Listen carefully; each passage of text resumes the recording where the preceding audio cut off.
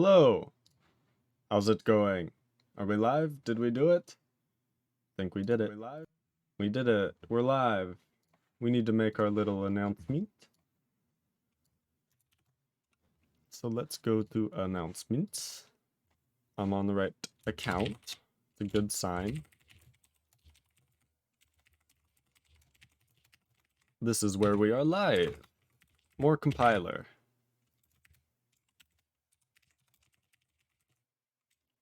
If conditionals. Sure, why not? Part 17. We'll at those who would like to be notified. And we have begun our stream as usual. That reminds me that my phone is not on silent.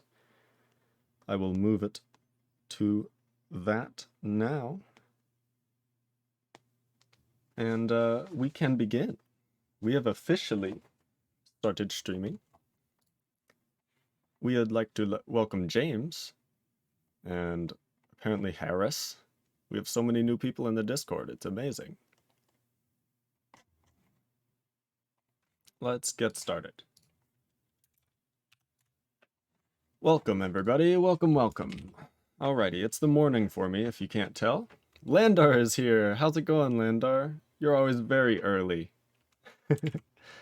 What is up with you? What brings you into today's stream? How are you doing?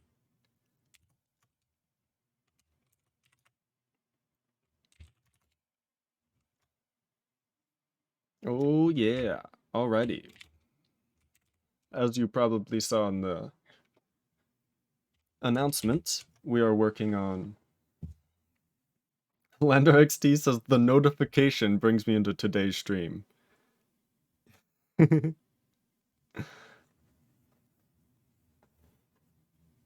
Lamau. That's fair. I don't have a response to that. That's completely fair. Oh, I'm glad you're doing well. You're joking around. Ooh, yeah. We are going to get started on some conditional flow today.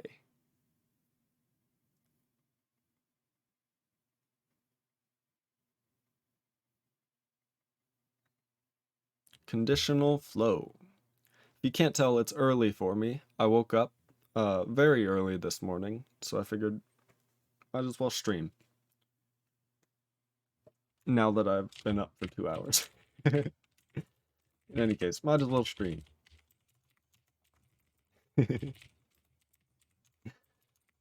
Okay. So we would like to add conditional float. So to do this, we are first going to probably need to parse it into the AST. And then we're going to have to... Yeah.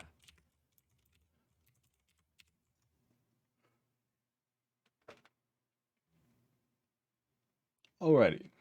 So we have our compiler, compiles this language or whatever. This entire file can get compiled and return 69, which is legendary. Let's just try and do that. I'm gonna write a little command here for Emacs that I can run over and over.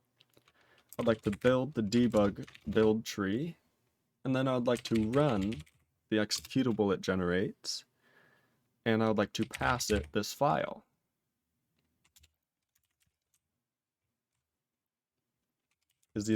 Will it work? It says generated code at output file path code.s. So if we check out code.s, we can see that yes, this is the program. There's a call to foo, there's a function definition of foo. I think this makes sense. A and B, yep, we got A and B as variables. I think we're doing just fine. So the idea would be, oh, also what we could add to our command before we do anything is the -v command to our compiler. And we will see the AST breakdown of the entire program as well as the parsing context. Wonderful. Negvorsa says, hi everyone. How's it going, Negvorsa? What is up? How are you doing? What brings you into today's compiler session? Okay. So we would like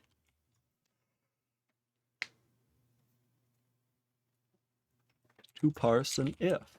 Let's just make a new conditional test file. And we just want to say like if 0, return 69. I don't know. We need two separate numbers. Sure, we'll do 69. And then we'll say if 1, 420. So ideally, eventually this will just be like we'll do dead code elimination, right? We know if 0 will never be true, so we'll just remove the whole thing. But for now, this is how we're going to do our testing. Oh, excuse me. And then in the future, we can do something like this. And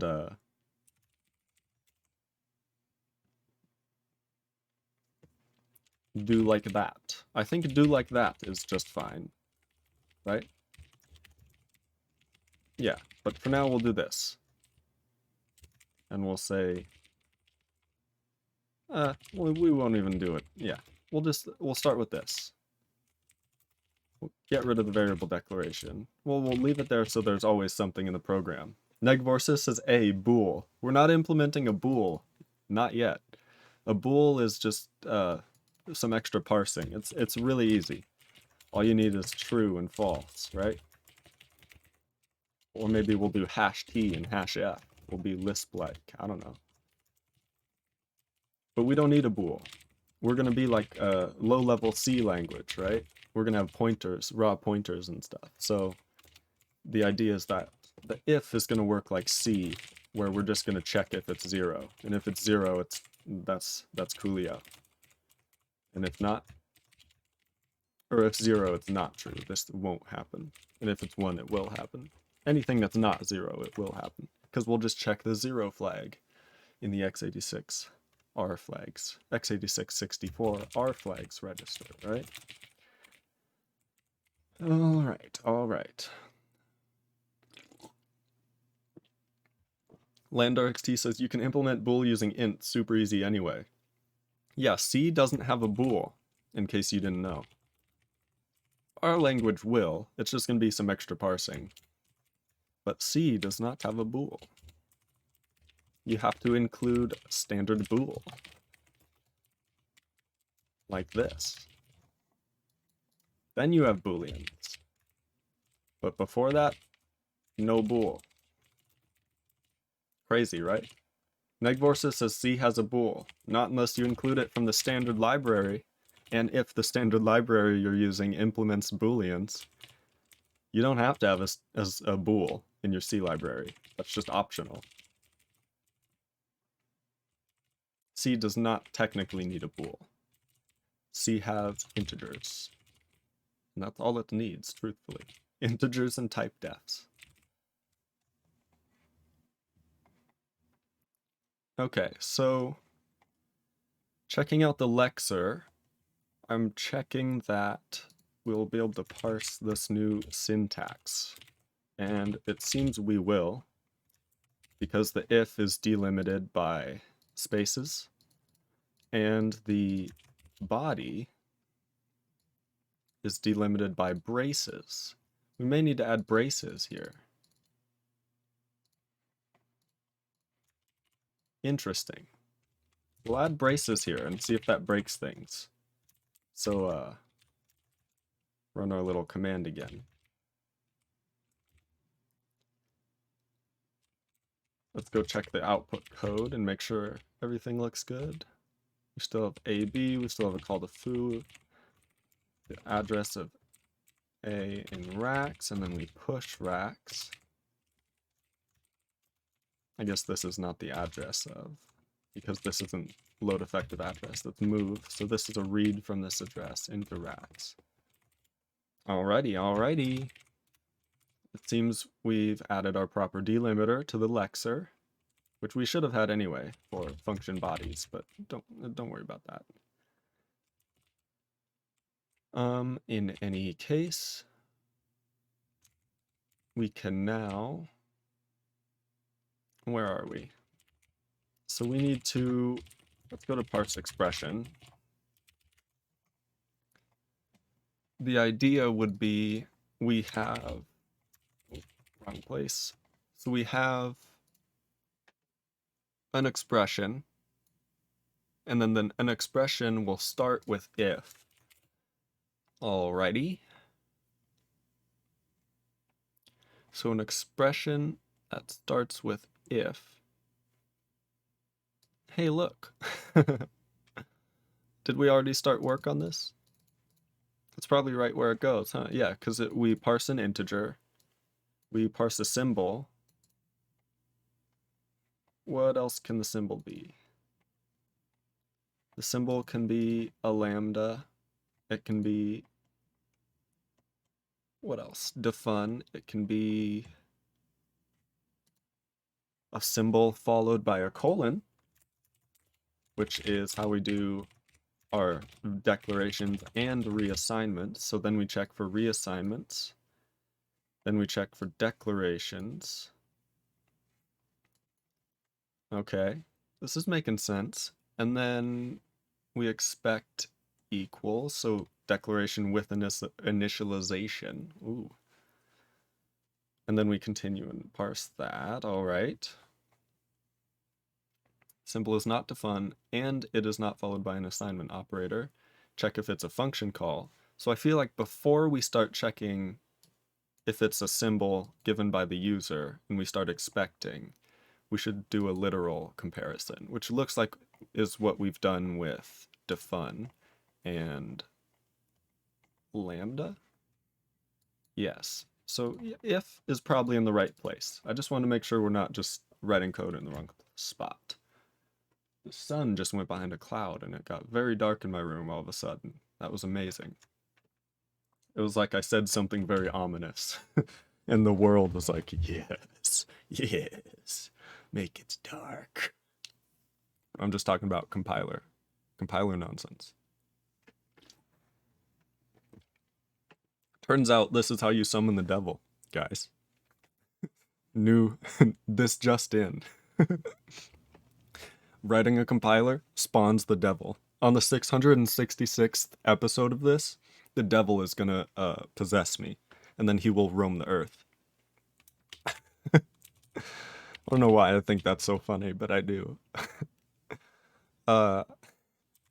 So if we then need to, yes, continue because we have some things to handle.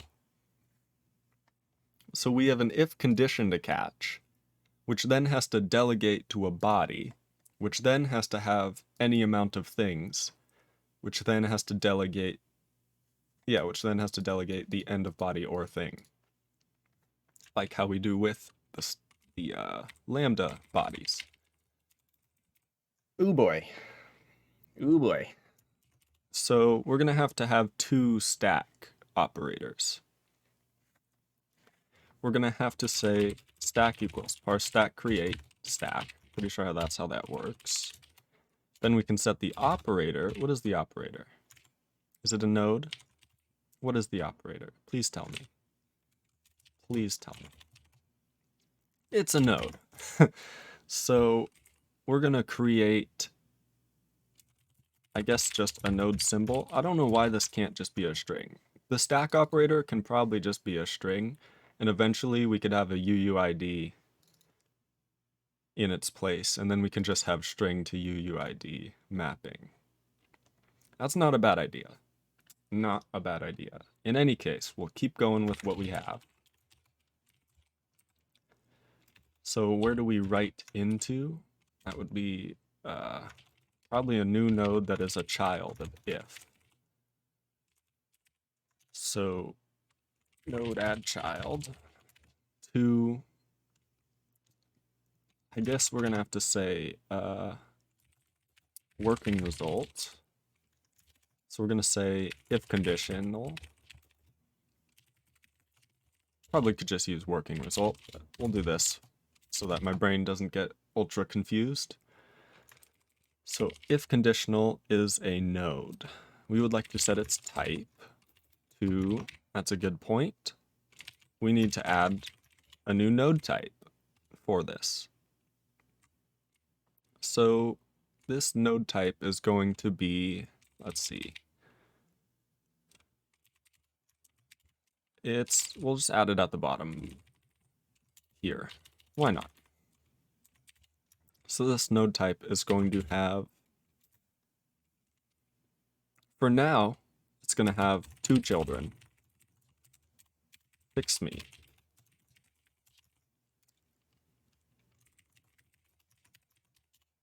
And 1 is going to be the condition expression. And 2 is going to be the, how do I call it? Expression list. Yes. So the expression list for, we're going to call it the then expression list. And then to do, we're going to do this. To do 3 otherwise. We'll do else expression list. How about that? I think that's fine. That is fine. Okay, so now we have a new parser type. We don't have a new parser type. Turns out you actually have to write it, not just the documentation. So this is just going to be node type if. Why not? We don't need to say it equals anything. It's an enumeration. And then we can now use it. Okie dokie. We would now like to create a child. So maybe we'll call this if. We can't because it's a keyword. So we'll do if conditional. This will be condition expression. Why not? This is just going to be a new node that we add to the if conditional as a child. And then we set our working result to this condition expression, because this is what we're going to need to parse into the next time around. We parse if, then we're going to say, okay, parse this next expression into a child of what we just parsed. Sounds pretty logical. And then we're going to say catch it. I think that's fine. Yeah, that's fine. So then we're going to need to catch it in the stack result. So what's going to happen, control flow wise, we are going to parse. Man, this stream started off rough. I was very tired, but I'm getting into it now. So we're going to parse if, and then we're going to say, okay, we've parsed if. It's not an integer, it's a symbol, and it's if. Hallelujah. Let's create an if conditional node. So this would create a if node with a condition expression as a child.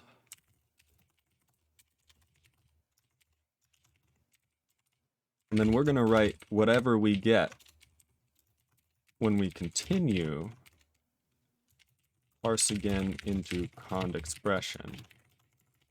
So we create this upon seeing if. We parse into condition expression, the next thing. And then we say, okay, that's the next thing. Now, when we catch that, catch result and handle stack. Okay, so we're going to need to catch result and handle stack. Let's go think about what that means. Down below here, in this giant parse expression function, it really could get smaller. Each of these can move to a function, if that makes sense. Each of these continuations that returns a value telling it to continue or not, or if there's an error. And then you just, there'd be like 3 function calls here instead of a bunch of function bodies in a row, right? Okay.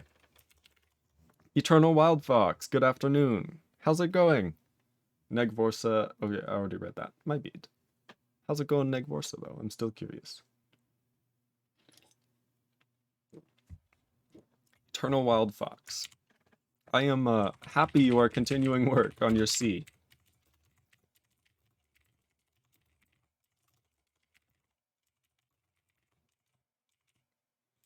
Eternal Wild Fox says, with my health, okay. With my C Lexer, not good. That's really funny. Eternal Wild Fox. What's going wrong with your C Lexer? Maybe I can point you in a more guided direction. So, you need to check the operator. And if it's the if conditional expression, well then we've just parsed it. Because stack, we created one for the if condition, then we parsed the other expression. So now we're falling through here. And we check the stack operator. So if it's an if condition, we would like to expect an open.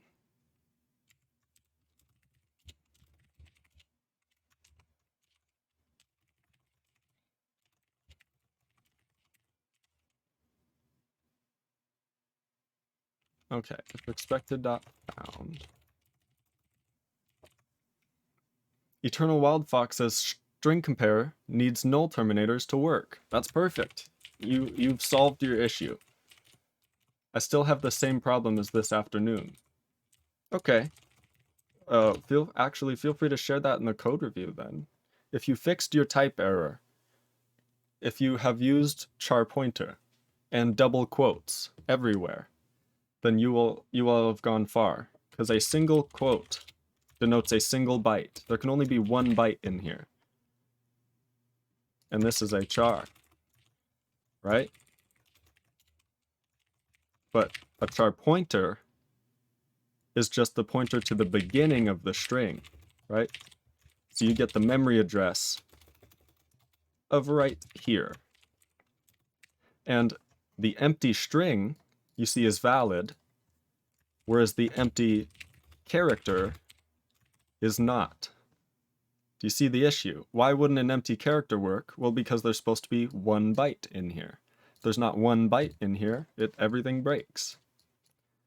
So if you insert 1 byte in here, that's not a null terminator, then you have a non-null terminated string if you use this as a memory address, right?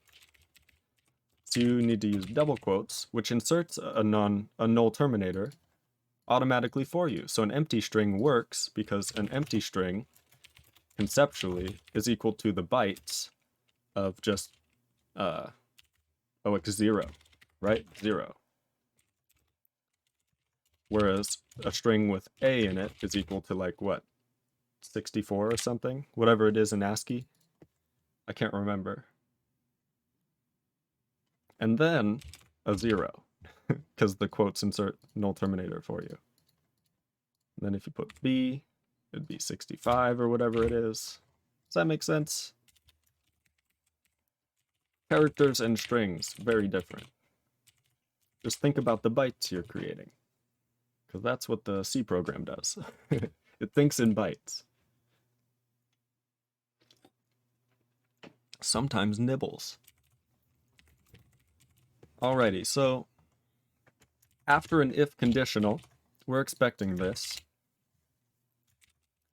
If we don't find that, what maybe eventually allow multiple expressions in an if condition, or something like that. That may be cool, right? If you're able to do like if 0, 22, 45. I don't know how this would be helpful or what the semantics would be, but if we want to, we can do it there.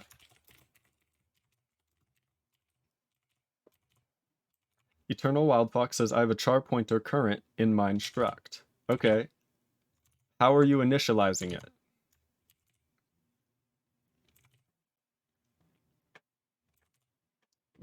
You just wrote very broken code. So can I help you out with the array operator? I think that may be where the confusion is. So Lexer current is a char pointer, right? Char pointer.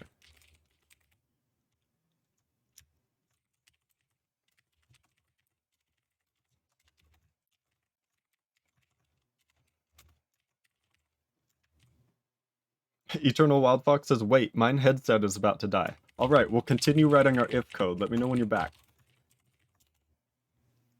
So for our if code, if we don't find the body, we could either ask the user how to proceed when if has no body. Eternal Wildfox says, back. I changed the battery. Dope. Thank you. I'm glad you came back so fast. That makes it very convenient that I remember what we're talking about. So the array operator, right, is actually not an array operator. It's a pointer operator. Dun, dun, dun, like everything in C, right? So if we have, what's a string we have?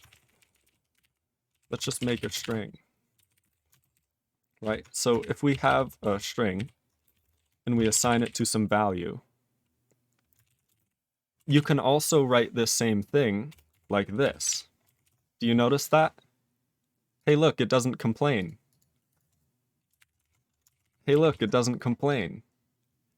That's a hint that these two things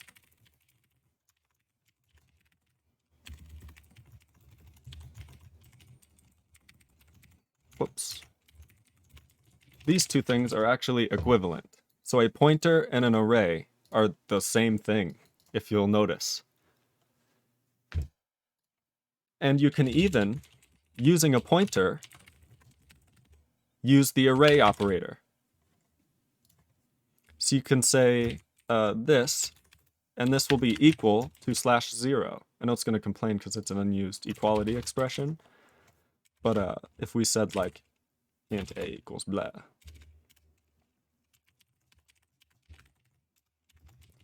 So ignore this, it's just to make it work. But this right here, so you can see you can use a pointer and use the array operator. And what the array operator does is dereferences this pointer, but adds the index that you pass to it. So this is the same as this. Pointer arithmetic. Why not?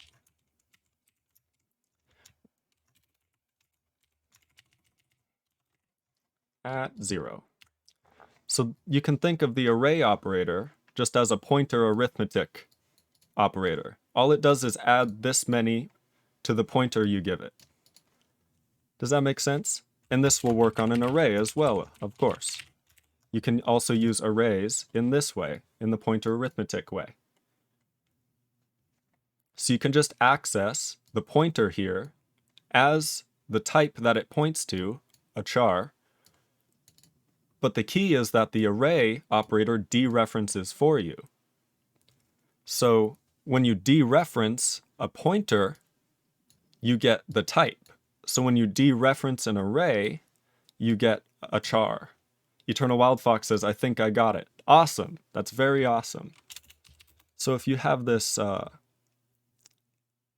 pointer, string pointer, and you try to say it's equal to something in the array, you can see that the issue, incompatible integer to pointer conversion, because char gets type coerced, right? Char gets coerced into int for assignment, because a pointer is an integer. underneath the hood most of the time. So it doesn't have to be, but it is. In C, at least, most of the time. Again, there's edge cases. So you can see that this string array, when we dereference it, we'll actually get a character. This is not a string. So to get the string at this place, we just need to add 0 or add 42.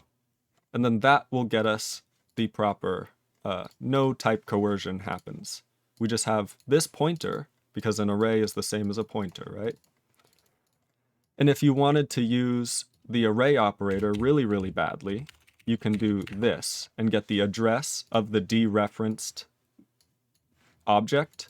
But this, if you can imagine, is the same as writing this, which is just nonsensical, if that makes sense. Like, imagine writing code like this, where you get the you dereference something, then get the address of it. Like, it's just two things that are the opposite. So they undo each other. So just using string array fixes all that. You can just use this right here. Eternal Wild Fox says, oh my god. Yes, he gets it. Chat. Congratulate him. He is enlightened. Okay, what did I just write? Okay. Woo!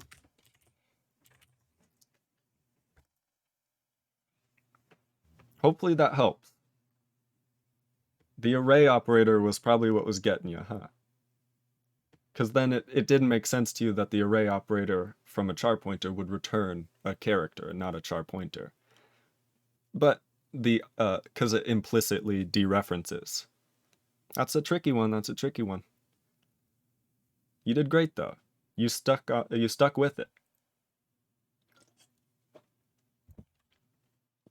Okay. Eternal Wild Fox, does your program work? I'm curious now. So if has no body, we should probably say, hey, there needs to be a body, but in the future, it'd be cool to ask the user, hey, is it cool if we just ignore this if condition? Eternal Wild Fox is not yet. That's such a great mindset. I'm so proud of you for saying that, Eternal Wild Fox. That's incredible. Eternal Wild Fox says, not yet. This is awesome. This shows such a great mindset. This yet means I will get this done. That's what it screams at the top of its lungs, right? It says, it's not done yet. I will get it done, and I'm on it.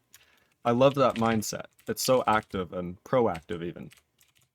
I love that, Eternal Wild Fox. All right. In any case, we need to continue work on this if. We should probably have an error message here that says if expression, I don't know, if statement expression. So should if return a value? I feel like it should. If is an expression. We've decided. If expression requires body. Requires a sequence of expressions. Requires a then body. I don't know. Then isn't a keyword. I don't want to put it. We're going to put it in quotes. That's good enough for me. This is not a great error message, and we definitely will have to improve it. There's two fix-me's here. Alrighty. Expected found.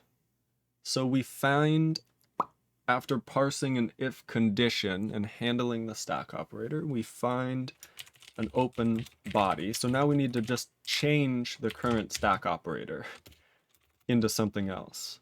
So we're gonna have to like to do don't leak operator, right? For now, leak that shit. We don't give a fuck. This is C, right? That ain't up to us. So what we're gonna do is allocate this symbol and it's going to be what? Don't leak stack operator. Well, fine. You know, it's cool if we arena allocate these, they'll all be flat, and all we have to do is write like a big switch case on all the different types, and we can free all of them. It's pretty dope. We'll have to do that. In any case, we need a new symbol. We're going to call it if-then. That's kind of confusing. If-then body. I don't like any of this, but this is fine. If-then body. So we're going to change the stack operator, and we should change the stack result into working result. And we're going to have to say a working result is equal to next child of our current working result, no? Oh, of our stack result. That's a big issue, yeah. So our stack result, if you remember above, we set to our working result, which is set to our conditional expression, which is the child of the if. So, whoops, this is the working result. Then we set it to, and that's the stack result as well. So stack result. So the next child will be here. That's perfect. But this is going to be null. So we have to set this first to a new node. And then, okay, not only that. Okay. So this is going to be the if-then body, right? We're going to start naming things so I don't get confused. So the stack result next child is equal to the if-then body, which means that we then have if-then body here. That's perfect. But then we don't want to parse into here. We want to parse into its children so that we can get any amount of children expressions. Right? Body expers. Sure. So here's the thing. This if-then body needs a child. And then the working result needs to be equal to this child. So we're going to have to say node pointer, what is this? What is this? This is the if-then first expression. I think shortening expression to exper is acceptable. I don't know if that's a problem. So we would then like to parse into if-then first exper. So the first expression will go here. And then from there, we'll have to set next child. So stack result gets set to this first expression. Alrighty. I think this makes sense. We're going to try it. Assertion failed. Node type max equals 10. Node compare must handle all node types. So I don't think we're ever going to have to compare if. So maybe we should remove this assert. You know what I mean? Because a lot of them are just to do, compare. And we don't actually ever do it. Yeah. It's fine. We'll be exhaustive. It's we'll add another to do to the list.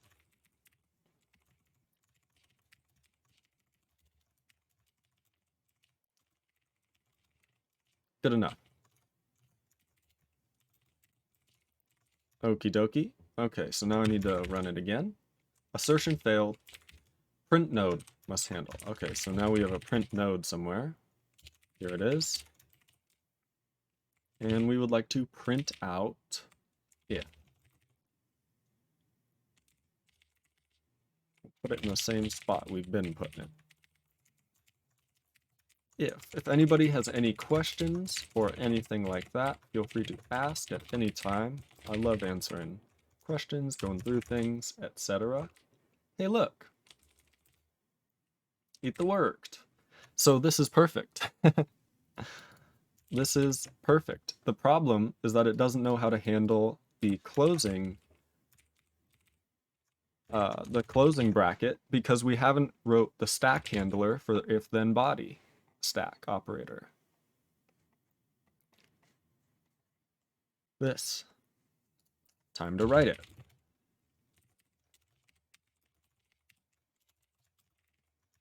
Okay, it's going to be if then body. And we are going to write what here? We're going to expect a closing bracket. Oh, it's basically a function. So a function body. Let me just copy this. Thank you. Yeah, I know, copy and paste, don't do it, whatever. It's fine.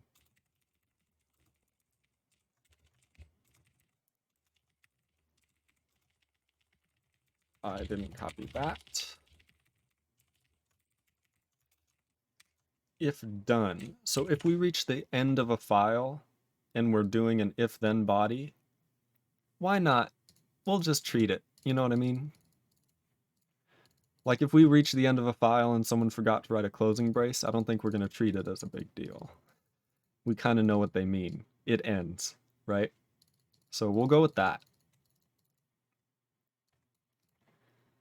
Otherwise, I don't think I copied all of it. We're still going to need this little ditty here. Eternal Wild Fox says, why is C so much harder than C# or PHP? Because you're learning more, is what I would say. Also, we have to continue here. That's probably a big deal. And then we can get rid of this else.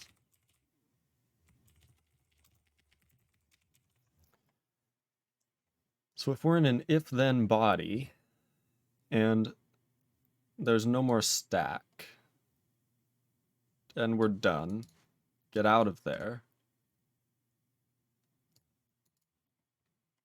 See, I feel like copy and paste has come to haunt me. I feel like I did this wrong. Let me just go through it. So we're going to expect a closing brace after parsing our first expression. Then we'll end up here, and we'll say, okay, I like how we're kind of like juggling with the continue. It's like we throw it, the control flow back up, and then we fall back down with a new ball and catch that one. It's kind of fun. Only the weirdest of programmers could relate continuation conditional flow to juggling. I'm a weirdo. Jesus. Why is C so much harder than C# or PHP? Mr. Mugume, is it compiling itself yet? Oh yeah. Totally.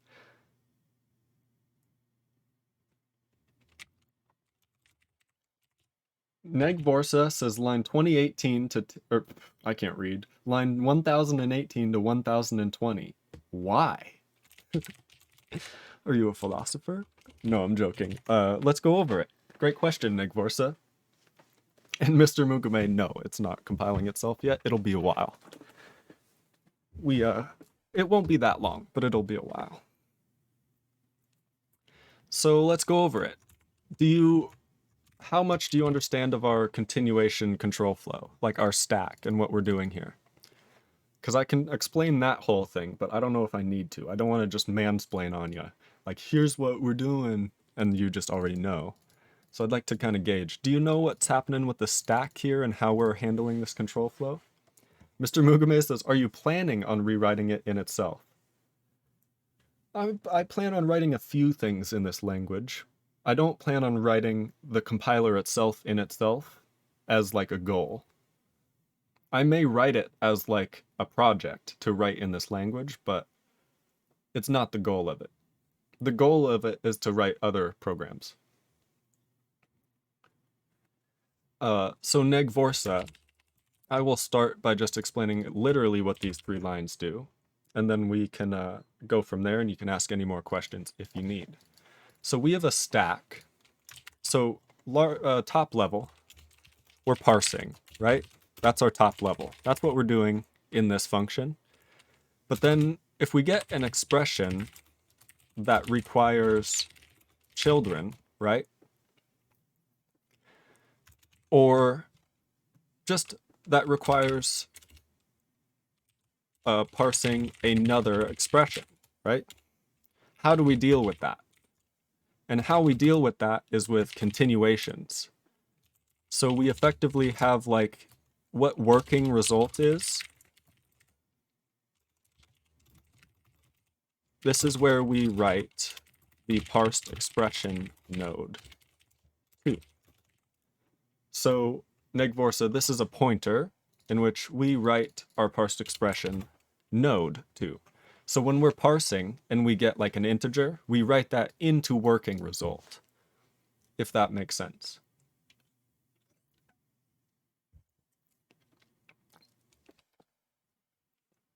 We also set stack result. Oh, I just jumped ahead. So working result is where we set it to, right?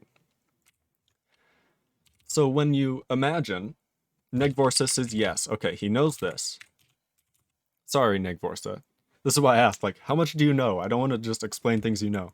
So you have this node we write to. So by changing this pointer, right? By changing, ooh, what just popped up? Bad things. I don't even know what I just pressed. In any case, working result can be updated, right? So we update working result to the next child of our stack result. And where this happens, for example, from here. So an if condition, it doesn't need to happen because there's only ever one condition, right? You're not going to have like if 0, 1, 2, 3. This isn't valid, right? You want if 0 and then this. So that's all this does. It expects one expression that it parsed into working result, and then it updates working result to the body, right? So the first expression in the body is parsed from here, effectively, when we continue, right? Working result, first expression in the body, so 69. But then our operator's if-then body, so we'll fall down through to if-then body, right? So we parsed our expression up above, and then we fall back down through to all our handlers, our stack handlers. And since we have if-then body as the operator, we go to this code. And if it's a closing brace, then we just break. We say, okay, go to this parent stack. If that's the last stack, then return this if expression as the actual return value. If there's not a closing brace for this body, then you can imagine there may be something else here. Like there may be if 1, and then something in here that's like 420, right? Or something like this. This is entirely possible. So that has to be 42 for when this actually works. So to be able to parse something like this, we have to be able to effectively, once this is parsed, look ahead and see, okay, if it's not a closing brace, then what we must have is another expression. So if it's another expression, then we have to parse into working result, which means we have to update working result. So working result gets updated to the stack result next child that we just allocated, this pointer here. Does that make sense? So the working result was here, which is a child of the if. It was here, child of the body, which is a child of the if, right? We had this if-then first expression as our working result, but then we didn't find the closing brace. We found something else here. So we're like, okay, what we need to do is create a new child and say if-then next expression, right? Make that a little smaller so you can read it. So if-then first expression gets parsed from up in if conditional here, but here I know I'm saying here a lot, but I'm scrolling. So in if then body, we have this node gets allocated as the next child of the first expression, which is the stack result, right? Because we set stack result to the working result, which is the first expression. So the first expression gets a next child as this newly allocated node, and then we parse into that and continue. Hopefully that makes sense. And then if we get back here and we still don't have a closing brace, then we'll go, oh, there's another expression. So what we'll do is like 420. So then we would go, okay, parse this, that's working result. Okay, then there's next. Okay, then there's next. Okay, oh, then we stop, close the body, exit from this, and then we're in the global scope, so that would be our returned expression. Does that make any sense? I know I just said a lot of words that are very complicated, but hopefully that makes sense. So while parsing, we need an expression that parses another expression. So we create this little stack for ourselves with a little identifier for what we need to do to the stack. And then we parse something new and continue. Hopefully that makes sense. In the if-then body, yeah, this makes sense. This makes sense. Because this is just in an intermediate. And this will catch that. Let's run it again. Yep, we got a bad error. We screwed something up very royally. So let's think about what that is. If then first expression. Whoops. So I'm presuming that the error is in here. But I'm not certain. I'm not certain.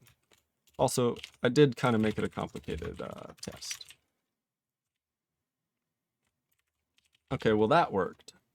We have two ifs. Hey, that worked great. Negvorsis says makes sense. That's awesome. I'm glad I could explain it. Let me know if you have any other questions. I'll talk for an hour to you about it.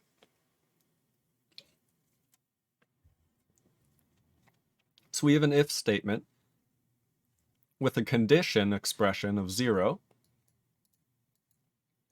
And then we have the function body, which doesn't have a type. It's just none type, but it's a node, which has the children. And the children of this second child are going to be all the things that will happen, all the expressions, if this works. So can I just write something like that? So I can do that. So you can see this code does somewhat work. But maybe it breaks down for nested expressions is the issue. Or maybe I didn't have a body in this one, or I don't know. We get invalid syntax, unknown symbol, closing brace. Interesting.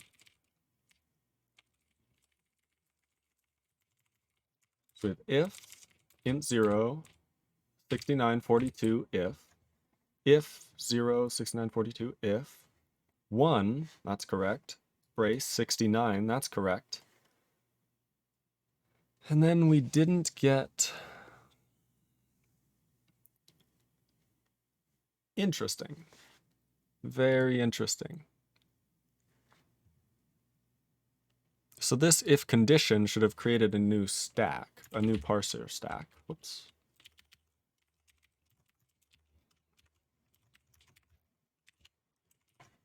So this if condition should have created a new parser stack. So then we'll get here, we parsed 1, we did the whole next thing.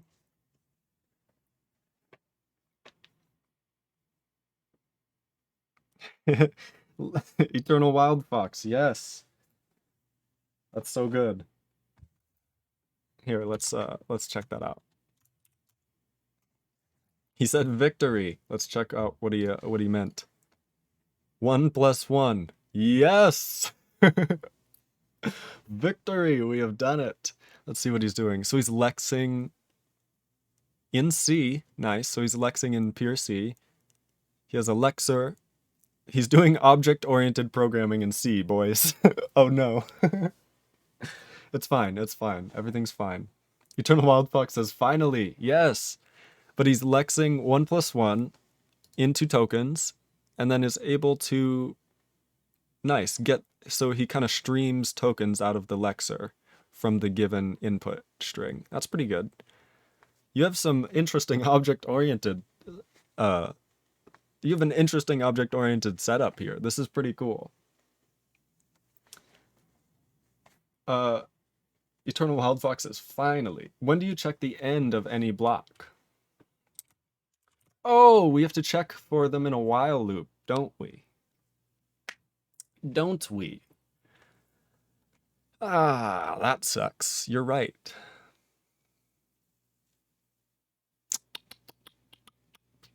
So, Negvorsa says, when do you check the end of any block? He's a genius. Okay, we have a new chat from Mr. Mugume too, but when we check the end of a block, we then... see, this isn't working. We have a... Because if this falls through and our stack still exists, it may not be an if-then body. Right? It very well could be not an if-then body. So we don't want it to fall through to the if-then body handler in the case that it exists. We want to like go back and handle this stack instead. How do we deal with that elsewhere? We don't. We have the same bug everywhere. Which is probably what all this code was getting at. Or trying to fix, I should say. Ah. Negvorsa, you are so correct. Da-da-da. Because the problem is if we reach 2 in a row. Yeah. Which I guess can never happen in a lambda because of this little syntax. So we never, but I guess we need to check for these 2 in a row because a lambda may be at the end of a lambda and need these again. Oh boy. Oh boy. We'll think about it. We'll think about it. Mr. Mugume says, this one guy optimized the shit out of his EEPROM programming code. Due to shaving off the 200 milliseconds, I'm so confused. Basically, optimizing is like very hardware specific. So doing it for an EEPROM programmer seems like it's very doable.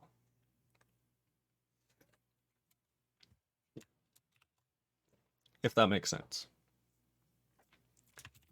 Because optimization matters to the user only when you're running on specific hardware. Otherwise, your optimizations won't work everywhere. Other than like general optimizations, which are like, don't loop over an entire linked list or something like that. You know what I mean? But those are really restructures rather than optimizations. But they are made in the name of optimization. Ah, balls. Okay, so we're gonna have to do this. We have to have a body that we have to parse. And one body may end at the same time as another. So we gotta like jump back up to the top of this. I really don't want to use a goto, everybody. I really don't. So we're gonna have to extract all this to a function that returns like an enum. Okay. Eternal Wild Fox says, after C, it is back to assembly, Lenzer. I also want to learn that again. I used to know assembly like 20 years ago. Lamau. I used to be not alive 20 years ago. Yeah, assembly is easy. It's much easier than C, in my opinion. It's very simple. Assembly is just simple. There's nothing complicated you can do in assembly, so it's not really that hard. Eternal Wild Fox says, or more than 20 years ago. That's insane. You've been in the industry a while. Yeah, so effectively, we could use, okay, let's just try and be little evil boys, right? And we're just going to put a label here that says stack operator handling, right? And you know, they say never to do this, but if you read the Linux kernel, you know the person who wrote the Linux kernel is not they, right? So let's think about this, right? Yeah, looks about right to me. Isn't there another one in here? Where's the if-then stuff? Oh, it's above. I skipped it.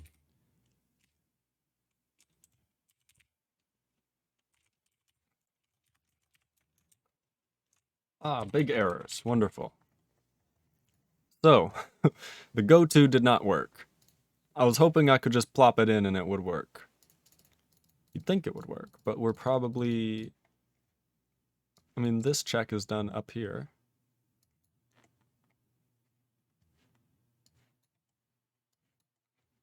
So stack can't be null, so we're not dereferencing null.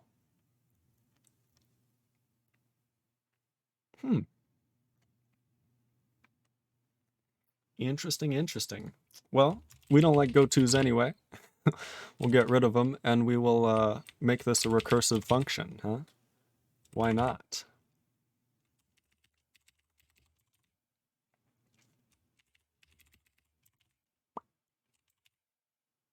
And eventually, we can even make our little own stack continuation for the stack continuation. Isn't that fun? Okay. And the reason to do this is that we may have a lambda that ends,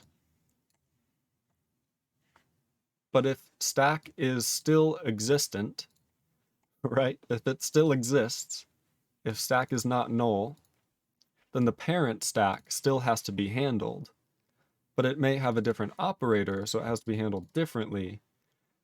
So we have to jump back up to the top and say, okay, get the operator from the stack again, check what it is, etc. So let's look at the 3 actions we're going to need to do. I think return actions. We're going to have one, which is going to be something like break. Stack was null, most likely. Eternal Wildfox said go to. Java programmers shaking, Lamau. We tried it. Everyone says not to do it. PHP also has go to. I never used it. You never should. Everyone will tell you not to use it, so there's probably a reason.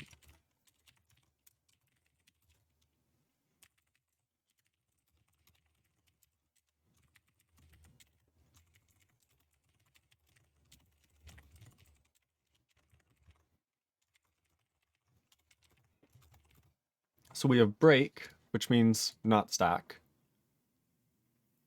We have continue, which means thing handled, all done.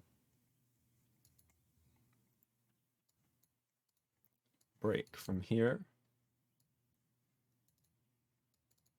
I don't know if that's correct.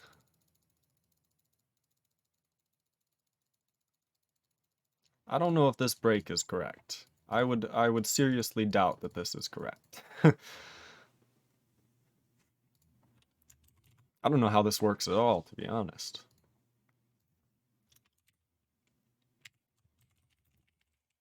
String compare function call. Why would we break up here then? Yeah, I think this is wrong for sure. Eternal Wild Fox says, I give up C for food. Be right back. Need food. Speak you later. Bye, Eternal Wild Fox. Thanks for coming. Really appreciate it. Be sure to eat that food.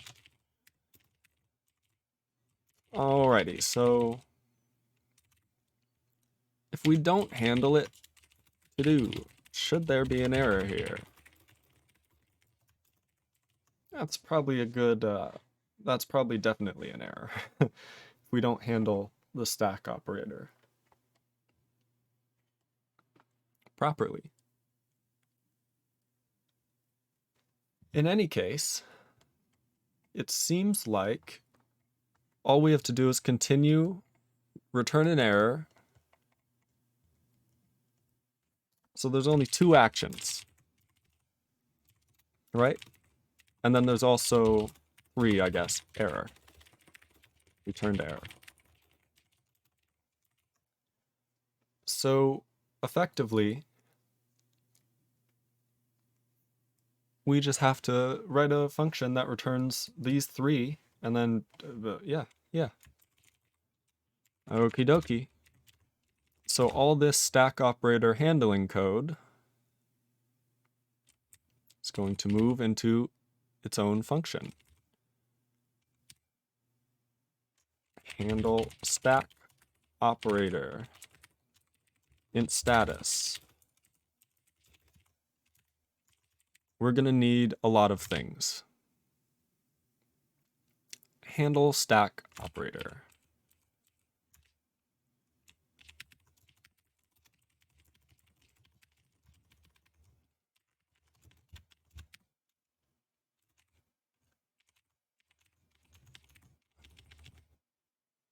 So now we're going to need our little key here.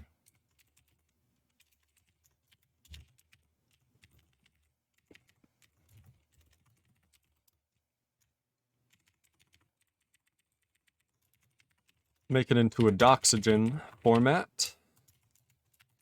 Keep doing that. Looks good enough to me.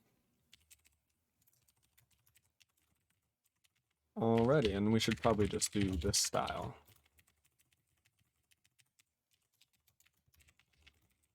Look at us. Alrighty. So handle a stack operator. We would like to return 1 if we would like to break. See, but this is going to be like our action. So we're going to say return value, but it's not going to be the return value. It's going to be here. So we're going to have an int pointer status. Why not? That'll be the first one. We'll say status equals 1. Error equals okay. Return error.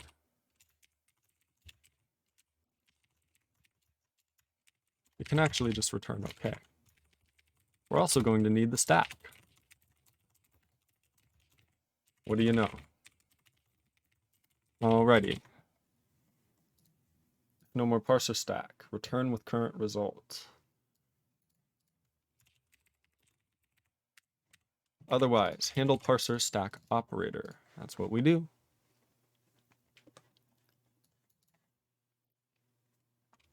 Okie doke. So here we return error. We're not going to make this a thing. We're just going to say if we'll check error before checking status. I think that's valid.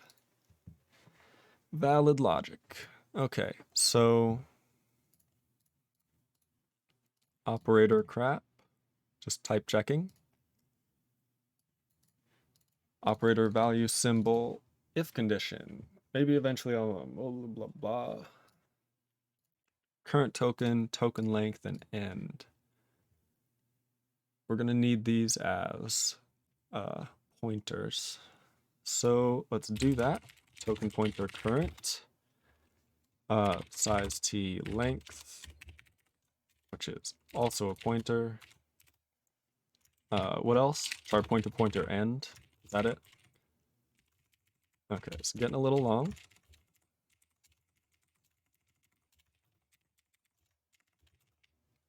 A little better. Whatever. So current length and end. We also need expected, but we can just create that at the top. We don't really need to do anything like that.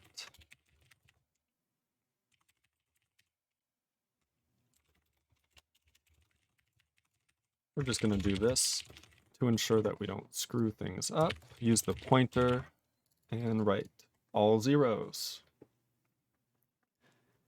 So we would like the current token. We would like the length, and we would like end. We're going to need working result as a pointer we can update. So it's going to be a node pointer pointer. So we're going to have the stack, the working result,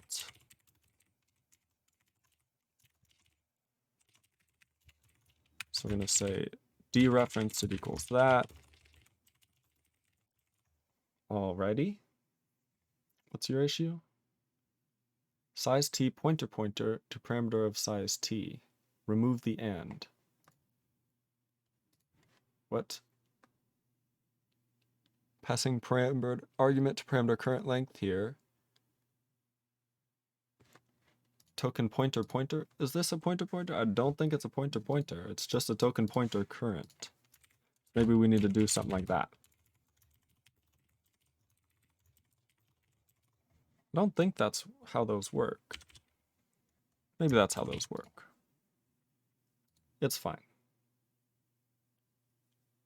Because it says Lex expect needs a token pointer current. We'll see. We'll see how this goes. We'll listen to it. We'll listen to it. So the idea would be we can't continue because we have to return 2. So if we return OK and set status, that should work. Return error, that should work. Break, return 1. No, status equals 1. Return OK. Alrighty. We're going to need context, parsing context. Parsing context.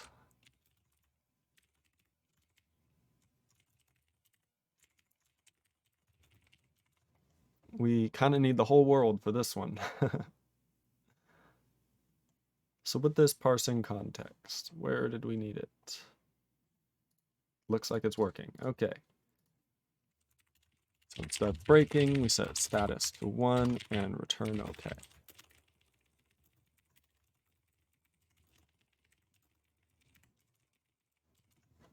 So stack result next child equals node allocate continue. So we basically just have to add the dereferences here and then set our status to the continue and return OK.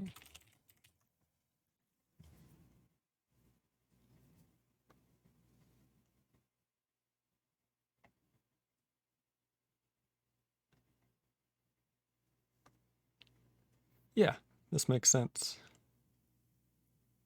So we could also just return another value that says, hey, go round again. It's not bad. Or do we go round again in every case? I still don't know. I still don't know. Am I screwing up all these expects, by the way? I'll have to check out what this macro is expanding to. Let's just do it.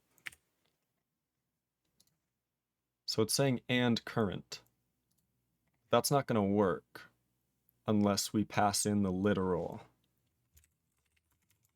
thing. So we should accept a pointer and just use current and length. But that means we're going to have to change every expect. Okay, so I think we can get rid of all this, by the way. Don't think we need it. We'll get there. Not stack. Status equals 1. Return OK. I really hope I didn't screw any of these up.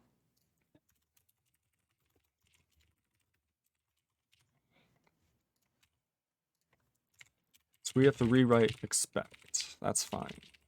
To just accept pointers instead of objects. Stack objects. Okay, so expect current length. Current length.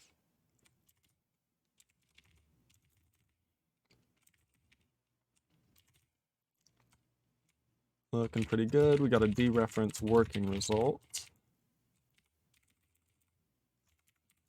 Current token length. Oh boy. So we're going to need to pass in our pointer to a working precedence, our result, and then do some stuff here. Okay.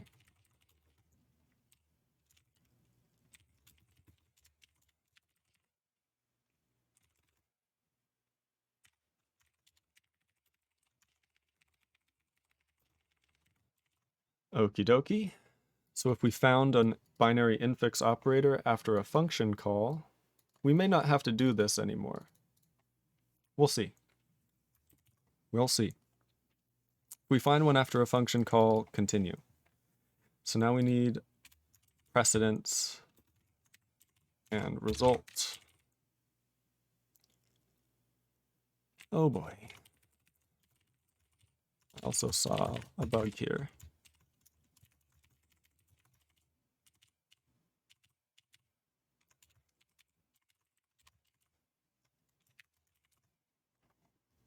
Negvorsa says that's more than 7 arguments. That's okay. There's no limit, is the great part. You know what I mean? Does anybody remember what it is? It's a long. Okay.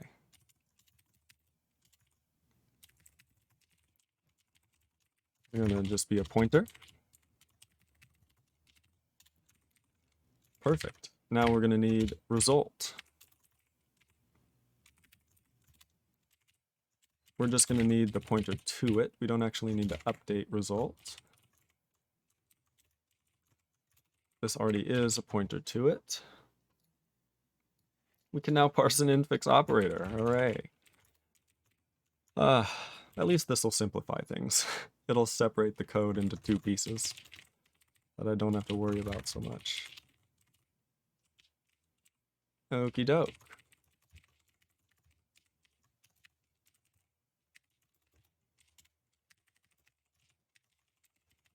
So the idea is to call this to handle the stack operator entirely. And it's instead going to look like this. Bubble the error. Right into status with the context, the stack, the address of the working result, the result, the working precedence, the address of that. We're going to need the current token pointer. We're going to need the token length pointer. And we're going to need the end value. And these are both pointers, that's right. Ooh boy. Yeah, that's a killer.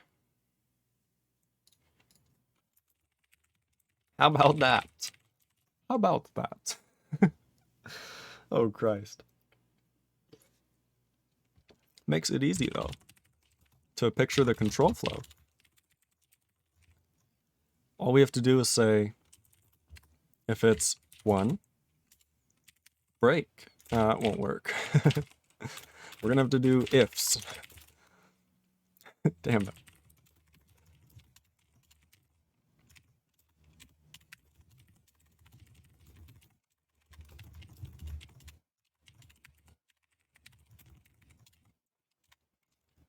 And if we get here, there should definitely be an error.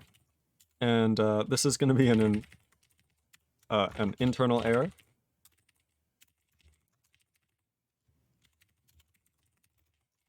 I don't know what I'm writing. This is crazy. Okay, so internal compiler error. Sad face. Stack. Parse stack broken. Mr. Mugame, how about that? He is converting to soding. Oh no, it's happening. I'm gonna move to Russia all of a sudden. I'm gonna start eating like kvass. Do you drink kvass? Kvass is a drink. It's like a rye drink, right? Like beer. And then, what else do they have? Oh, they have that bread. I can't think of the name.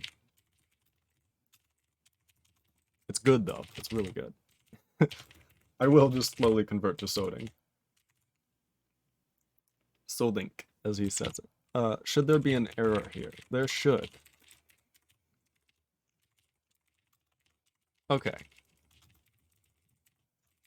We can say unhandled parse stack operator instead of just broken. Hey, look.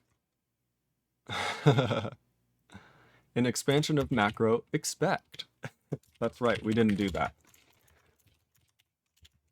So we have to say that this is a current token pointer, right? So now in parse expr, every time we say expect, we now need to say and. It's not a big deal, and it's fixable.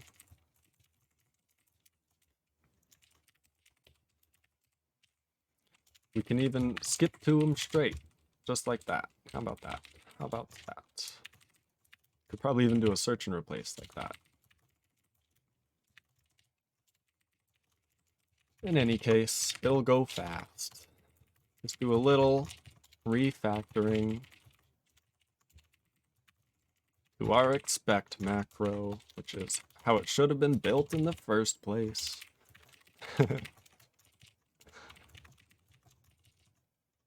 Whoops. Alrighty, alrighty.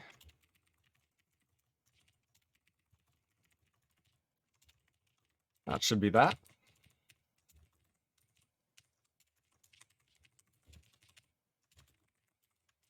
Should go much better now. Continue statement not within a loop. Hey, perfect, we missed one.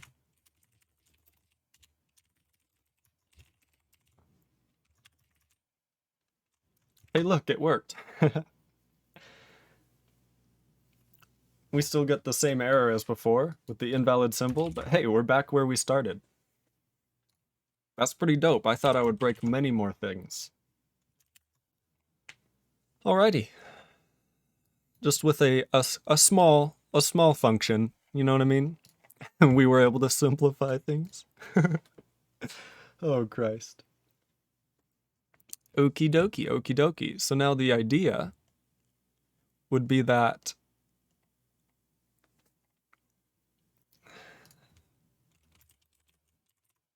there should be cases where we don't continue, but we do like a check and then a continue. Because we may have multiple stack operators to handle in a row. Right? So we only want to say, we want to differentiate between continue, as in continue parsing, and maybe continue. So maybe this will just say like that. That'll be simpler. Continue checking. Right?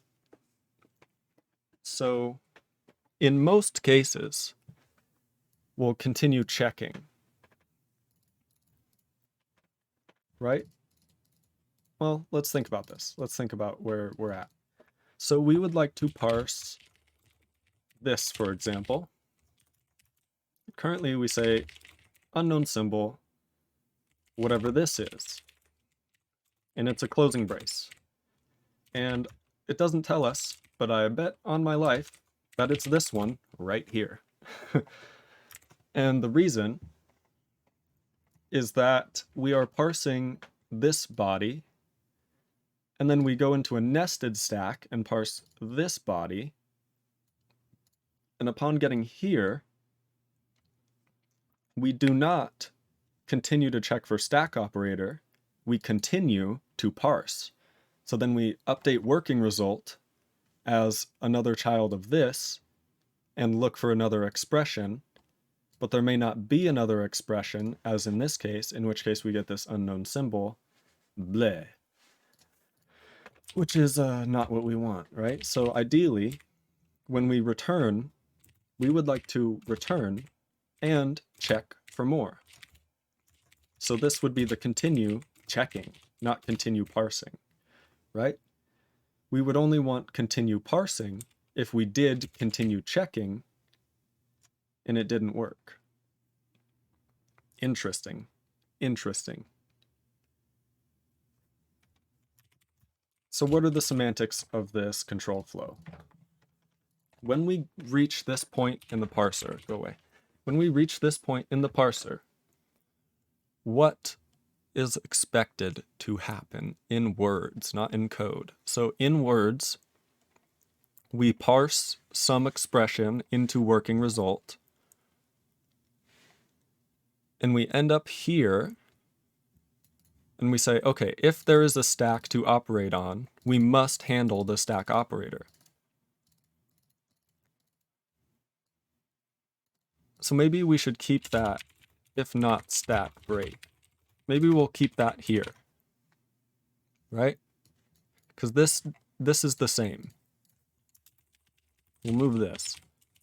But this will say, if we parsed an expression and there's no stack to continue, we're done. So we're not handling a stack operator when we say that here. See, I don't think we need to do this. And I'm going to steal these two. Go back to where we were. Also, we need to fix the return value, implicit return value. Where were we? Oh boy. Okay, so we're here. So we can say something like this.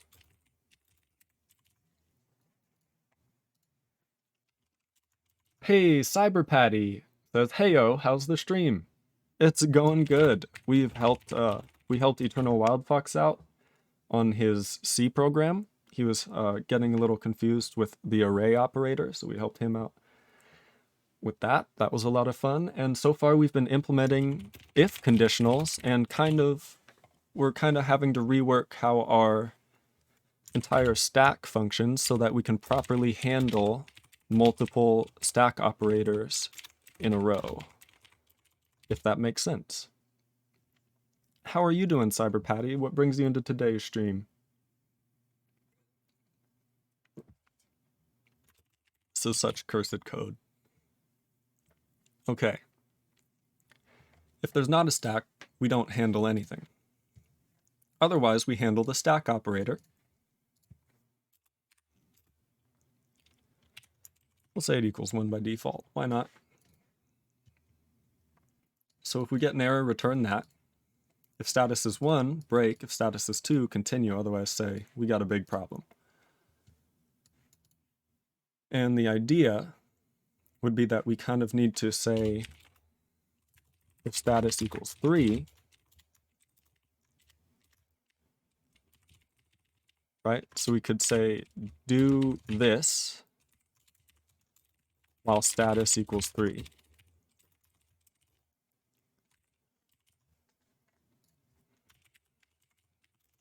Eternal Wild Fox is back with food. Hey, speak of the devil. How's it going, Eternal Wild Fox? Cyberpatty says, I'm doing pretty good. Just got back to my hometown from a wedding weekend. That's awesome. Sounds a little stressful, but I'm just gonna rest a little and then go to play snooker. Nice. Snooker is like billiards, right? But more complicated.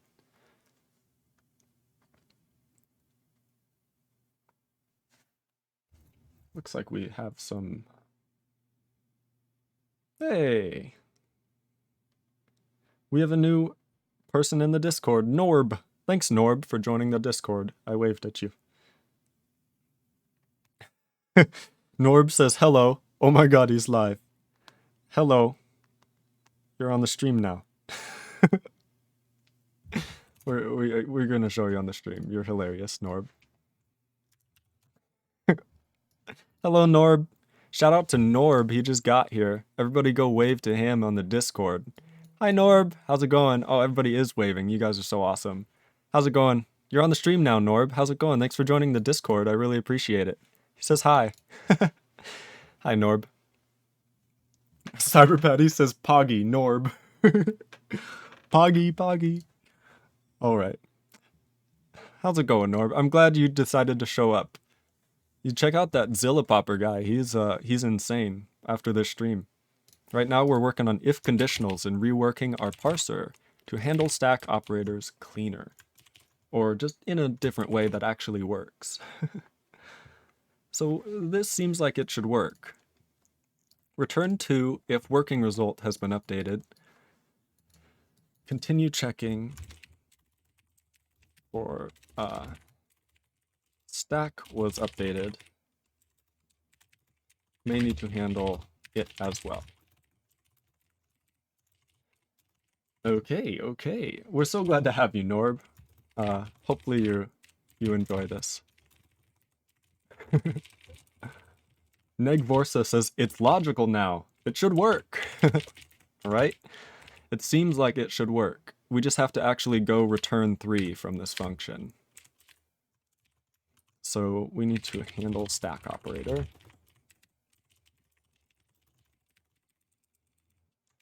We need to go continue checking. We need these two again.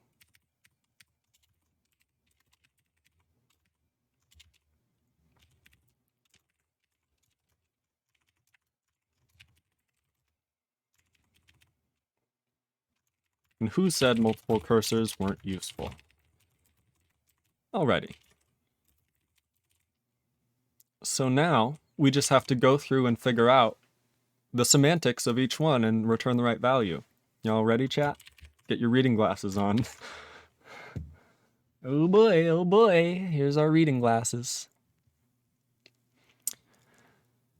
So when handling an if condition and parsing the first expression of the if-then body, we would definitely like to parse right away into this working result. There's no way we're going to have an if, a condition, and then multiple closes. Like, no, that doesn't make any sense. So this is proper, prim and proper.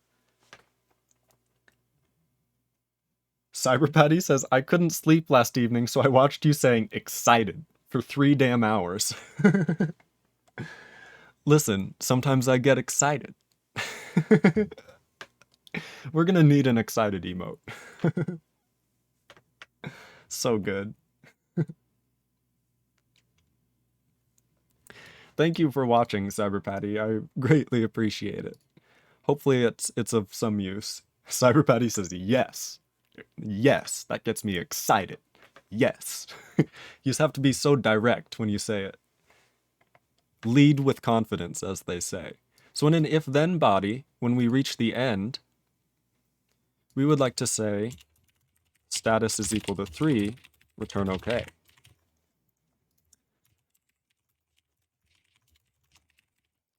Look at us.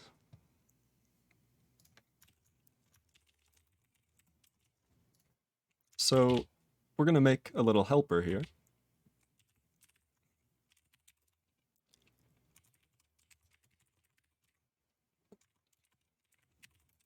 Why not? Stack operator return value.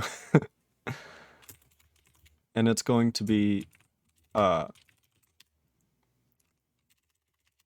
going to have stack handled invalid, stack handled break, stack handled continue parse is what we'll call it, and then stack handled check.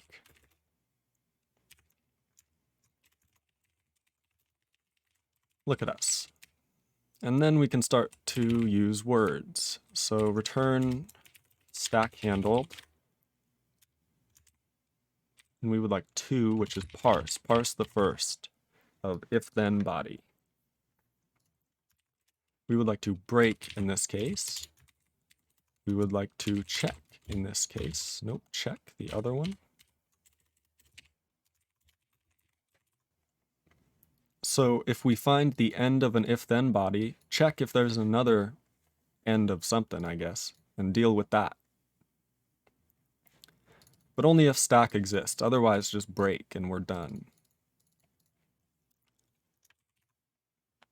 Neg Vorsa says, why can't if condition be an expression? It is an expression.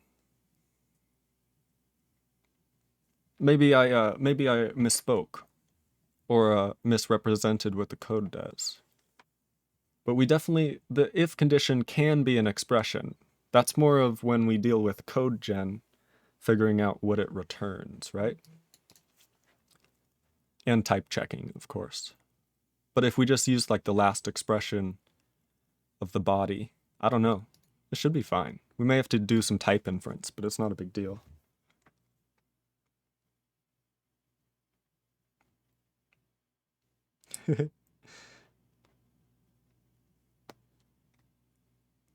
Hey.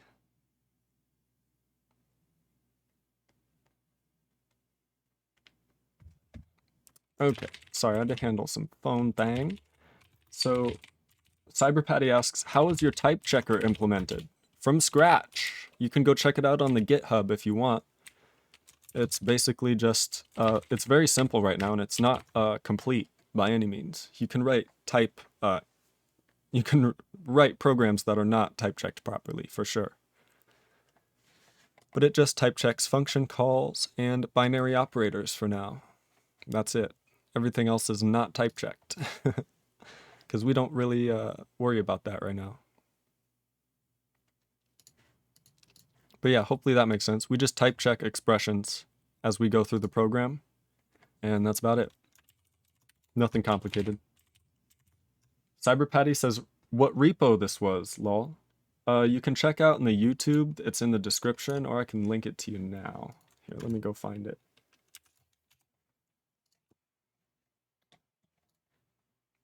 It's on GitHub under Fun Compiler.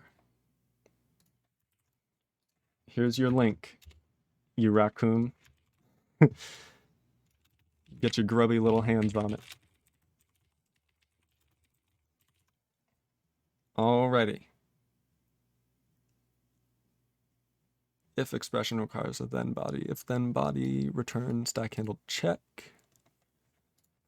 Otherwise return stack handled parse because we have more body to parse into working result. Lambda, return, okay, same thing.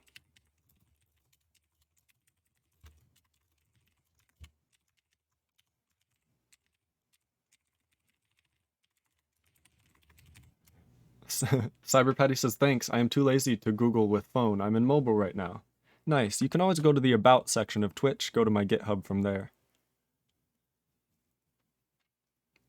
I've been streaming over an hour and a half. I would like to thank everybody for watching, and be sure to hit that follow button. Check out the Discord down below. We have a lot of fun, as well as be sure to hit that donate button if you have the extra few dollars and are feeling entertained and generous today. If you leave a message, I'll read it out on stream, as long as it's appropriate. And if you leave your name, I'll say who did it and how much it was. That is my little spiel done. I will continue to work. So stack handled, we would like to say the stack is handled, and we'd want to return 1 because break, the stack is no more. Otherwise, check if there's more stack. We ended a lambda. CyberPatty says, wow, still no name for the language. That's correct. Nobody's named it. I have some ideas, but there's no need for a name. CyberPatty says, have you had any good suggestions for it yet? Not one. Not one person has tried to name it.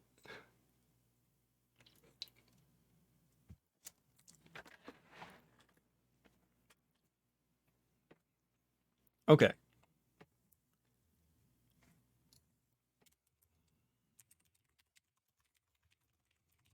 We'd like to parse more.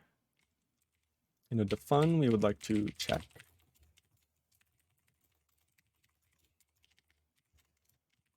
Or break, excuse me, not parse. Okay. And we'd like to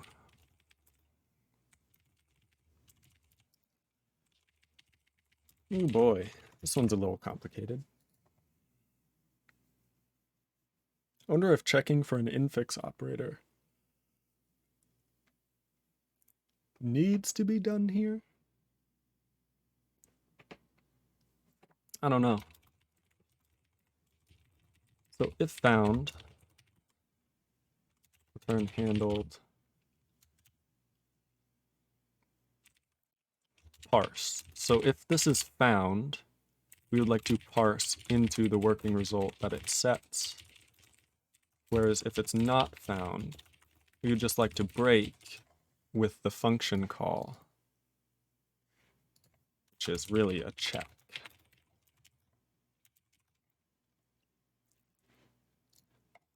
And this is a parse. And this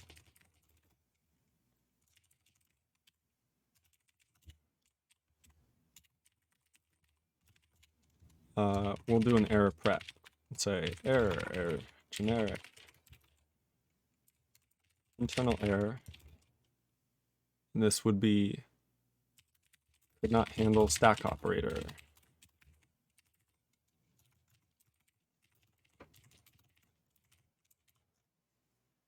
Cyberpatty says funguage.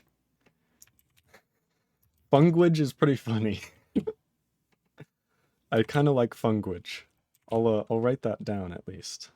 Where should I write that down? We'll do it in the to-do. Oh, I haven't opened org mode. Time to load.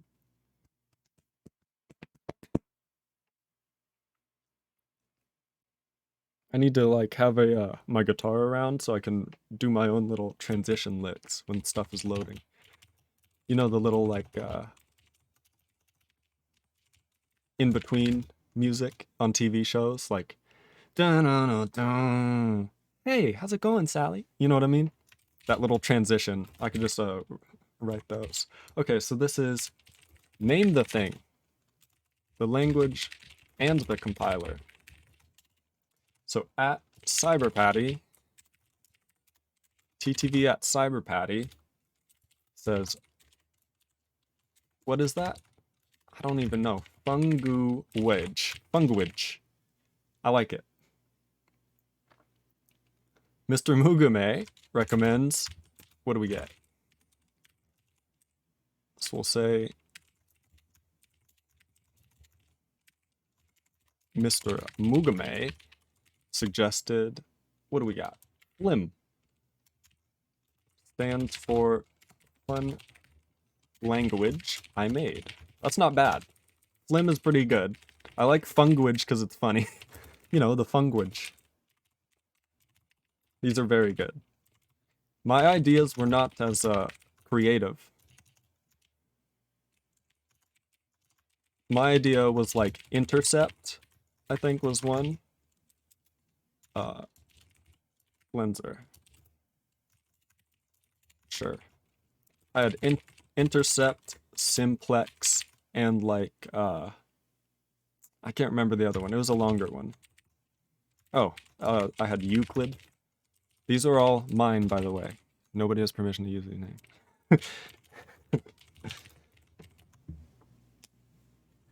But yeah, these were. I like funguage a lot, though. Funguage encapsulates how silly the entire thing is meant to be.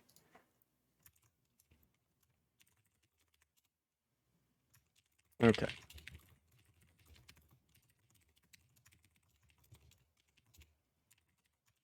I guess that'll be handled here. In any case, when we break, break. When we continue, continue. Else, move on. Cyberpatty says, on my way creating all those repos, lol. That's okay. You can create as many repos as you want. Hippity hoppity, simplex is my property, Kappa. You can use the names for personal use. I'm just saying don't go and patent them, please. They're mine. I came up with them. And in America, if you come up with an idea, it is your intellectual property. So those are mine.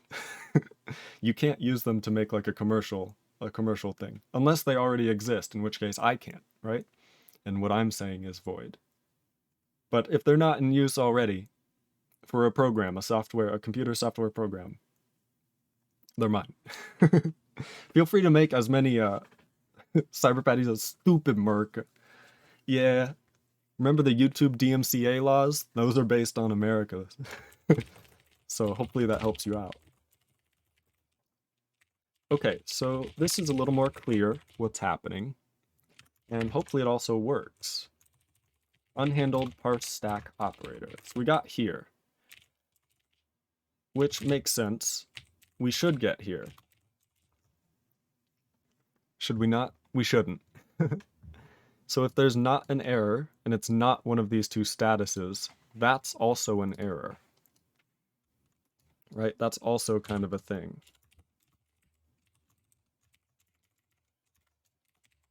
Unknown parse stack status value. Right? Sure. And we'll say printf status.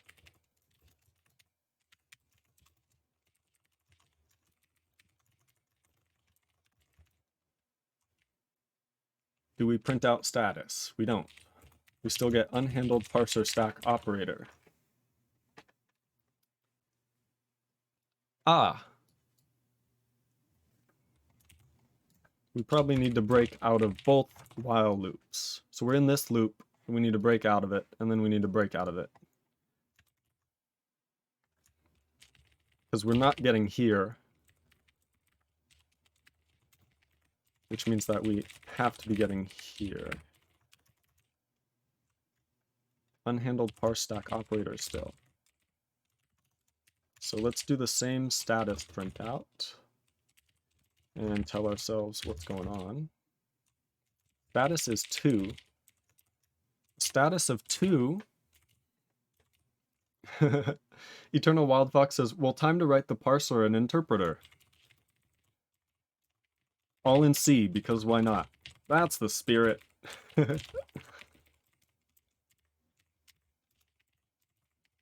I'm excited to see how it goes. Eternal Wildfox, I'm very excited. Okay. So this was not the issue. We get stack handled parse. Then we continue. Oh. So this is a break and continue. Ironically, both of these break.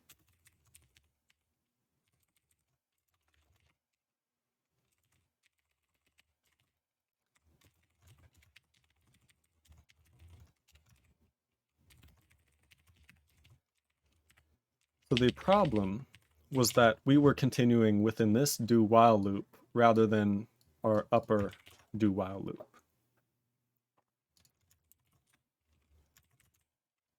We're getting better. Status of 3. That's continue checking. That's right.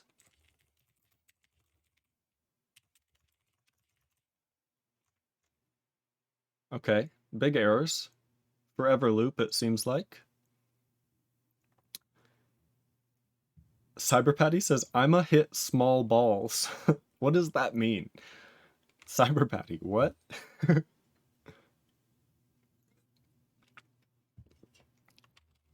So our program now loops forever. Not ideal.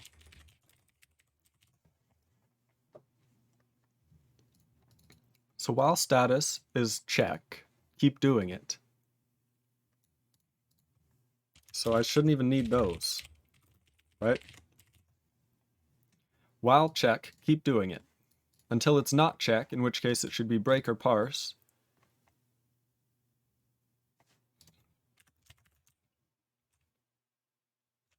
Oh, Cyberpatty says snooker. Nice. Have a good stream. See ya. Have fun in snookers, Cyberpatty. Good luck on your game. Hopefully you have fun. So we still have an infinite loop somewhere.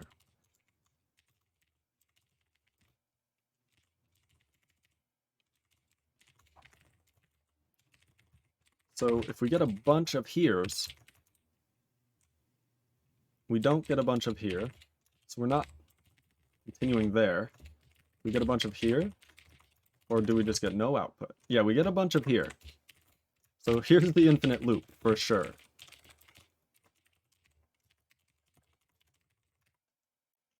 So stack handled check.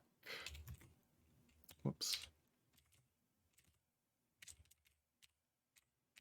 So this is our infinite loop. So let's check out handle stack operator status.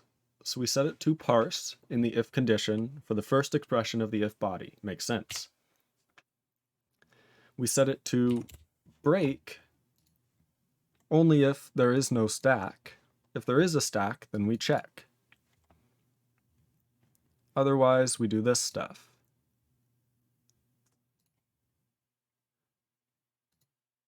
So we still update stack. But this won't work. So we need a stack pointer pointer is what's happening. Yeah, this is going to be rough. There's going to be a lot of this syntax around. Oh, Lord. So let's just go ahead and do it.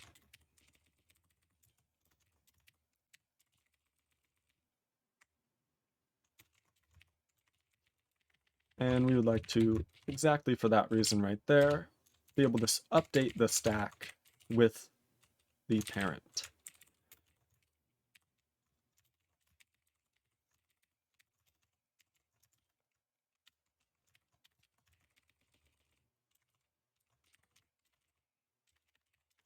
Alrighty. Once again, use the pointer, dereference it, and update that memory. Use the pointer, dereference it to access. Use same update, access, update here. More of an access, but update here. Oh boy. Okay, so now we also need to do that to the context.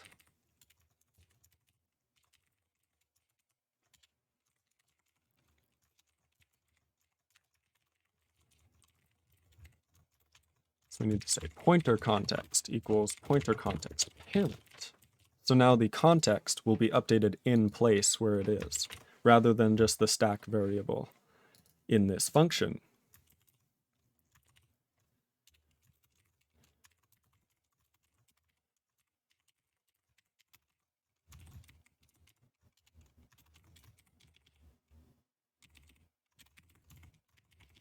So this is going to be the same thing. Oh man. It's always the kitty trying to get into the room. Why do they turn into like prison guards trying to break into the cell as soon as you lock them out? They're like, I deserve to be in there. I'm gonna scratch the door handle all day. Well, now we just have exited abnormally with code 5, so that's not too bad, huh? How much you want to bet we now dereference a null pointer? I bet you that's what we're doing. Okie doke. No, the issue is that these need to be pointers, so we're doing double indirection on something that is not doubly indirected. We still get the same issue. So stack. Maybe this should be in here. Something like that. Then we'd have to break out of that as well. So that's annoying. So now handle stack operator. Let's think about how it uses the context and such. Alrighty. So we should never pass not stack, because we do if not stack break. But we should say if not stack, just right at the beginning.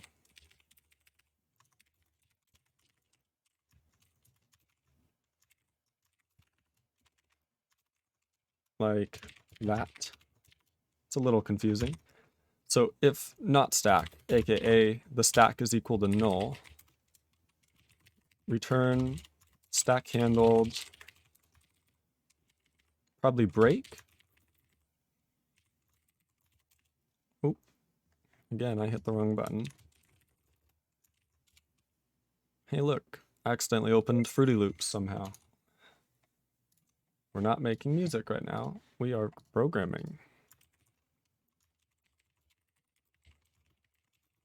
So if we are trying to handle a stack operator on a null stack, we just say, hey, get out of there. This isn't okay. Then we'll do that. I think that's fine. Okie dokie, okie dokie. So now stack should not be able to be null. So if this, okay, we still return access denied, code 5. So the idea would be that something here is incorrect. Wonderful. So do we ever update stack to the parent? Here. Yes, but then we do no dereferencing of it. We return right away. Eternal Wildfox says, when you used to object-oriented programming too much.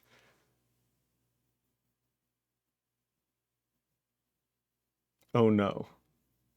You're using macros as constructors. That's terrifying. Yeah, you can't do object-oriented programming in C. You can in C++, it's just fine, but in C you can't really. You have to use structures with function pointers and structures with data, and then you have to combine those two into an object, and it's a whole issue.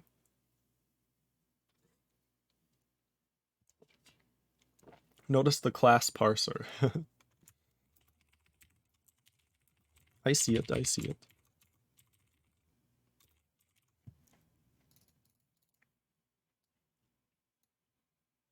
Everything seems fine here. Working result shouldn't be null.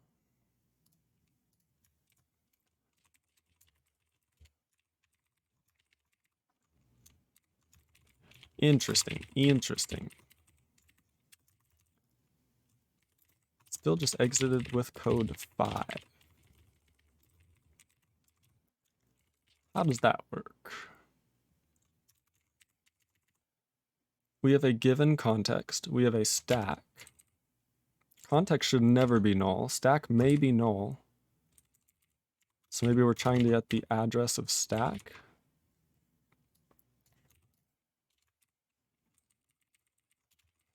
We'll say, but saying if not stack, we handle that right in here. And we return status that is not handled check, so then it should break and do one of these, no?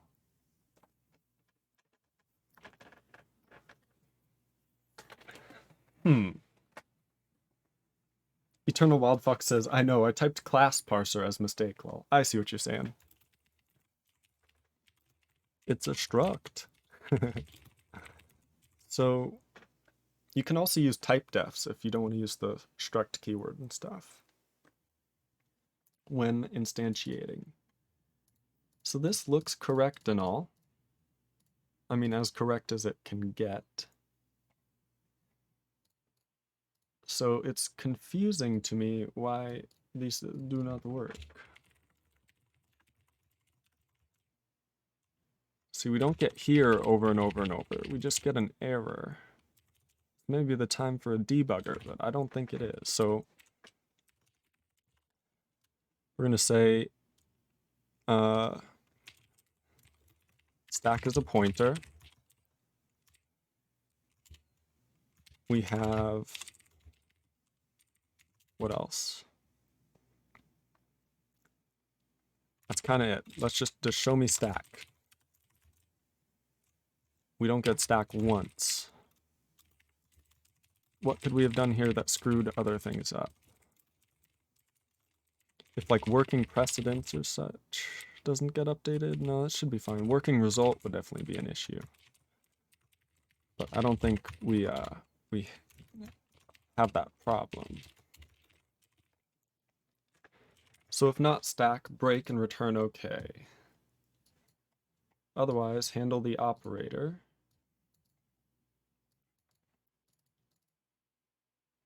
Which is the stack operator. if not operator or operator type does not equal node symbol. Interesting, interesting. So effectively, we are, let's just make sure. Does that work? No.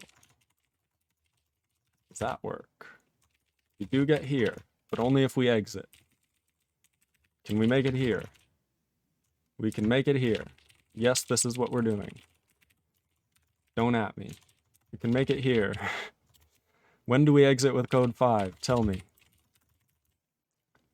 Still exit with code 1. So if we have defun lambda. So what if it's not defun or lambda? Hey look, exited with code 5. We found it. Exited with code 1. Hey look, chat, we found the bug. It's here.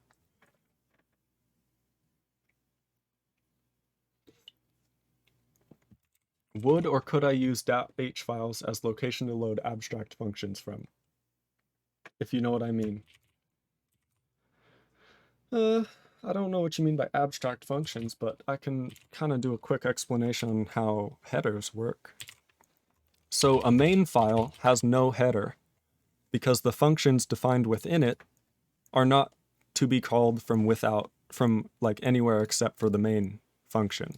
Does that make sense? So the main file handles all things internally.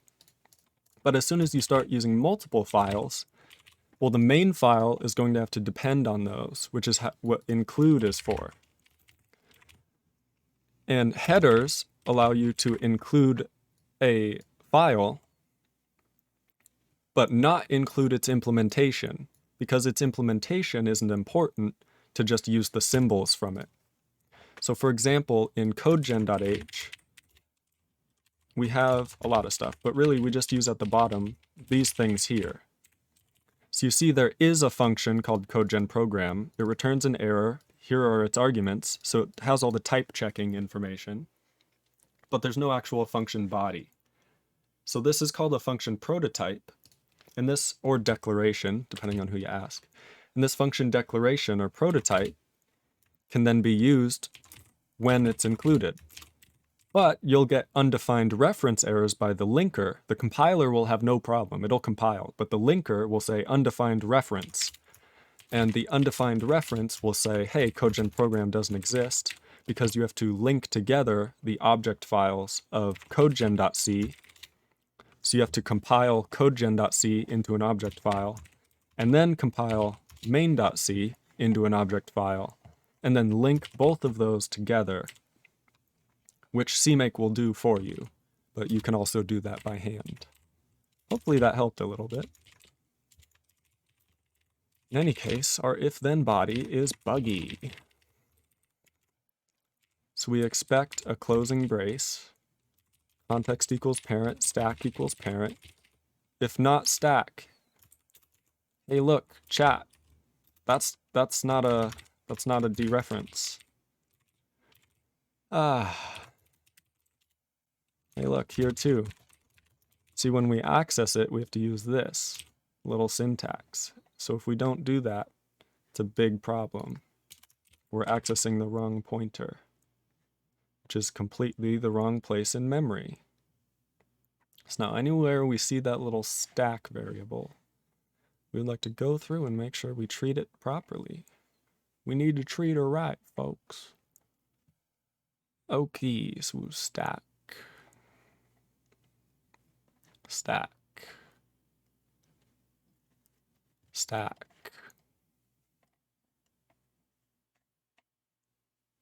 Okay. No stack.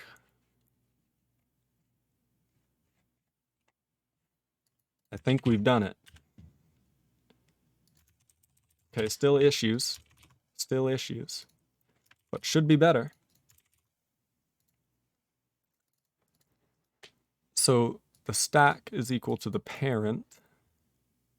And if the parent is equal to null, then break. Otherwise, Eternal Wild Fox says, I had a fun week from learning how to write interpreters and learning C, lol. That's awesome, Eternal Wild Fox. I'm glad you had fun. That's the most important part. So our stack, we say if not stack break. We know it's in the if then body is where we're crashing. So maybe we could try and exit one here and see what we get, right? Exited abnormally with code 1. We still get exited abnormally with code 1. So now can we do this? Nope, still get code 5, but if we go before, so this code causes us to get to invalid code.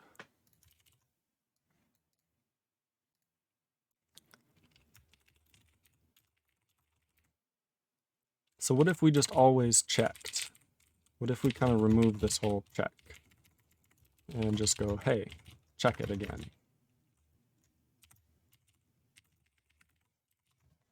Because then if not stack, right? Where are we at? So if not stack, then all we're going to do is say, okay, break and return okay. So ideally, we just kind of want to check in all of those scenarios. I don't know if we ever want to break out of this.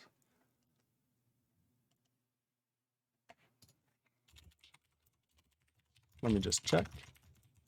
Still code 5 and still code 1.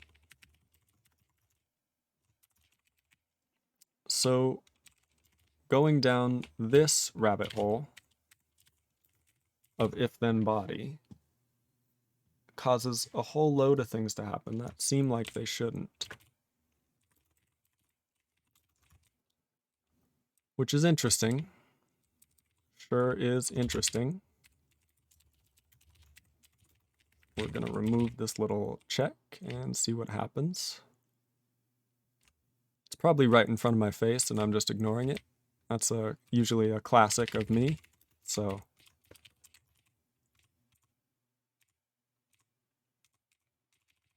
okay.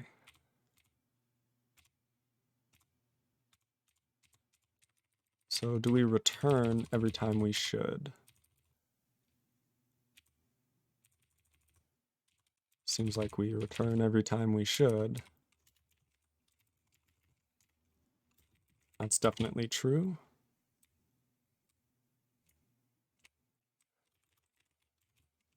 Should comma be optional for a function parameter list? Okay, that's fine.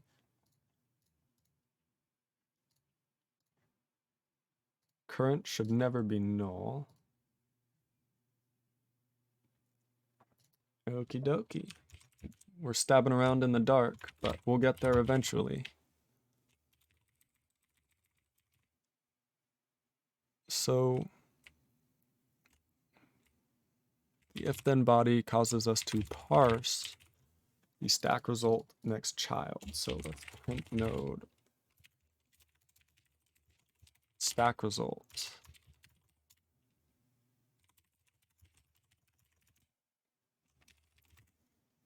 Points to int 69. So yeah, we exit 1. So this refers to here. So then if we did this next time around, it would refer to 42, blah, blah, blah. Okay. Still exited abnormally with code 5, which is usually what happens if you do like a null dereference. All right. Hey, look, I hit the wrong button. Congrats to me, chat. I meant to hit this. There were no technical difficulties. I just hit the wrong button.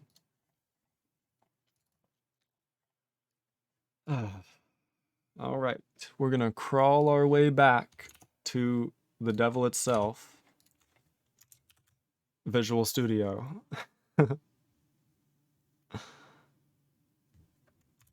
All right. Oh, wonderful. Oop, did not mean to click whatever that was.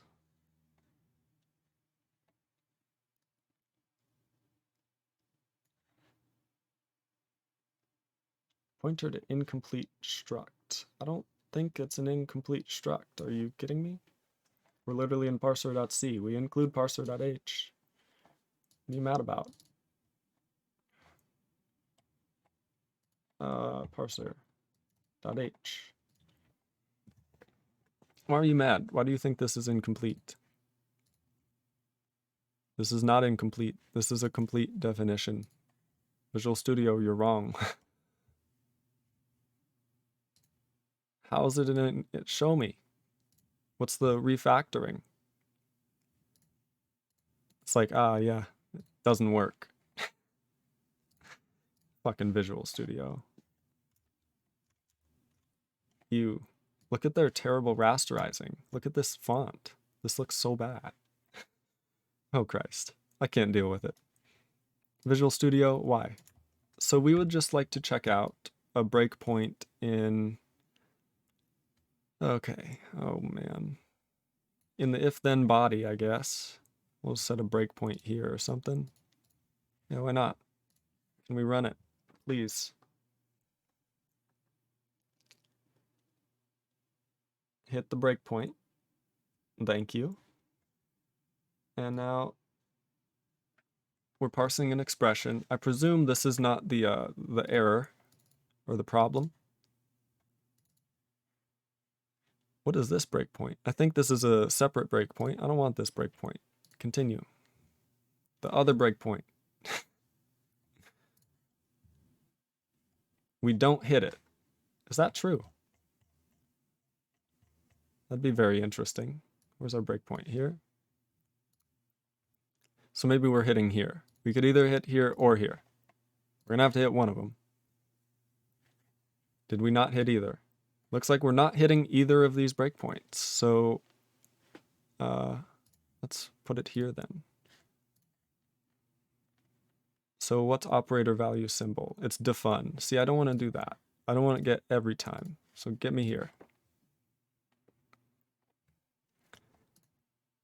And it runs like nothing happened. Okay. So it's like if then body isn't happening. Can we check out what this does? Nothing. I'm not sure. I'm not certain this is working.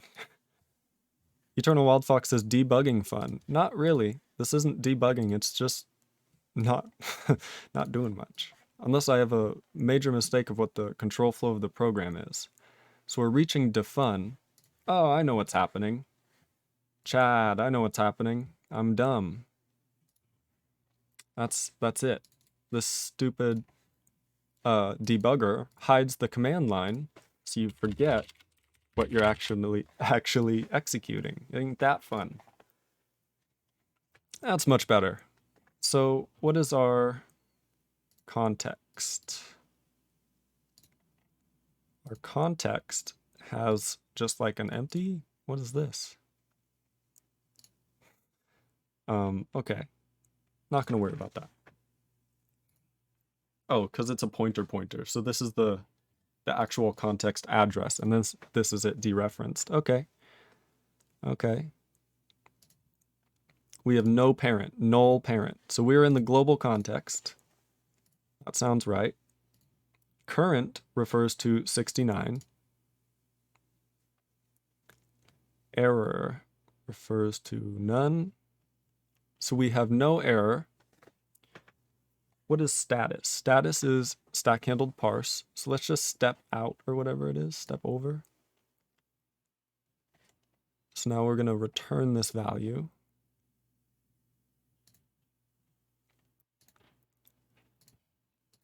It's not error.check. It's continue. So now we're going to look for the next thing. It was an integer. We look ahead for a binary operator. We didn't find one. Stack is not null, so we continue. Looks about right. Then we handle a stack operator. So what's our stack now? Hey, look, a bunch of problems. Why is everything bad? Hello? There we go. I just had to actually do the initialization. So the stack, we are 1 deep. Parent is null, but stack is not null. So we are effectively going to... Operator is an integer? No. Operator 2, that's probably a symbol. So if then body. So now we're going to go to if then body. Let's make it to if then body, please. Perfect. Now we're going to expect a closing brace. We didn't find one. So we allocate the next child. Nothing goes wrong.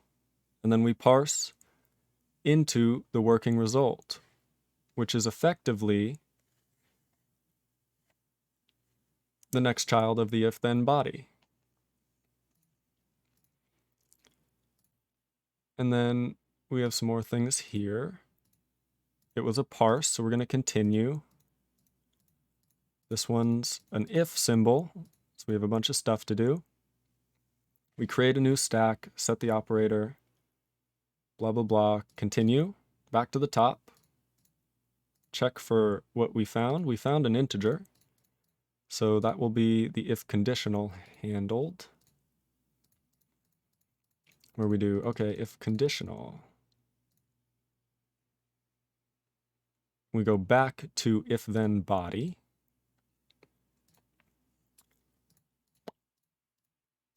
So we parse the first expression of the if then body now, which is going to be an integer, I'm sure. Then we go through, handle the operator, which should be if then body. Should expect closing brace. We should find it, right? Context parent, stack parent, return check, okay. So now we're back here. And we go again. It worked. Chat, it worked. So what's our stack operator now? Now we should get to if condition, if then, perfect. So we now have an if then body, we're in the parent stack. This better help, because this takes a long time. We look for a closing brace, which we should find,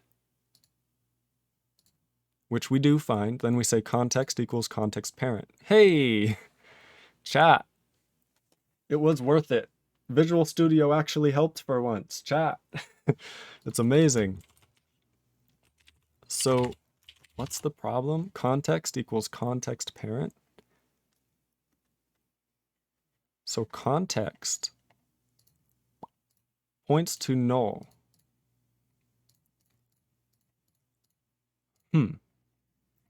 That's an interesting one. I didn't expect that. We can't dereference context. Okay, we can't dereference the dereferenced address of context. How and why? So handle, I cannot type.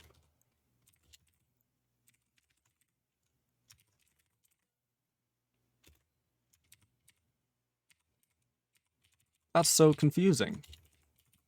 So in main.c,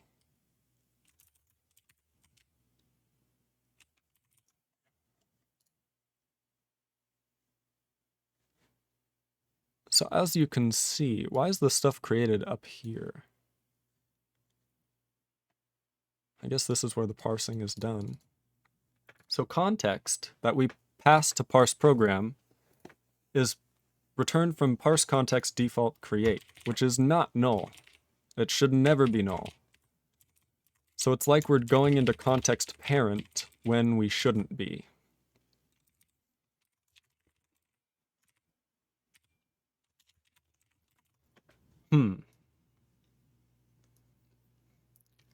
So setting context to context parent, we don't want to do if context parent is null.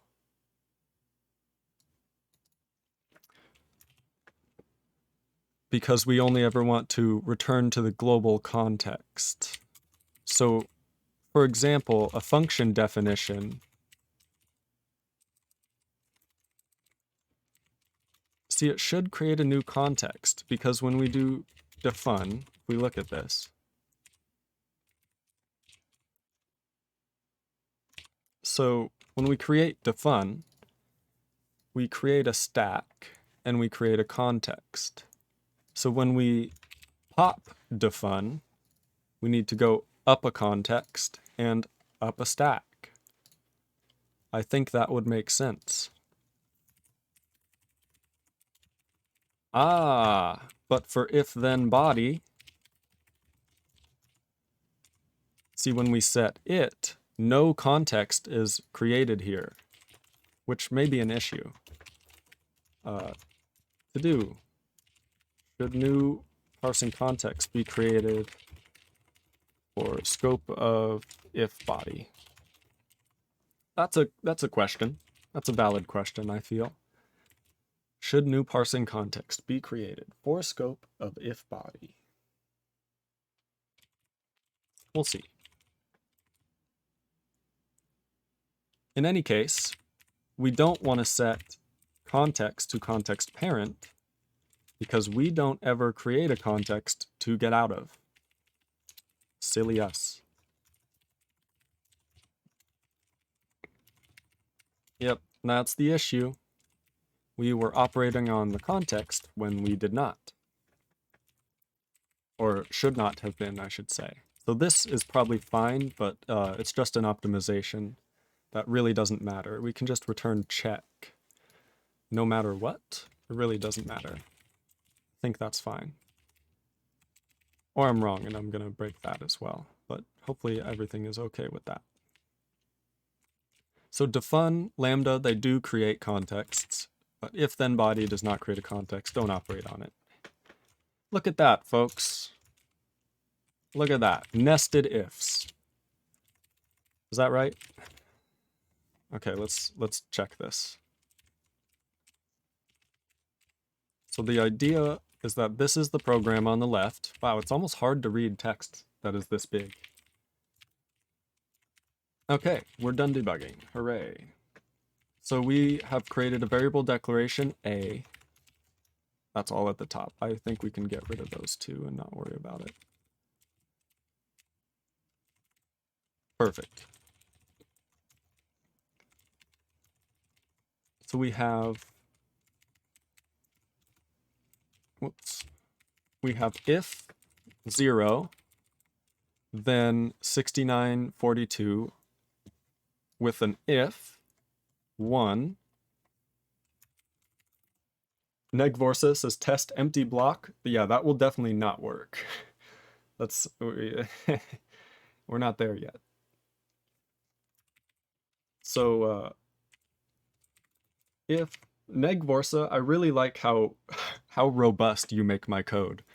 When you're around, you're like, didn't you do that wrong? And I'm like, oh yeah, I did. It's really nice. It's really nice to have you around, Negvorsa. I really like it. Because it's like, you help me not screw up so much. Okay. So another if with a condition of 1 and an int 69. And then we have another if with a condition of 1 with an int 42. Hey, look, it worked. We parsed ifs. So if 1 do nothing, right? That should be a thing. And we get invalid syntax, unknown symbol, closey thing, because we try to parse the first expression in ifcond here. So when we go ahead and return parse here, this is kind of jumping the gun because we would like to allow for an empty body, right? So what we would like to do is say, go ahead and parse, but only if what? So we've expected an opening brace, and if we find it, we do all this stuff.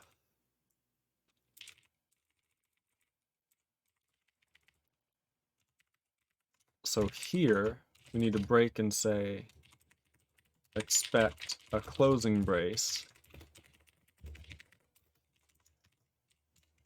And if we find it,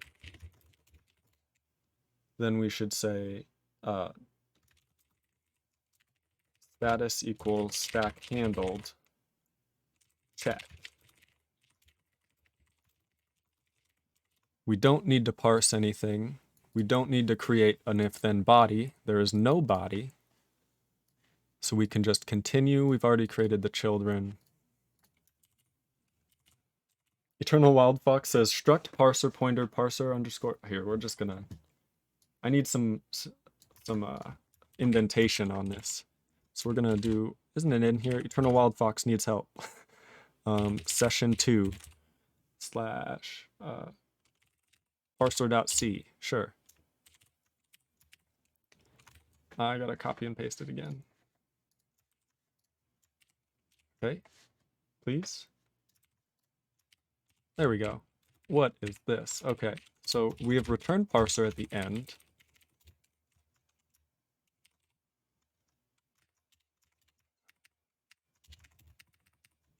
Okay, struct parser, pointer, parser, struct lexer. Ooh, there's a closing brace.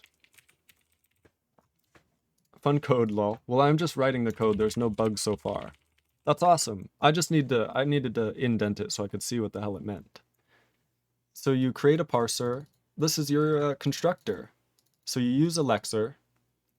You construct a parser, and then you have a member variable lexer. This is very object-oriented. You're like writing in C++. This is amazing. Parser current token is equal to the next token lexer. Nice, so you just initialize the token so you don't have to do that the first time. Very cool. That's very good code. If you want, you can do this in C. Oops. So in C, typedef means that you can like name things. So you could have like my integer and then name it an int. And then you can have a my integer ABC, like my int, right? Equals 0. And this just gets treated as an integer. Does this make sense? So when you do this, you're able to do parser pointer, parser equals null, and you don't have to attach struct if you don't want. Just so you know, Eternal Wild Fox.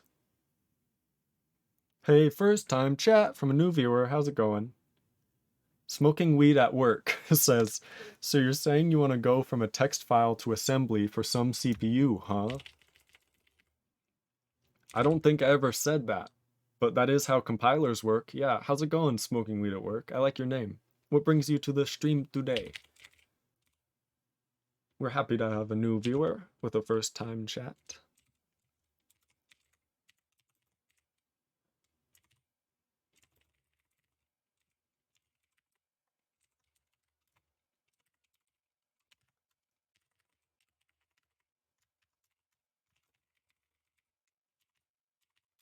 Smoking Weed at Work says, I like compilers. Lamau. Me too. Eternal Wild Fox says, lol, really good code. I mean, it is. The only thing you could do is say if parser equals null. Error. Or something, right? That's the one thing you could do. Because it's not guaranteed that malloc will return a pointer. It may return null if it fails to allocate the memory you ask for, in which case you should probably handle that so you don't do a null dereference right away. Other than that, it's pretty perfect.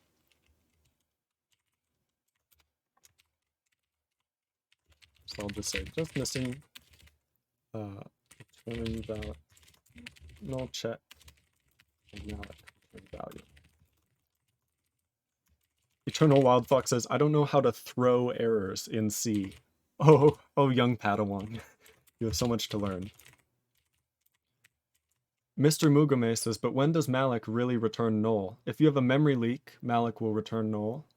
If the OS thinks that your program is malicious, malloc will return null. And on Windows, that happens a lot. So, Mr. Mugme says, if malloc returns null, your PC probably already burning. Not necessarily. Like, if you make 8,000 8-byte allocations in like 1 second, you get limited, I'm pretty sure. At least on the mainstream OSs.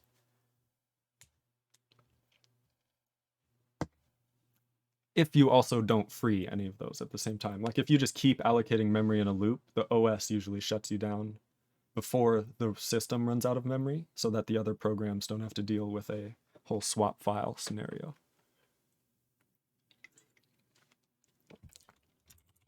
But yeah, all you have to do is make sure it never returns null. And what you can do is hashtag include assert. And then you can just assert that parser exists like this.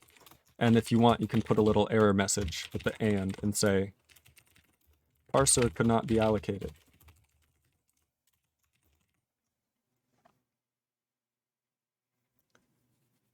Negvorsa says also if no mounted swap partition. Exactly, Negvorsa is absolutely correct. If you run out of, if you have multiple programs running out of memory, then you, basically if you have a bunch of programs running, they can take up your memory and the OS will go, hey. First time chat from a viewer, Hobbs is bad at jumping. Also if you're running your code in a memory limited system like a small VM or a container. Assert, never heard of it, lol. So assert is an if attached to an exit. Okay? So if not assert condition, right? This is how it works. It's literally this simple if you go look at how it works. Exit with 1 or whatever. It just exits with the return value of your assert condition. Does this make sense? So if you asserted true, which isn't a thing in C, so if you asserted 1, it would say if not 1, which is not true. Not 1 would be 0 effectively, logically, and 0 does not go through the if, so your program does not exit. Eternal Wildfox says, I think I will figure it out. Awesome. So you can see how assert, but if you assert 0, then this would go through to the exit and exit with return code 0, if that makes sense. So basically your program exits if this doesn't pass an if check. So by asserting parser, then you're saying that parser, if it's null, just crash the program, close it, and print this value out, which we use all the time in our memory allocation places, because we're going to do different memory allocation in the future. Hey, look, we got an error. Invalid syntax. If expression requires a then body. Which one?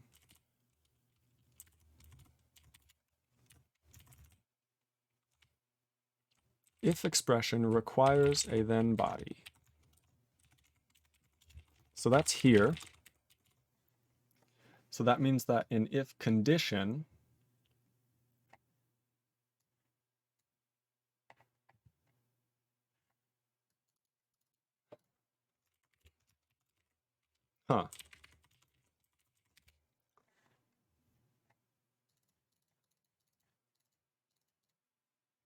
So the idea would be for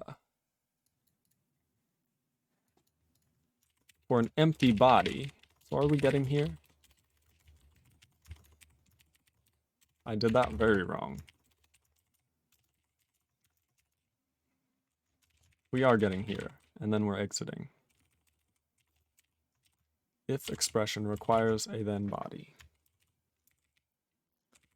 Which happens here. So if we get if condition, but then don't find an opening thing like that. So I don't see any scenario where that happens, where we get an if condition. We also have to do our stack parent thing that we would normally do in the handling of if-then body. See this thing. So we're trying to, yeah, that makes sense. Hey, look, we did it. Empty ifs now work. And we're going to do say in a comment, empty if body, if-then body handling. And we're going to say a little to-do may be warn, right? If we ever get a warnings system, we would like to create a warning here that says, hey, there's an empty if here. Did you really mean to do this? I think that's worth it. Sorry if I just bumped the mic. But yeah, Hobbes is bad at jumping, neg Vorsa. You're absolutely all correct. There's cases where malloc returns null. It's not as uncommon as you would think. Smoking weed at work. I missed. He says, name a time once, Lamau. The OS denied malloc. And then he says, you should always free right on the line after calling malloc to make sure you don't forget. That's right. If you ever call malloc, free it right away. That way you don't have to worry about it. It's really funny. Okay. So that would be the idea. If there is a body. So if we just had like if one and then nothing else, it would be like, well, what does that truthfully mean, right? Not quite certain. You know what we should do? We should make like this block and then its own type of node and just make it an expression that returns the last. That's a good idea. I'm going to add that to the to-do. So we would like to convert, what is it? Curly brace expression lists into an expression itself. So we'd have like block expression, right? So we'd have node type block, which returns return value of last expression in body. Or 0 or some other default value. No expressions are present. I think that is reasonable. I think that is rather reasonable, where node type block should be an expression. Alrighty, in any case, we're now parsing if statements. We're going to have to work on else eventually, but all that will be is here, right? When we parse in if then body, and we parse this, then we should say to do. Look ahead for else. Then parse if else body. And once we have if else, I think we're just going to use these nodes and kind of construct them in a way to allow for if else, if else, if else, if else, for example. But for now, not too bad, not too shabby. For our goal today of parsing if conditionals into an AST, we definitely have succeeded. We have nested parsing of if statements.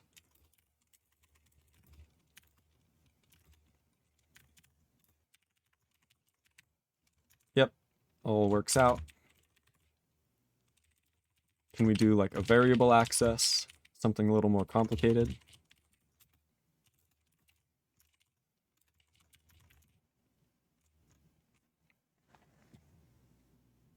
We can. So the nested if, you can see, has a binary operator plus of a and 10. You can see that a has a variable access in this if, right? Yeah, next to this if, in this if. And this if has nothing still. This if has 42.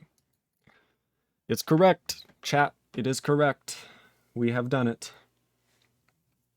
So now the idea... Ooh, let's fix that one thing. Where's that one thing? Hey, look. We could work on code gen. That's definitely something we could do. Let's work on this. I think we can fix this. So variable declaration with assignment is not code-genned properly. So let's just go fix that. So sign. Yeah, it's going to be here. So when we get a variable access, it's above that. It's not a function call. It is a... Oh boy, where are we? Where are we? So we would like to look ahead for things. Hey, we do that now.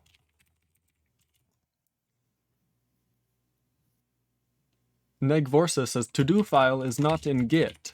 That's true. This is just my to-do. This is what I plan on doing next. So this isn't like a roadmap for what others should do, if that makes sense. These are just notes to myself. Because if other people were to do these things, then I would have nothing to stream about.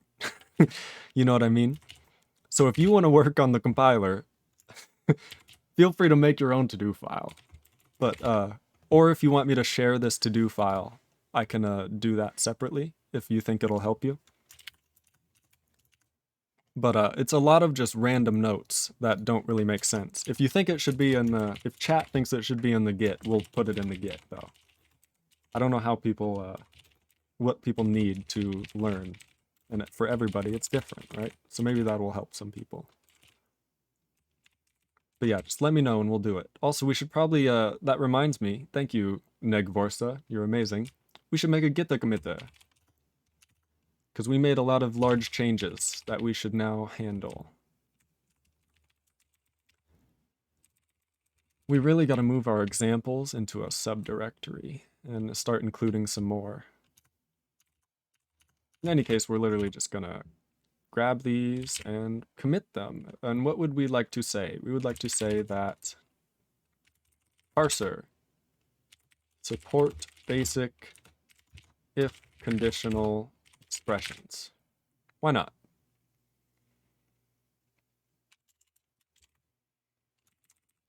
We still have to code gen. I think that outlines that. It says parser. Then we will push it. It is pushed. It's all up to date. It is on the GitHub. Wonderful. In any case, if it's not that, then we look for a type. And if it has a type, then we look for a redefinition. If it's not a redefinition, then we look for initialization here. So we're going to do this a little differently. If found, we're going to say that our working result, well, let's see. We would like to set stack result next child, right? Okay, so we're basically going to have to say there's some sort of result. And this is going to be what type of result? This is going to be our pointer to our local result. Why not?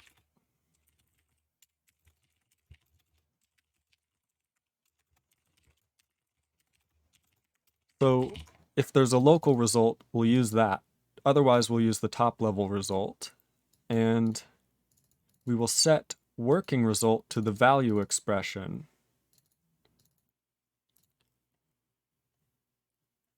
No, we would like to say, so this value expression, do we ever need it? It's just node none. Let's try and get rid of it. So we're going to say node pointer value expression is going to be equal to a variable reassignment effectively. Because this declaration with initialization, we kind of just want to add a reassignment to the beginning of the function, right?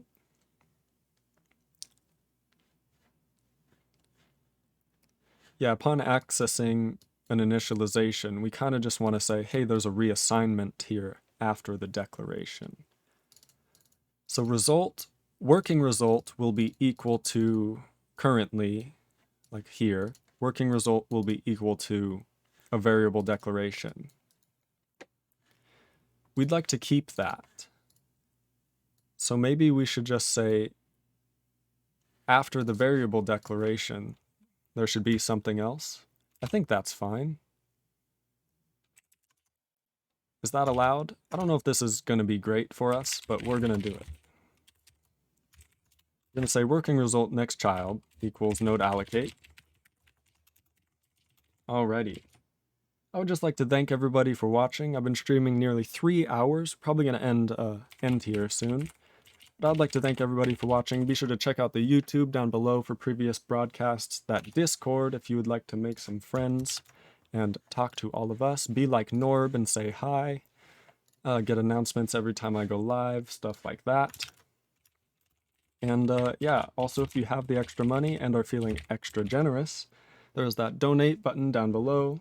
If you donate and leave your username and a message, I will read it on stream, given it is appropriate. If you can't donate, don't worry about it.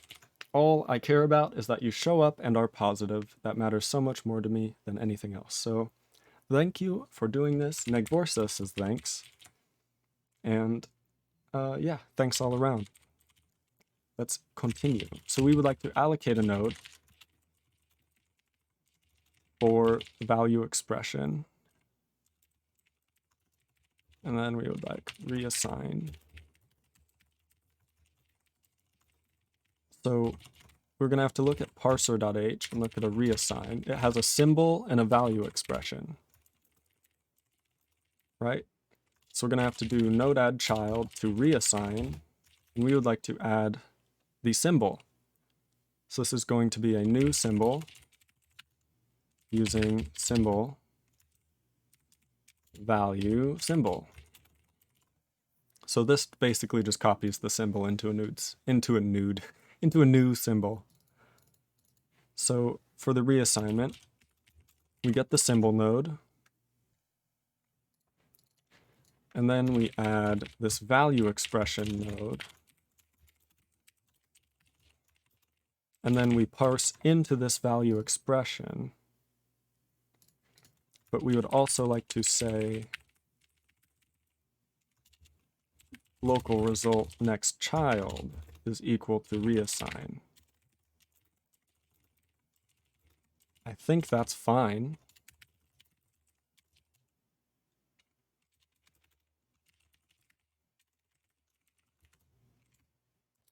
And then I would have to say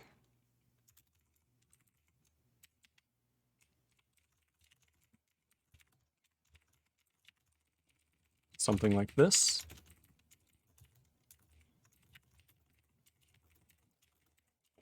And that way, our local result, whether it's our result or not, should be updated.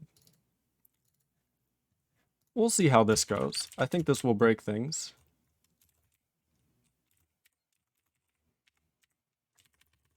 It didn't. Variable declaration A, reassignment 0. Okay, what if it equals 69 right away? Variable declaration A, none A69, and then reassignment A0. So we didn't set the type, but other than that, it actually worked. And we didn't set the type. That's true. So we have a reassignment with a symbol and a value expression.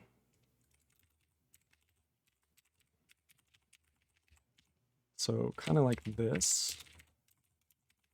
This is making sense, yes. So we have the reassign node, the value expression node. So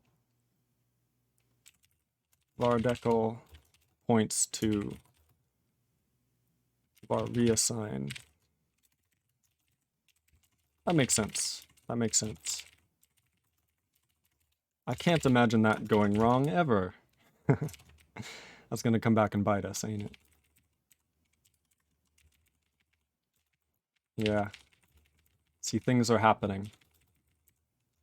Things are happening and I'm not sure I like them. So we have if one,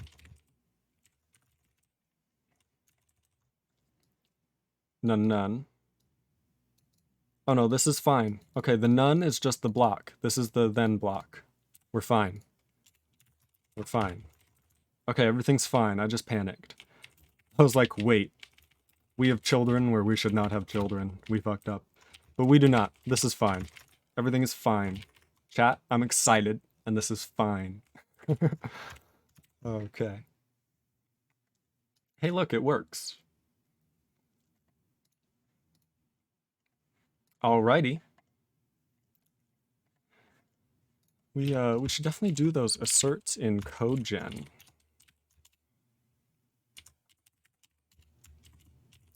Right? So we should assert that node type max is equal to 11 and say x86 64 mswin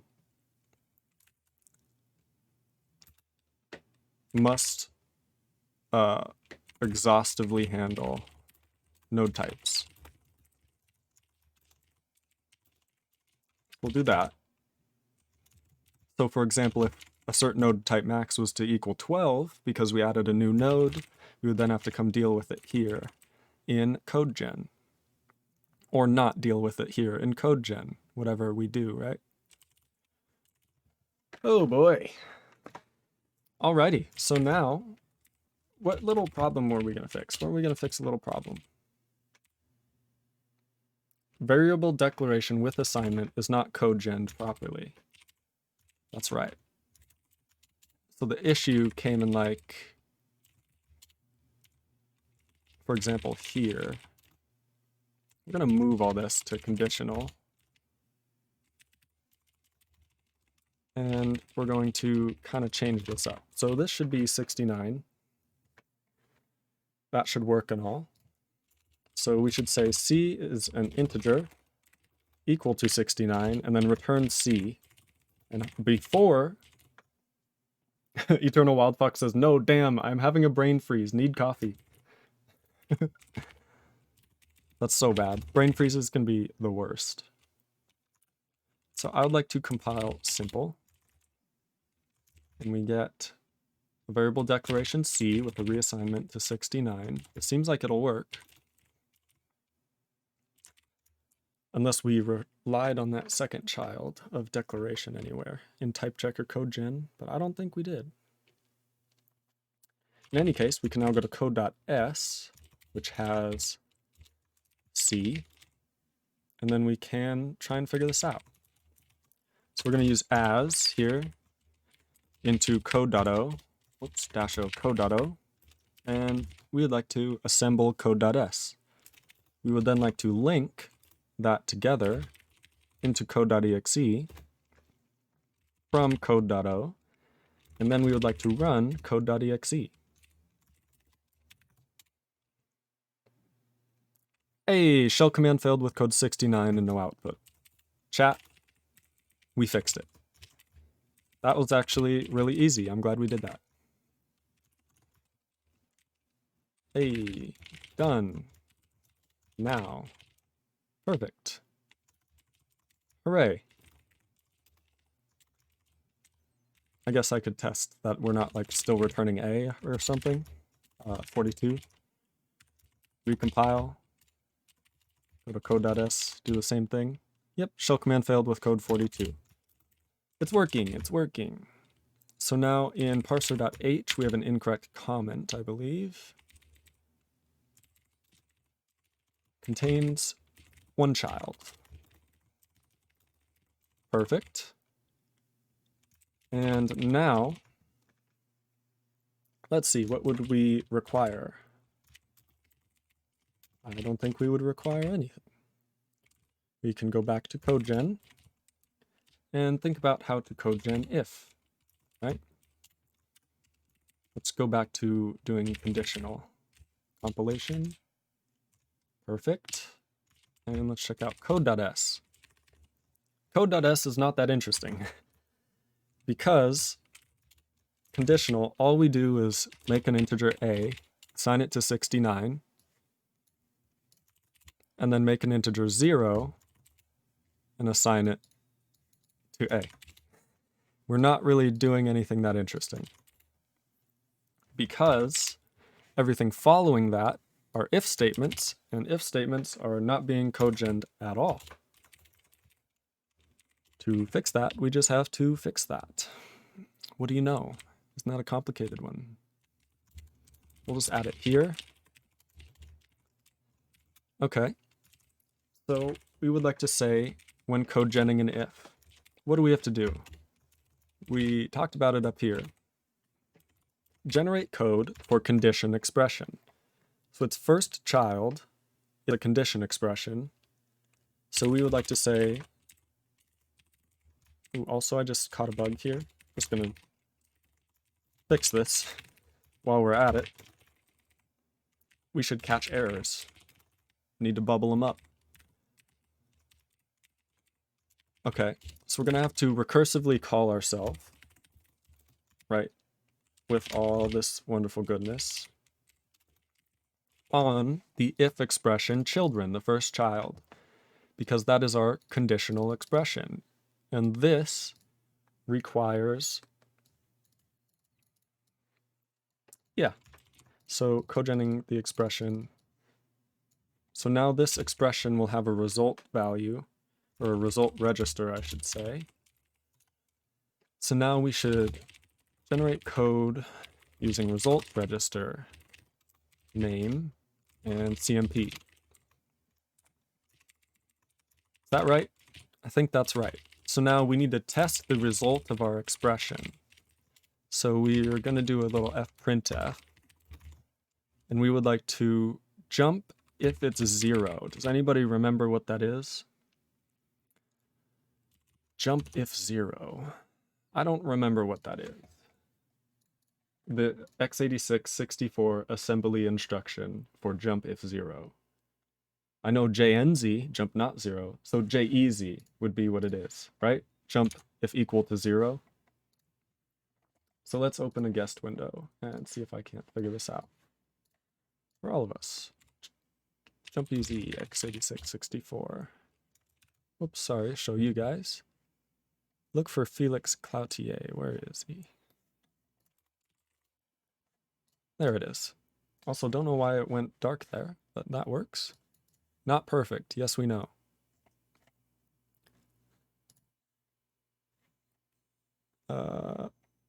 Really, nothing? x86-64, Felix, JZ, JMP. So maybe we'll do jump and he links elsewhere. Is there like ones like this? No? Okay, we'll find it. Where is it? J. J. This is when my jump if condition is met. Okay, this is why I couldn't find it. JCC. Oh lord. There's only a million. Jump near if 0. So it's just JZ, it's not JEZ. I thought it was jump if equal to 0, JEZ. I'm insane. Wow, there's like, you can do short jumps, which may be worth it, because that's kind of what we're doing. We want to jump near, I think. So jump near if 0. So that's just JZ. So just say JZ after setting the 0 flag. So we need to jump if 0. And we want to jump to some label, right? And which label is this? We talked about this. Generate code for condition expression. And we would like to branch to otherwise if necessary. So we're going to do otherwise label or something like this. Is this how this works? This is how this works. So we'd like to jump if 0 to this otherwise label after, can we test? What is it? Is it test?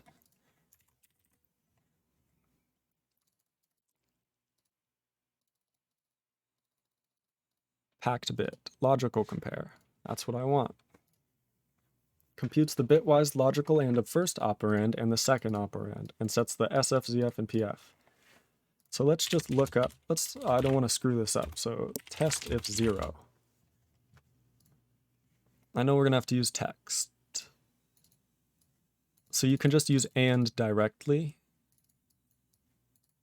If ZF was not set, you need to do that explicitly. So compare racks to 0, and if they're equal, you can jump. Or you can compare and it together. See, that's racks and RBX, so I'm not sure about that. However, since CMP is no longer, if you look at the output binary, test or sometimes and or is preferred. The resulting code will be test. So CMP turns directly into test. Interesting. So test against itself, and if it's 0, it'll set it. Okay, that looks logical. Oh, sorry, I didn't show you my screen there. I was on the browser.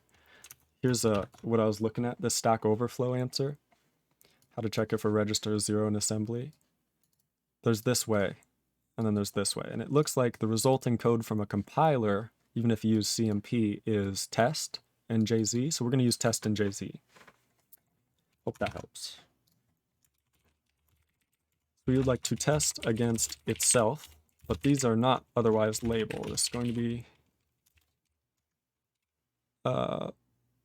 result condition register name. It's register name of, let's see, what would this have set? So this will have set children result register, and we're looking within R. Okay, so test against itself. If it's 0, jump to otherwise. So generate code using result register name and test. So from condition expression. So if it's 0, jump to otherwise. Otherwise will fall through and generate code for then body, right? So we're going to have to do body. How do we generate a body of code?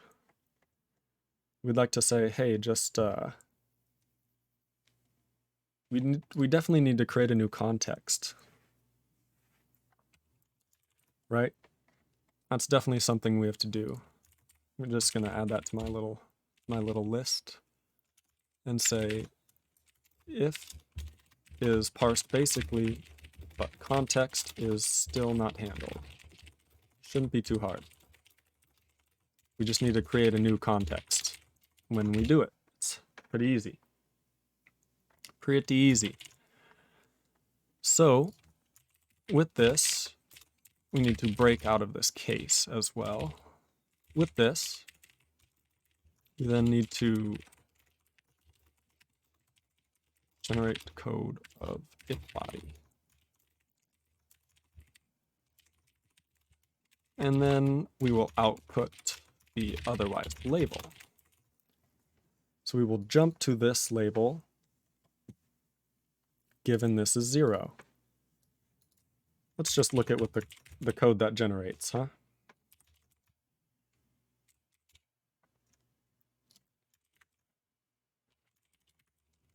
Not bad. Not bad, folks. Let's do a simpler example for the ifs. Let's get rid of this and get rid of this. So we have the variable assignment, and with initialization, the reassignment. We move 1 into racks. So this is the code generated by this. So when we code gen the condition, it generates this. And then we move on and say we didn't have an error, generate a label and get the name of the register that it resulted in. So that gives us this name here. We test that, racks against itself. We test that racks against itself, and then we jump to .l0, our first compiler label, label 0, if it's 0. So jump to this label if it's 0. But then we had this little ditty. So we need to do this.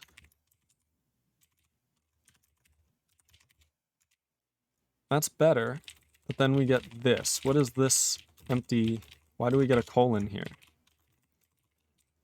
Does anybody know?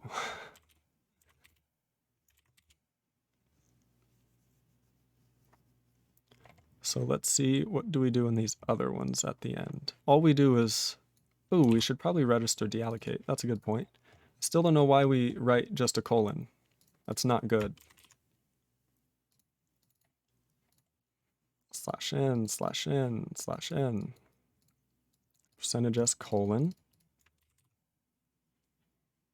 Doesn't make sense that before an add, that there would be a colon, or after the otherwise.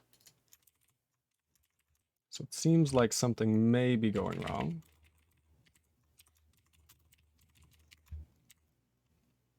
Where are we within right now? This should be expression.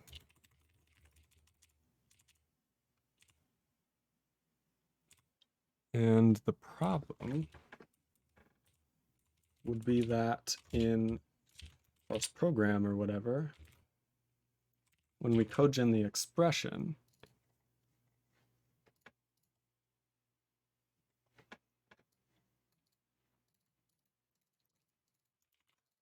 we effectively, we deallocate the result register that we return into. Why do we get a colon?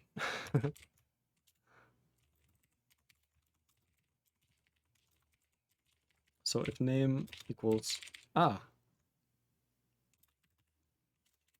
not equal 0, is that how we should do that? We'll do that just so it's explicit.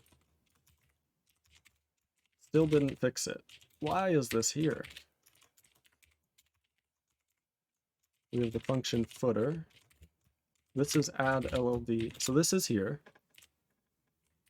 Cogen expression.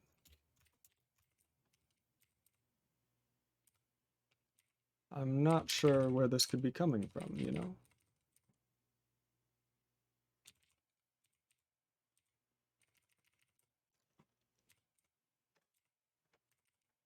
We got the otherwise label. We got no other colons, just the after the otherwise label, but then there's a standalone colon on its own line. Does anybody know how that works or why this is happening? This doesn't make sense to me at all. Maybe I screwed up arguments somewhere or something? I don't even know. Function header. They're not here, no colons here. Couldn't even happen there because it's right before the footer. So what's our last?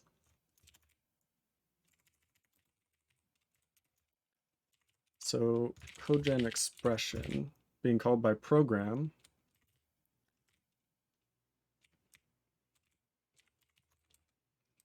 So could expression be null? We say while expression, cogen expression. So I don't think expression can be null. Otherwise it would be null. And we would not cogen.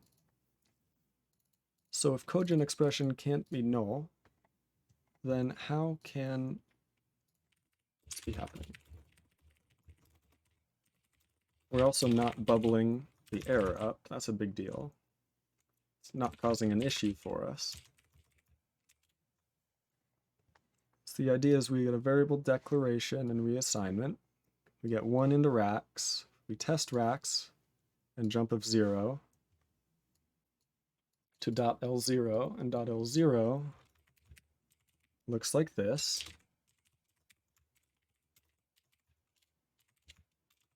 Our label has a colon after it.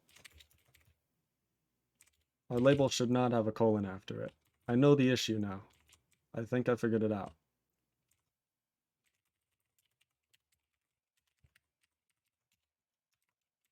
Excuse me?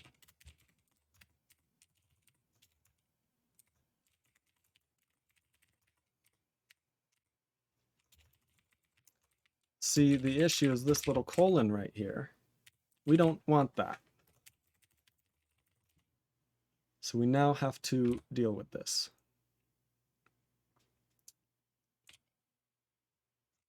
And effectively, do we even use this? Why do we do that? Okay, effectively, this should now generate the label in such a way that this will work. It may break function declarations, but it doesn't because we don't generate that label. We still get a new line in the wrong spot, which is interesting, right? So what's the otherwise label?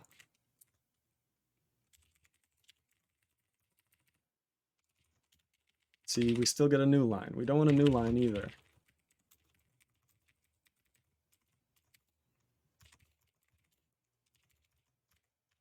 Okay, so now label generate can go down here where it's actually used and put in a new line.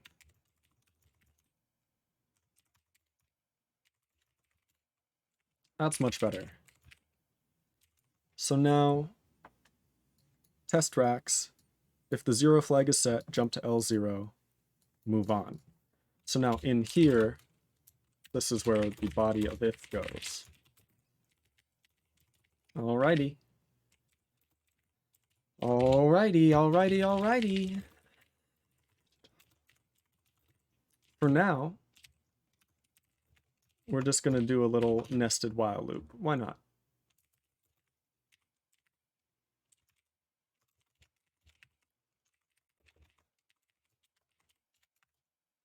Yep, we're going to need another one of these.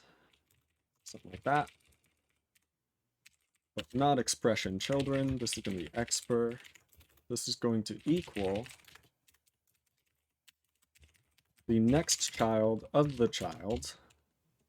And it's going to equal that child. So this is the child of the if-then body. While expr do thing. Thing done. This gets me excited. Okay, so I'm such a weirdo. Register allocate. Could not allocate register. So we have our condition register used here, but then we can use it again,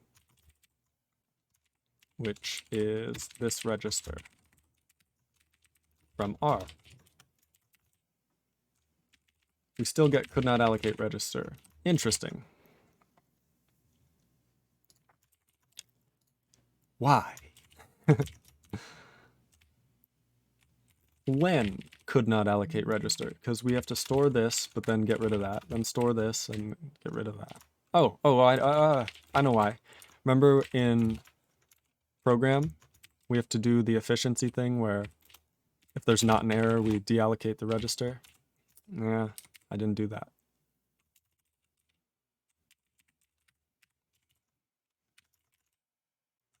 Hey, look, errors. Ah, yes, the forever loop. Yep, okay. So instead of forever looping, we would like to say loop over the children. Hey, something broke. Buffer code.s undo info was over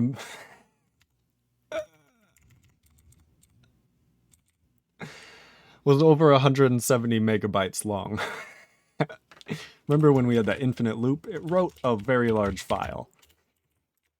Lamau. It's fixed now. But hey, look. We can now test our condition. And then, hey, does this actually, like, work?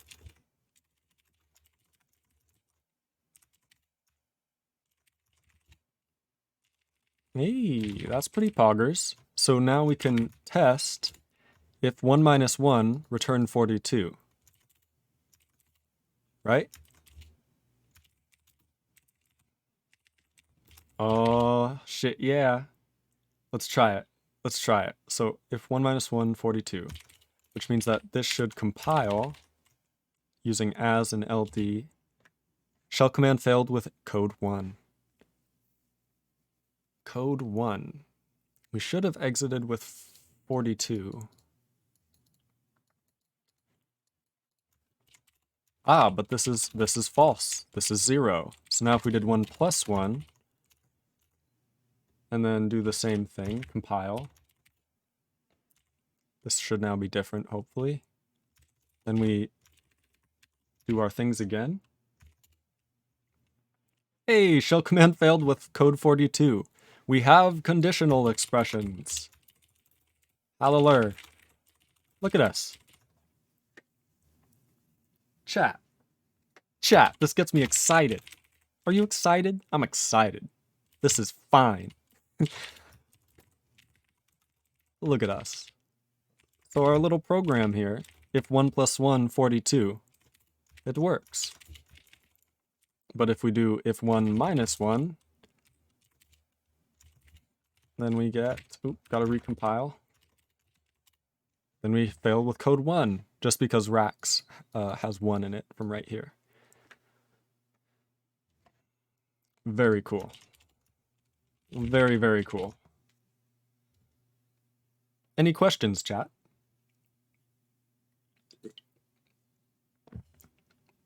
I've been streaming over 3 hours. Be sure to hit that follow button if you are enjoying. Check out the Discord down below. You can get announcements every time I go live, get your own code review, and just be awesome in general. Learn awesome things in this Discord. We're all friends here, and it's fun. I installed OpenGL. Let's go. I'm liking Norb a lot. Norb is a good member. He's new, but I like him. All right. Let's continue this. Let's continue this. So if 1 minus 1. We did it. We code genned it. We did it, chat. There's probably some type checking to do, but it's not really important. Eternal Wildfox says, grrr, got an error. Which error are you dealing with? Left of current token specifies undefined struct union parser. So you're trying to dereference and access a member. Okay.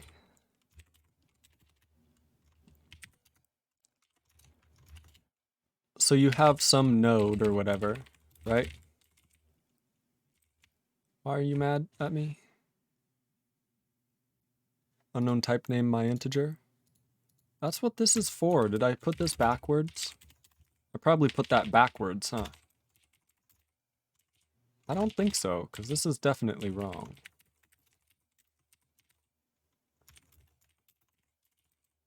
Yeah, I'm pretty sure it goes this way. Yeah, I just got the integer one backwards. My bad. Why are you mad?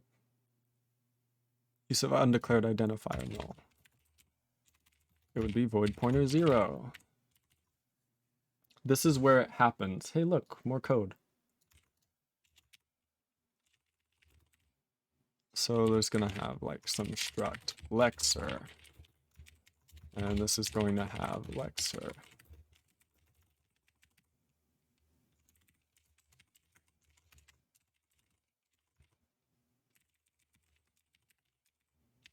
Okay. So then you have lexer, probably a lexer pointer. Right? And you have some sort of token.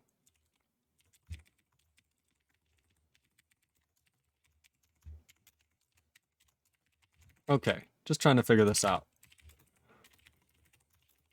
So you have current token, and the issue occurs in here. Struct parser pointer parser current token type. So then this has like int token type. Gotta love reverse engineering.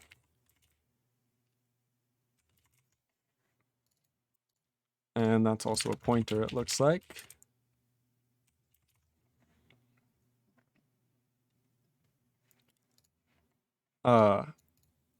What is this meant to do?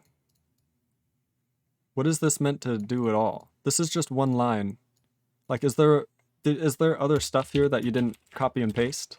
Because this doesn't do anything as a function, right? It even warns you. It says, hey, this isn't used. This is where it happens, nothing yet. Okay. And it says left of current token specifies undefined struct union parser. This you wrote above the parser definition. Look, I get the same error. So we have incomplete definition of type because parser is defined here after it. So I'm pretty sure you just have to copy and paste your code and move it after the parser definition. Or if it's in another file, you have to hashtag include the parser or wherever it is. Eternal says O. Hopefully that helped. Eternal Wildfox says, I already got an error on that. Oh. Hopefully that helps. Needs to be below parser struct definition. Hopefully that helps. In any case, we'll continue. So we now do it. Very cool. So let's try and do a nested if and see if we can't do that. So if 1 minus 1, 1 plus 1, 42,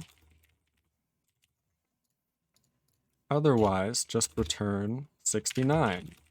So this program should return 69 because that's the last return value of the expression. Should return 69 unless this gets executed, in which it will return 42.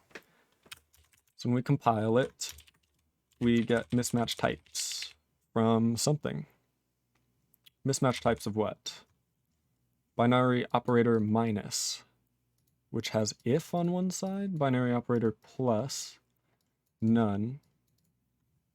Ooh, we broke some stuff. We have if 1 plus 1, and within that, we're trying to subtract if 1 plus 1. Why? Why are we trying to subtract 1 from this? That's very wrong. Right? We need to just, oh, I know what it is. I know what it is. So in our parser, for infix binary operator or whatever, with parse binary infix operator, the issue comes in that we are not properly,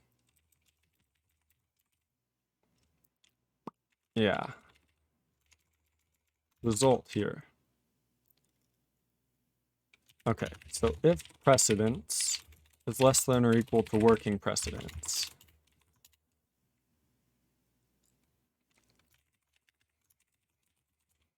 result pointer equals result. Then we have else, result pointer equals working result. But the truth, so we have to say it's stack, and then say result pointer equals stack result.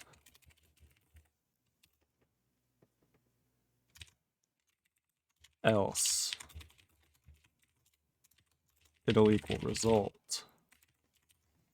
And we don't have stack. Hey, look, yet another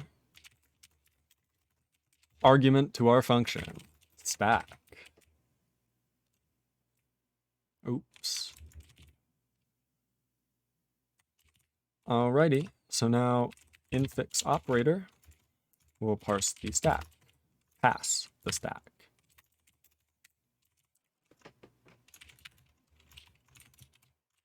What did I do? There we go.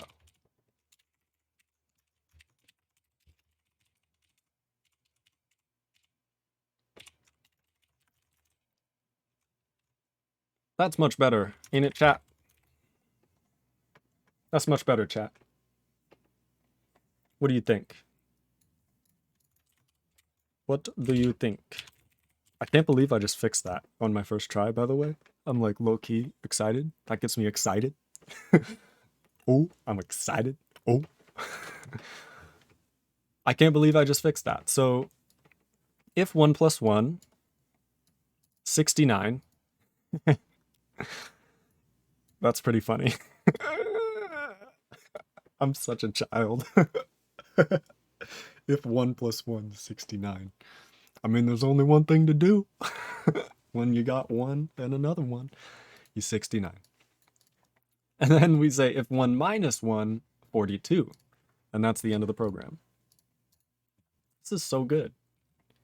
So we run that, and what do we see?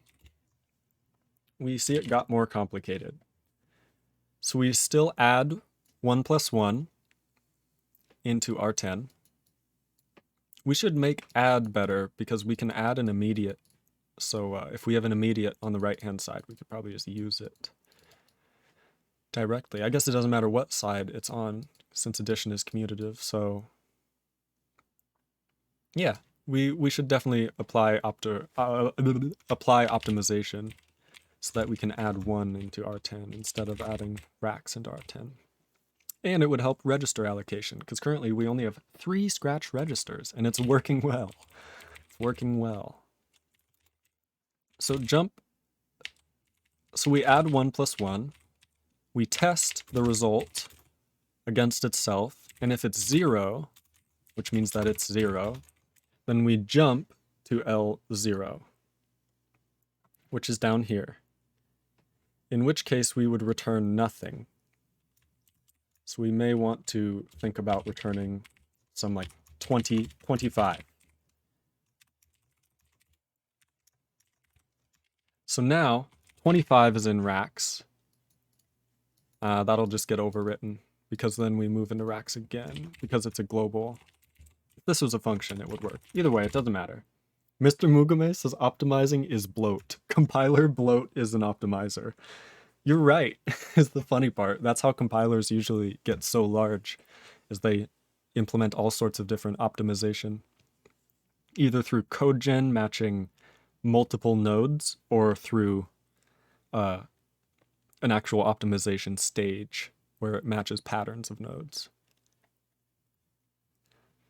In any case, we now add 1 plus 1, test if it's 0, and if it is, go all the way down here. Otherwise, move 69 into racks, move, again, this is overriding because we are mistakenly not generating expressions in the proper way. I don't think. Or we just have to keep this allocated until we know that it's not the last expression. So we'll do that eventually.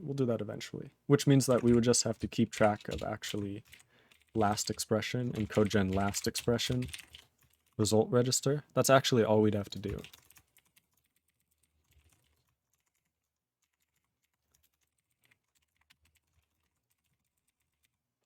And we're going to say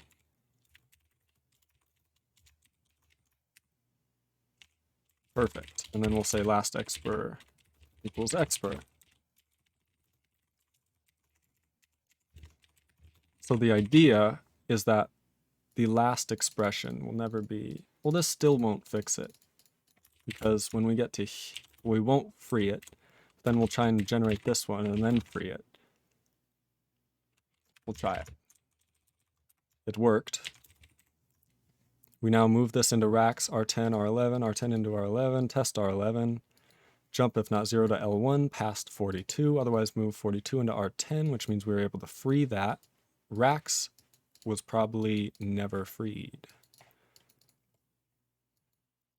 If I am correct. Yeah, so that's definitely not the right way to do things, but it's close. The semantics are almost there.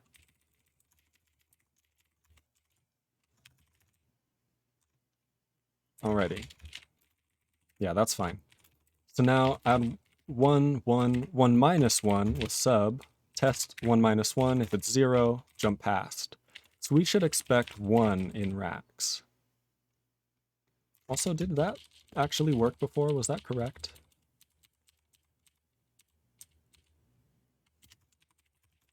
Here's the thing. I would have to test like this.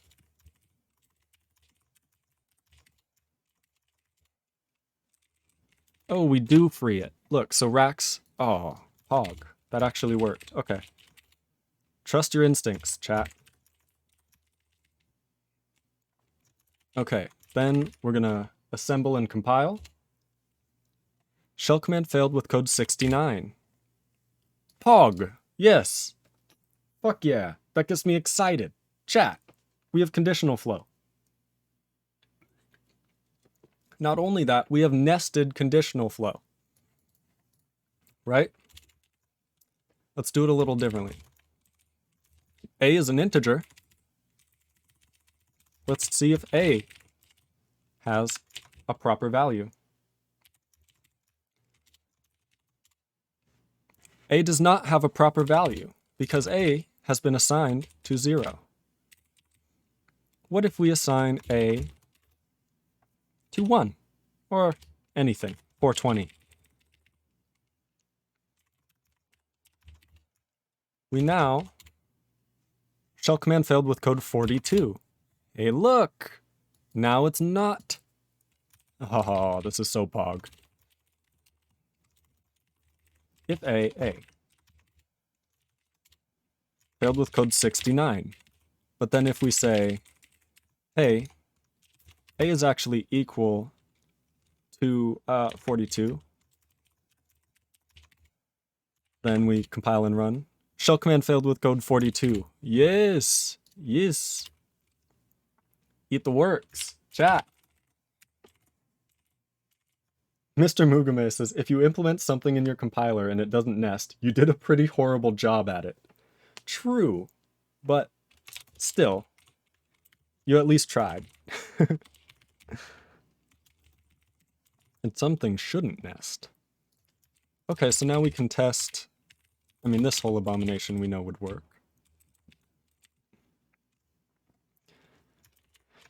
With this assignment syntax, how are we going to deal with like plus equals? That's going to be added to the to-do, miscellaneous, right? How do we deal with syntax of plus equals, minus equals, etc.? Oh boy. We got some code. Eternal Wild Fox is back better than ever. What is this?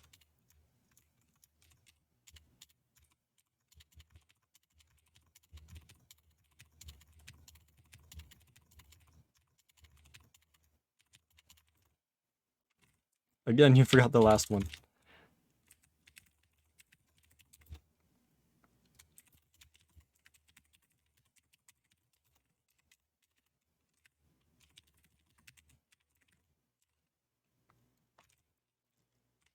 This is just to make the errors go away. Do not listen to me. Do not do what I do.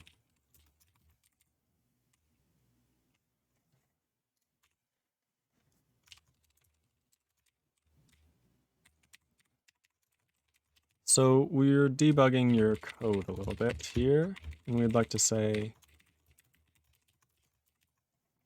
hey, you've got a thing. Finally, with the node, Twitch chat has a car limit. I see. So you're working with the character limit. Eternal Wild Fox says debugging. Ooh. Interesting. So what does your node actually look like? Let's type. You have some sort of symbol, some sort of data, which is an integer from A to I presume. Unless I forget what A to I does. Also, you should use like string to I or something instead, but it's not important right now.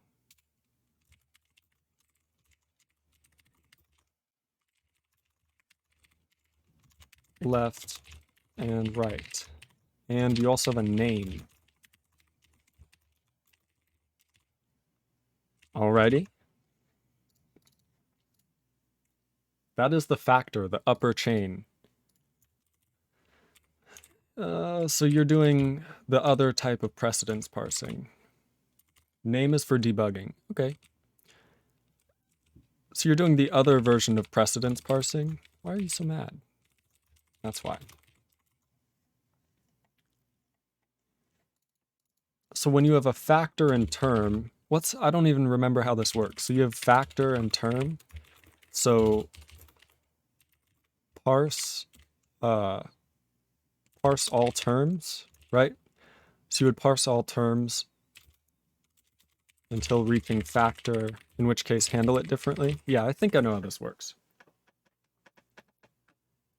Nice. So with the factor term thing, operator precedence is going to be rough for you if you implement anything other than the 4 mathematical operators, just so you know. It's fine to do it. It's a great way to learn. But just know that if you wanted to have like a is equal to 3 as a conditional operator, that's not a term or a factor. So if you have a times 3, like the Boolean a is equal to 3 times 3. So you want to pass factors first, but you also want to parse terms first. So you'd need factor, term, and conditional, and then that's where operator precedence starts to come into play. But if you just want to deal with like 3 plus 3 and times 2, like this in the proper order, you can absolutely deal with it in that way. So if we had Fibonacci, how could we calculate Fibonacci? So the idea would be that we take, we're gonna kind of need an else, aren't we? We're gonna have to do it ourselves. So we're gonna say if n, then we're gonna say if n equals 0. We can't do this yet. So let's implement conditional operators. That honestly should not be too difficult. Implement conditional operators. But yes, this all looks sort of okay. I like the node type. The malloc looks fine. This is a little messy, but it's fine. What I would recommend is having like a parser, like a node create or something like that, right? Parser new node, whatever you want to call it. I really don't care. And have that return a node pointer. And that will set everything to null. Set everything null, 0, etc. Mr. Mugume says, Rule 110? Rule 110 means we would have to implement bit shifting operators. And I don't want to. I want to implement conditional operators so we can get something like Fibonacci working. But you're right, Rule 110 is possible. We would just have to use addition and subtraction instead of bit shifting, which is horrible. Or we just have to implement bit shifting. In any case, I'd rather implement conditional operators right now. Operators. Where do we define them? Oop, we passed. You see them? Here they are. Okay, so we would like to do equality checks last.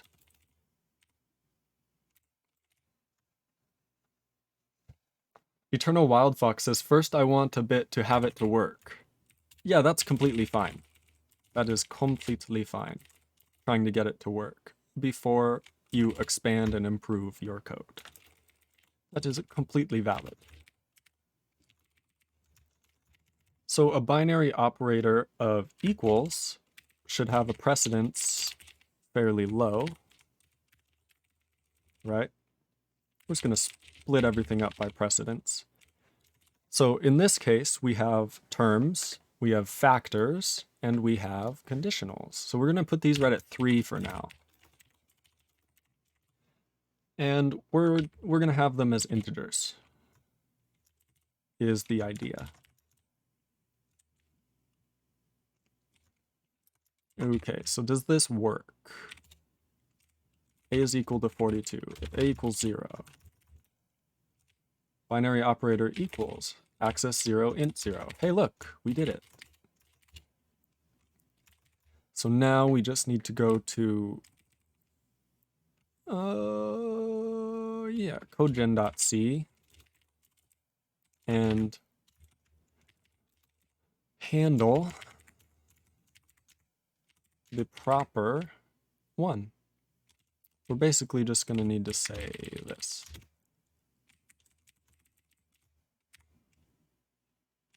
And we're going to need to say equals. So we would like to return 0 effectively, right? If they're not equal. So how do we move if equal? Isn't that what we need to kind of do? So we need like a move if equal. Give me a move. Conditional move. That's exactly what we need. C move. Okay. Move if equal. Well, that was easy. It's just C movie. C move E. Conditional move equal. So conditionally move, well, effectively, it's just going to be a move for us, right?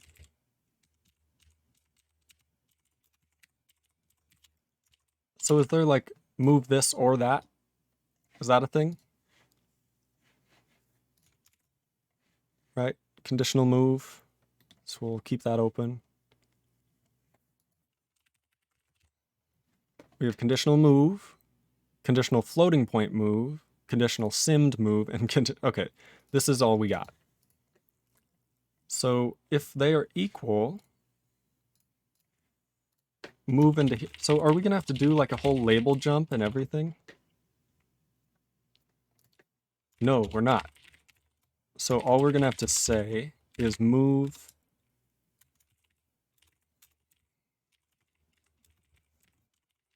So we generate the left-hand side and the right-hand side. So we have both of these as result registers. All we would like to do, Mr. Mugame says assembly is the worst standard library, Kappa. No, it's true. They got barely anything in there. So we'd like to move 0 into our result register. Right?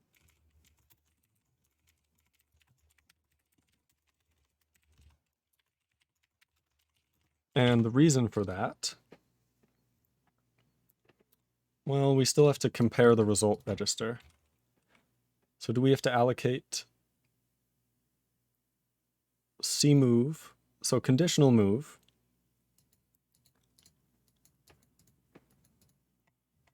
okay, then we're going to free both.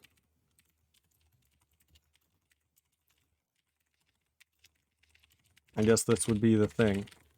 We're going to need all three here. So we're going to need a new register allocation for our result register, because add is destructive.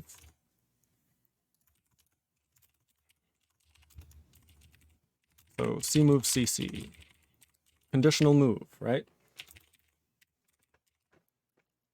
We'd like to allocate a new register from R, and we'd like to move 0 into that register. And then only here would we like to say, okay, move 1 into the register.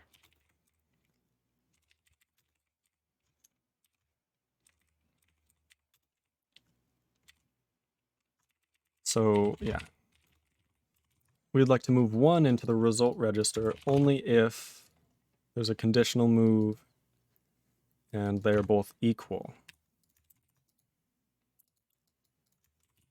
Does that make sense?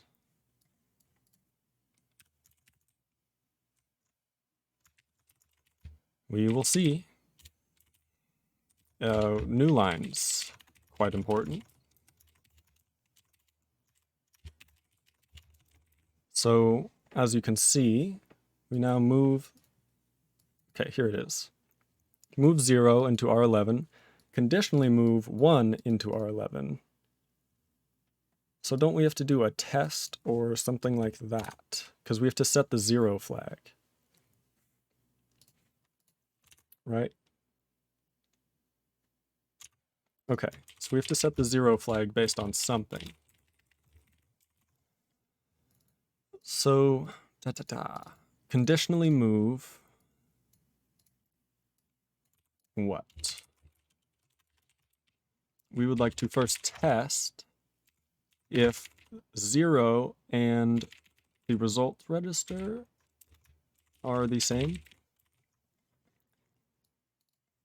Nah, we need to test whether both of these are the same. So this is this, and it's the register name of it. Oh boy. And then this is just going to be next child. So compare the two. This assembly work really got that dip in viewers. Compare the two. So we move the register, or result register 0. Let's just look at the generated assembly. Okay, so we effectively say move 0 into R10, 0 into R11. Test racks in R10. How does that work? So we are looking for if A equals 0. So let's just put in a non sequitur here, something unexpected, so that we can see it in the generated code. Here. Okay, so we move 1337, the right-hand side. So this is after code gen. So R10 contains our right-hand side. Racks contains our left-hand side. We move 0 into R11, which is our result, unless after this test of racks in R10, which would be the value of A and 1337, we test those. If 0, if they're equal, right? If these two are equal, then move 1 into R11.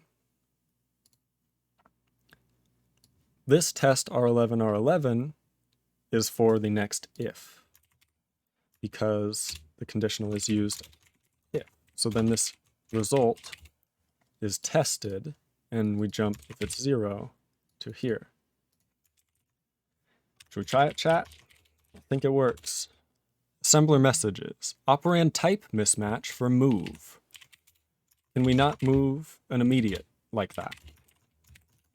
That would be my guess. So let's check our immediates. See, you can't conditionally move an immediate. Which means, what does that mean? Since we can't conditionally move an immediate and we need to do a register,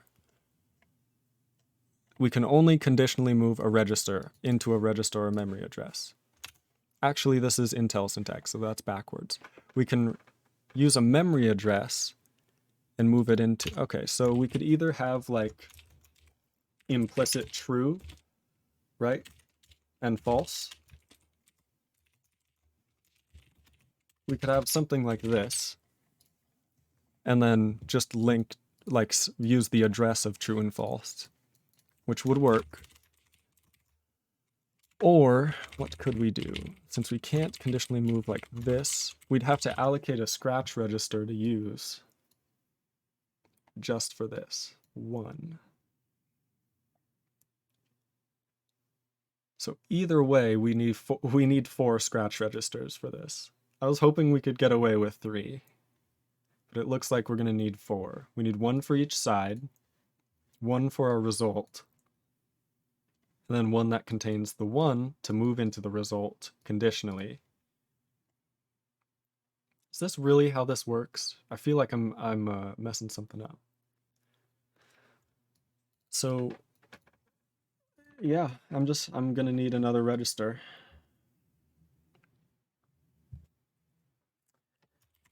Well, you know what we're doing for now? To do /fix me, get rid of this manual register saving. Crap. Perfect. We'd now like to push a register. We're just going to call it RBX. This is the worst way to do this, by the way. Don't do this. And then we're going to pop it. And we're going to say move 0 into here, move 1 into RBX, right? And then move RBX into our result register.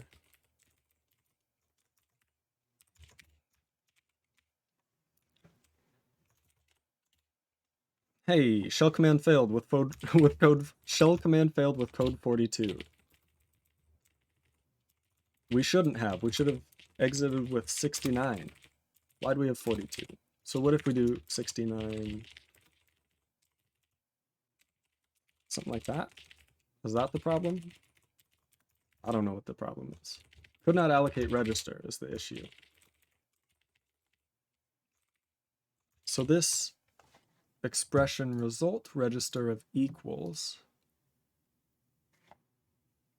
we deallocate left-hand side, right-hand side, but this allocated register, so the if condition,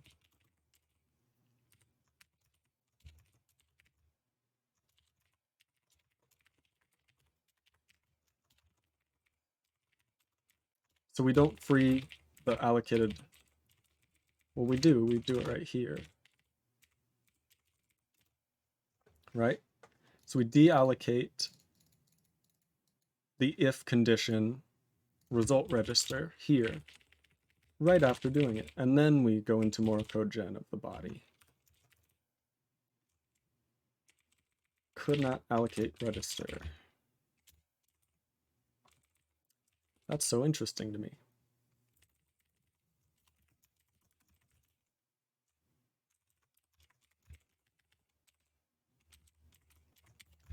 So if A, right? So when we go to RBX, that should be the only place. So we move 1 into our result register only if we need to. So let's see how much code we're generating. We stop at generating move 1337 to R11. So that would be here. So it's saying we already have all the registers used up. We can't even allocate for here because this. Okay. So we're gonna need more result, or more scratch registers is what I should say. Okay, that's the whole program. Failed with code 42. Well, that's not right. So move A into racks, 1337 into R10, push RBX. Move 0 into R11, move 1 into RBX. Test racks against R10. Rack should be A of rip, which should contain 42. We move 1337 to R10. Test racks in R10. Conditionally move, if they're equal, RBX, aka 1, into R11. Pop into RBX.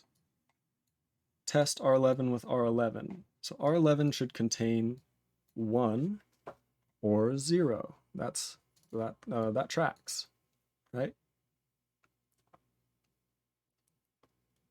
I wonder if there's a better way we can do this. Conditional flow. In any case, we can continue on our epic compiler load. So we say, yes, move 42 into racks, but only if this is not 0. So R11 containing the conditional move or this. So when we test racks in R10, and then check if they're equal with C move E.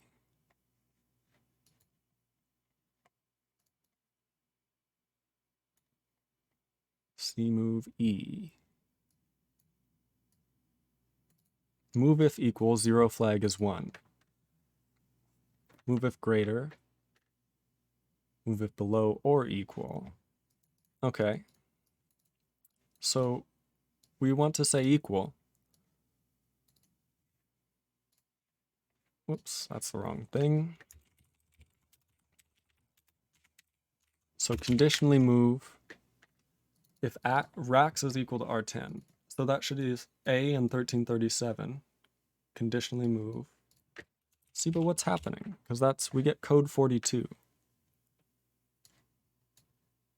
Is this just what's moved into racks beforehand? It is just what's moved into racks beforehand. We're getting tricked. So the problem is that without 69 here, there's no actual return value in racks.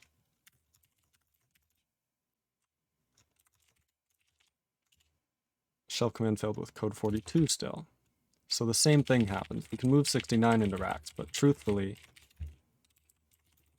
the problem is we don't have enough scratch registers to solve the problem. So when we run out of a scratch register, what we should do, okay, we're going to add this to the to-do as well. When out of scratch registers in CodeGen, use stack or something. We should be able to never run out of scratch registers by using stack allocations and keeping track of memory address.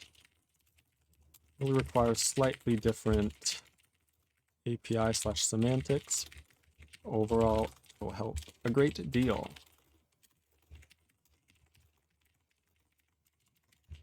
We could work on that now. Let's think about what that would create. That means that register name may return an address, is all that would mean. Right? Okay, that's possible. In any sense, let's just see if we can add. So we're going to have to look up Microsoft Windows volatile registers. Volatility, please. Volatility, please.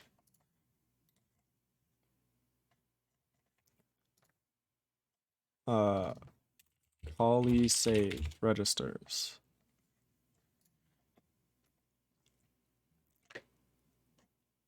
Somewhere in here. Here it is.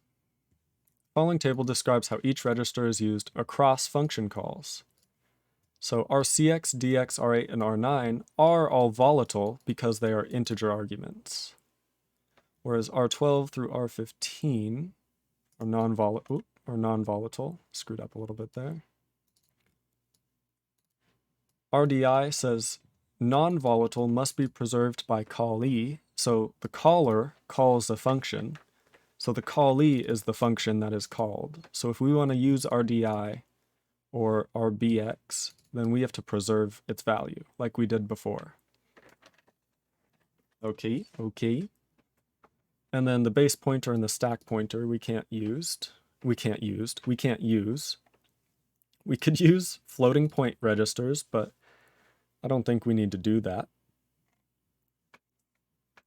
So truthfully, racks, R10 and R11 are only ever, these are the only three that you can actually use all the time, because these may be arguments to a function, but the arguments to the function, when we create an external call, the only thing that we have to really deal with is the fact that these may contain values because they're scratch registers, but scratch registers won't be used unless they're allocated. So we would have to, upon every C call, we would have to save and load these if we chose them as scratch registers, which is not ideal, not ideal. So you can see that we really don't have a choice. We have 3 scratch registers. So let's look into how that could work. Let's look at cogen.h. So we have register name.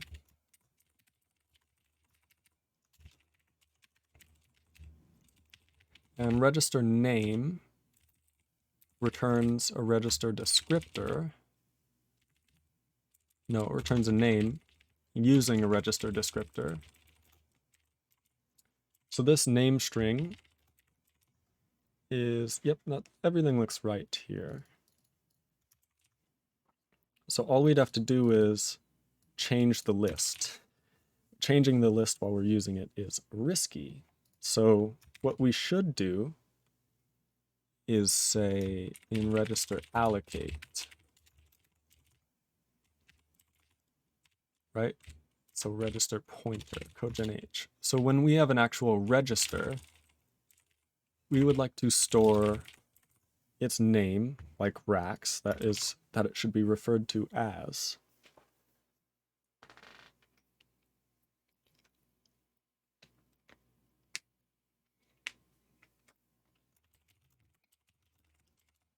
Yeah. So we'd have to be able to create a new register with a name of some memory address on the stack, right? That would be very complicated. It would be complicated. It'd have to integrate with everything, and it'd be a whole thing. So even though we use RBX, push and pop style, we still should do that for this one as well, I feel like. Well, no, this is our result register. We definitely want a scratch register for our result register. So the fact is, we just don't have enough to complete this how we would like.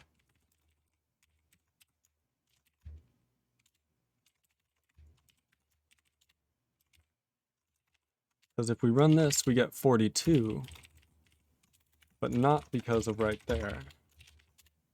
It does 42 no matter what this is. It gets 42 because that's the result of this. So the idea would be to have, I don't know. I don't know what the idea would be.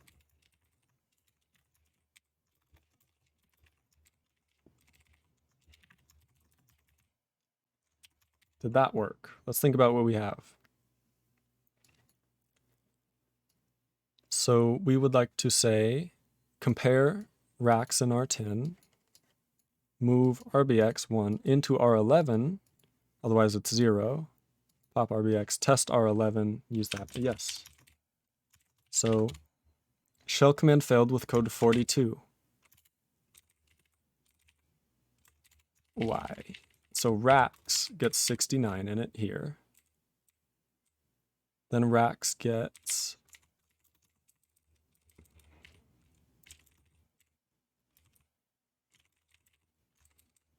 the value of A.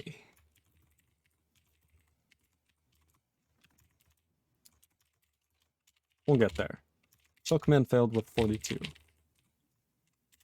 Okay, what about 5? Shell command failed with code 5. So whatever A is assigned to is what we're returning. But we shouldn't be. We should be returning 69.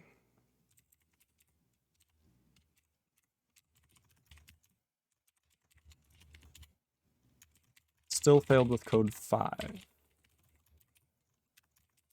That's a curious one, is it not? So we move 69 into racks here, but then right after we move A into racks. because this is not a nested context. So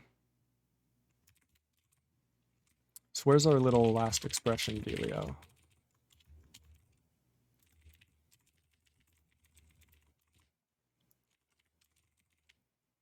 So we deallocate the register right away here. So elsewhere I called it last expr. So what if we do not the last expr thing? Right? Not the last expr thing, and instead just deallocate the register from the expression result register in registers.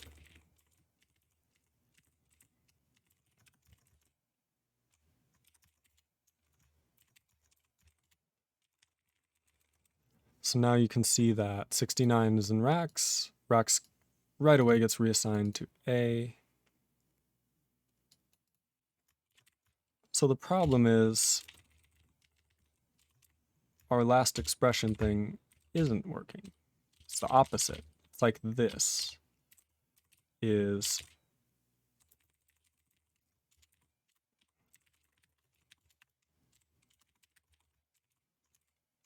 right. So if we do something like this, we are using the result register of the last expression as the return register of the if, right? So we should probably have this to do set result register of if to this register.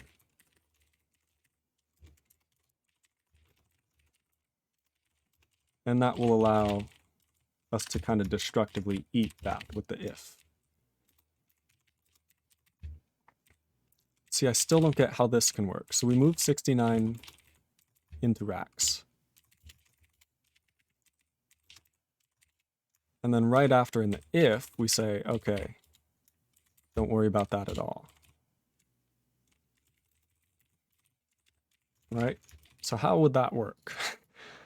Because we're in here, in test between jump and 0. Are we not? We are. Test jump 0. Then we say move 69 racks. So the result register of expression is racks. We are then going to say, okay, if there's an error, report it. If the last expression, aka we're not on the first one, so last expression, move q a rip. Interesting. So maybe we're freeing a register when we shouldn't. Right? Maybe not every expression is setting its result register properly. So maybe that would be, this is being set.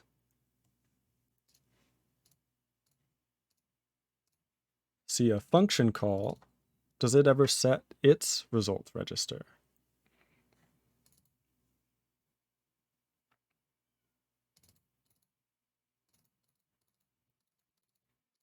I don't think it does, so maybe this is an issue. Right? So after we emit the call,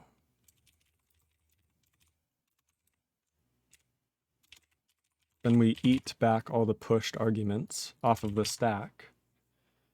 So after we emit this call, what happens? We break.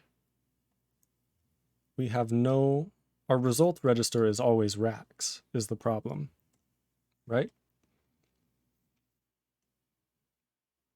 Because it's a function call and we've called, so our return value should be in racks. So then we should do like a register allocate for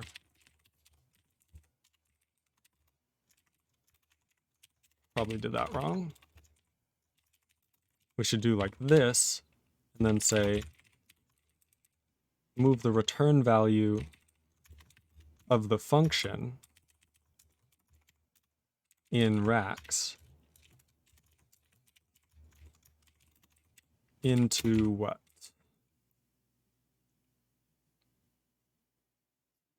So the return value of racks should be expected to be in an actual results register. So we're going to have register name on the expression results register.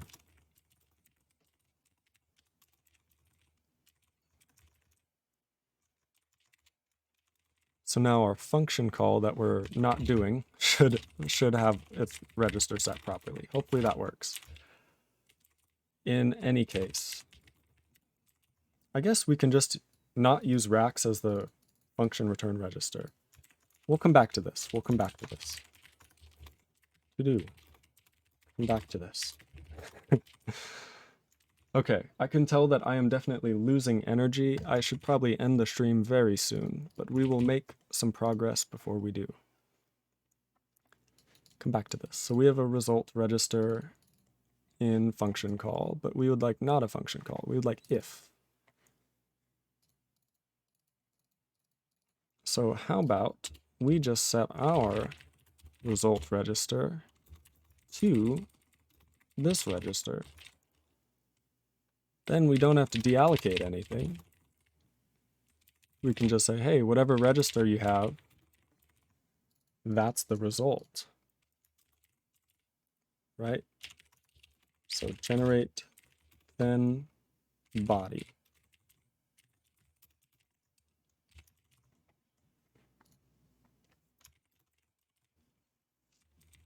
Okay. So the idea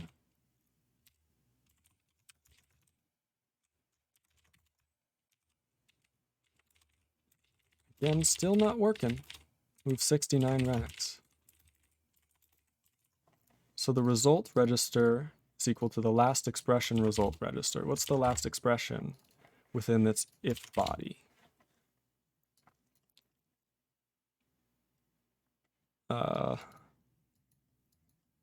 Something like this, right? It's the equal. So it's the if. The last thing in the if body is another if. So the result register of that if will be used. Oh Christ, this is so complicated. So currently, this code would compile if 1 plus 1, right? So if not 1 plus 1, go to L0, which means done. But if 1 plus 1 is not 0, which it's not, then we'll move A into racks. We will move 1337 into R10.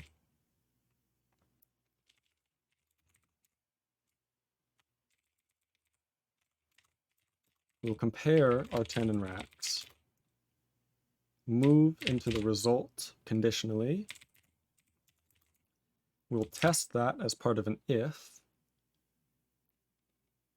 And we'll say, if that's true, use racks as the return register. So if R11 is non-zero, then that means that this test was equal, racks in R10, which means that A and 1337 were equal. Otherwise, what gets returned, though? Shell command succeeded with no output. So we move 1 into racks. We move the value of A into racks. A is assigned to 0, right? So because A is 0, racks has become 0, and then that's what we end up returning with. What we would truthfully like to do is say that racks being 0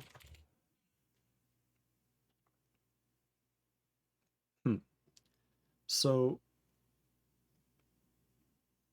with A being 0 moving into racks, that means yes, this isn't happening. But if we put like something here, this should be stored in racks, and this should be stored not in racks. But we say could not allocate to register. Because move 1337 R11. So move 1337 R11. So that'd be an integer, which is probably based on the binary operator equal doing its right-hand side. So the right-hand side is in R11. The left-hand side, yeah, we're going to need another scratch register, boys. It's going to have to happen. I'm sorry to say. Which means that our function definitions are going to require saving some extra things. To do /fix me. Do not do this unless it is necessary. What is this? Do not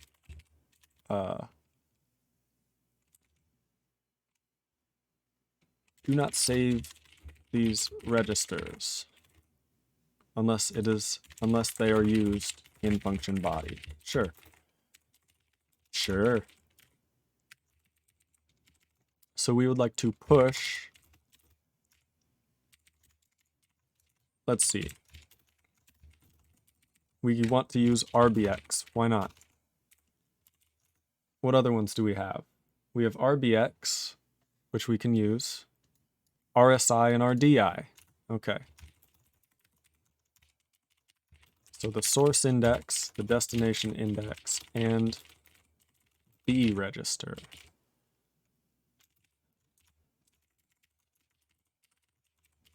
Okay, so we save RBX, RSI, and RDI. And then we will need to pop them.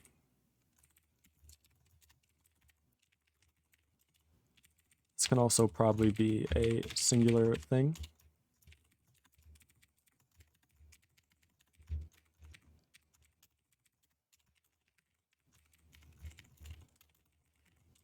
Perfect. So pop those, and then we'll do the same to do /fix me. Only save restore when necessary. Register used in function. These all need new lines.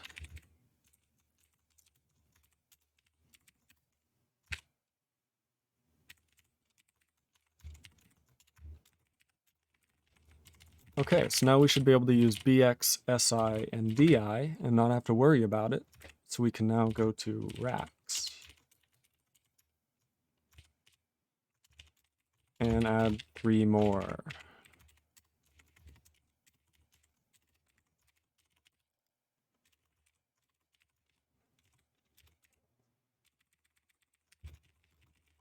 Alrighty. So now with these new scratch registers, we should be able to actually generate programs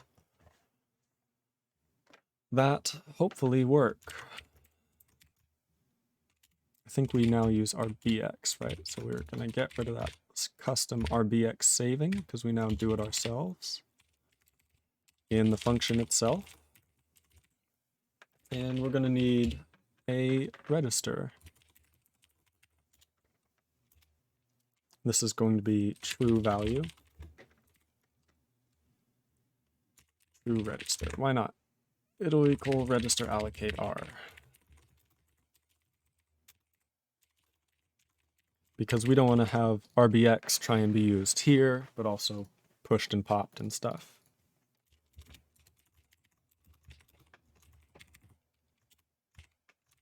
And this is going to be true register.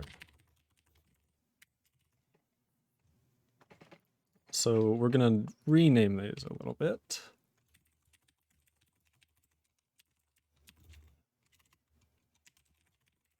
What if I did that? False register equals register allocate. Right into the false register 0. Yeah, I don't think I need to do that. That's a little too much. So now the true register gets used here and here from R, and this is going to be our true register. Then we can deallocate our true register. So we don't need the true value. We don't need anything except our return value, which we already set.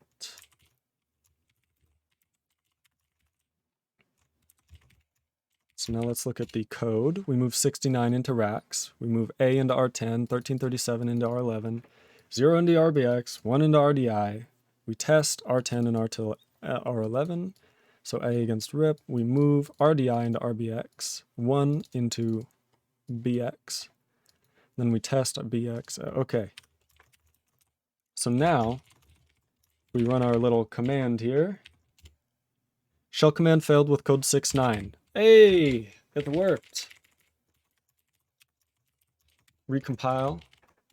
Oop, did not mean to do that.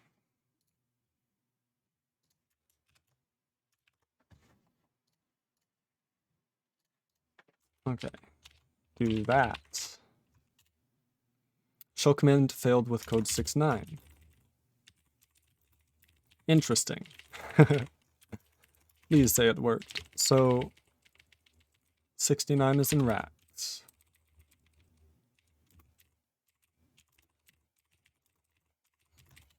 So the return value of this if,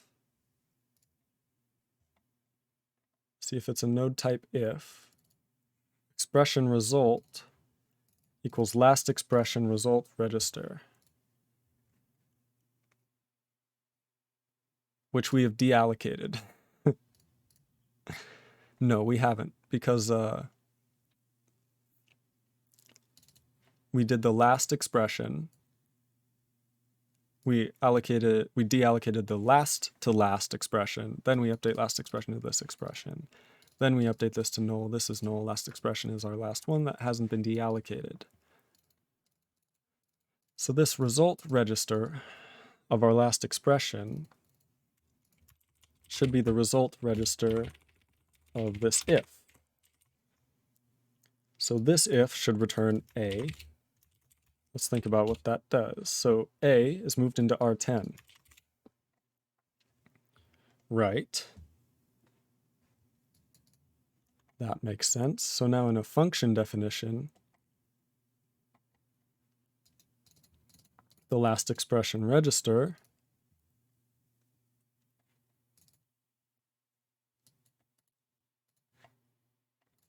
so we're not in a function body. Where are we? We're here in CodeGen program. So the name of the last expression, result register. So let's just printf the register name. Something like this.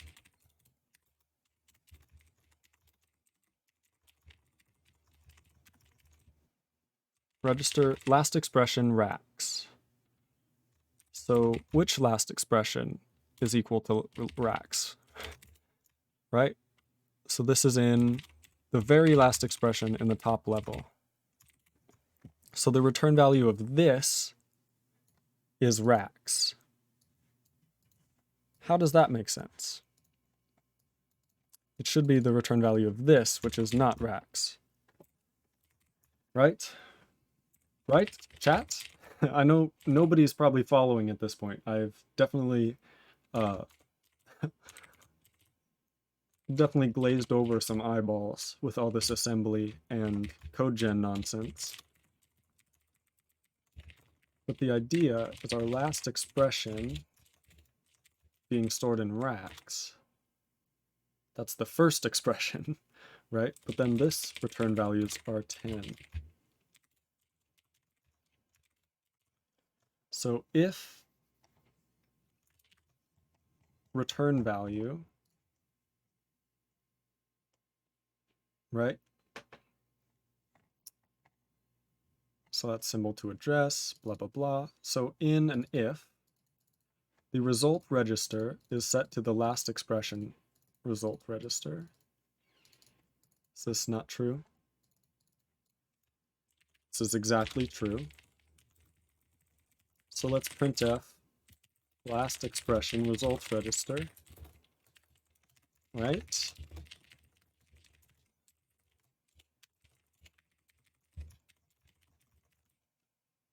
And we get, let's see, last expression result register R10. Last expression result register R10. Last expression racks. So last expression should be this, right?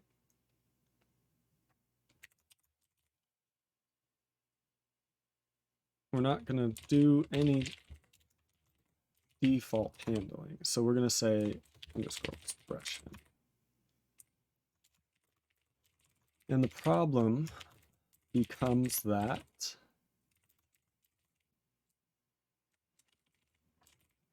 we don't do the same deallocation here, but I'm not sure if it's needed on the global scope. In any case, we may need to fix that. So we should probably say null. So last expression is equal to expression next child expression. So but when we get here, last expression should point to a still valid thing.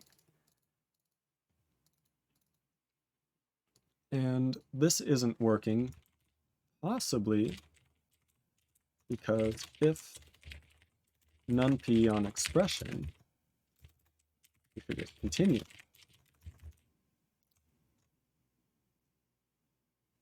Ah, see, I made an infinite loop. So we should say if none p expression equals expression next child, and then continue.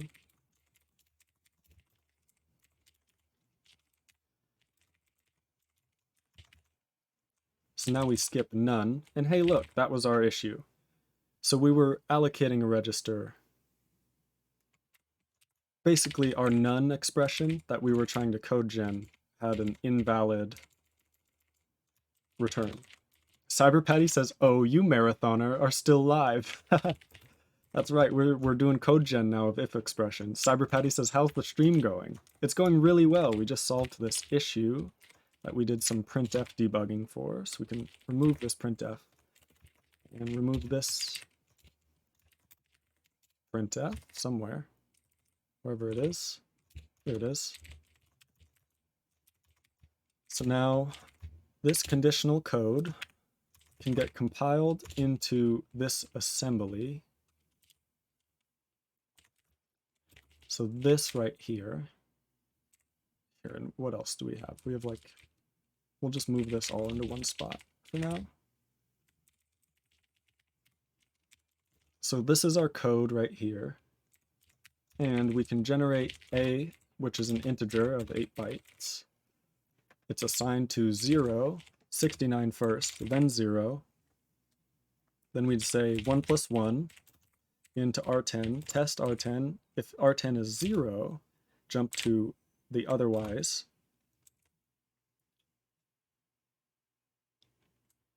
And if R10, ooh, that's an interesting case. So the if should always return something.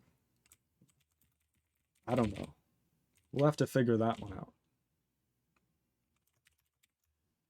So that's a big problem, actually.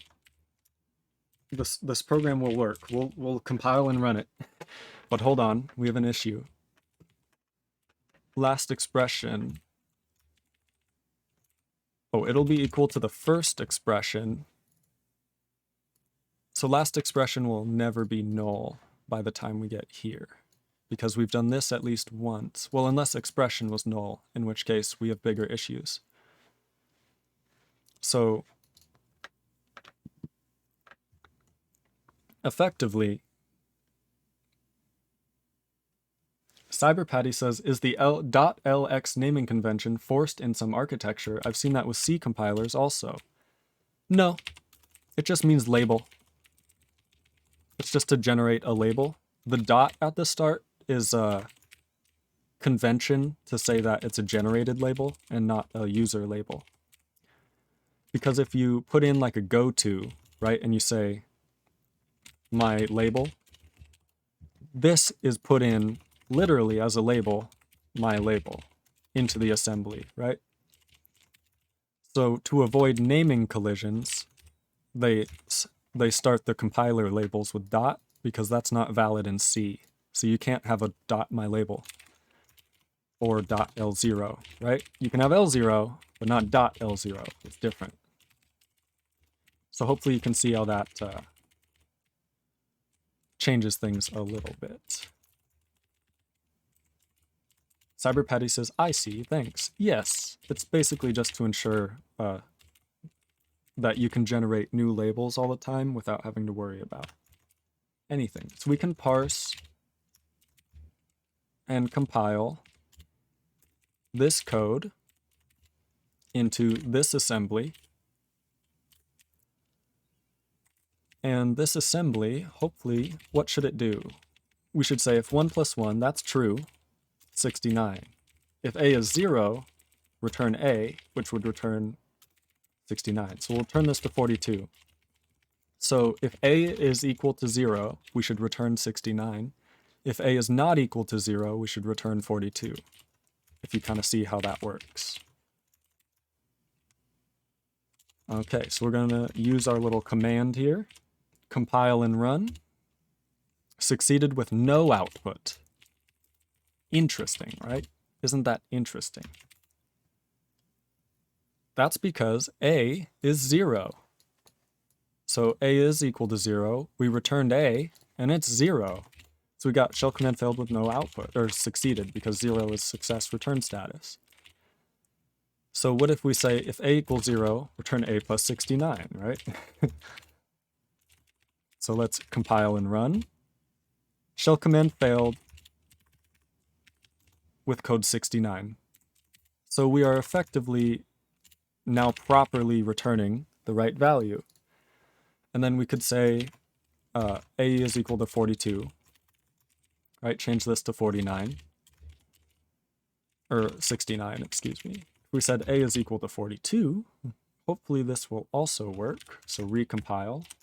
Code.s is now different. And what did we get? 42. Shell command failed with 42. So a is 42, it's 42, it's 42. Whereas if we return 5, whoops, code.s. Shell command failed with code 42 still. Interesting. So we should return 5 in this case. CyberPatty says, does the program exit with the top value from stack, or how does that work? Yeah, it's kind of like Rust, where within each body, the last expression is the return value. So the program returns the value of the last expression, which in this case will be if. And the if returns the last expression, which in this case will be if. And the if returns the last expression, which will be 5. Or this is the last expression that will be generated, and the result register will be used instead. I believe. Maybe I'm wrong, and maybe we're doing CodeGen very wrong. But yeah, it basically just uses the implicit. So if a is equal to 42 after a reassignment to 42, so it should definitely run. So move 5 R10, move R10 racks. Test RBX, RBX, conditional move RDI, test R10, R11, R10, R11 is A and 42. A was written to with 42, so should we not have this happen? How are we returning 42? R10 contains 42 here, right? But then,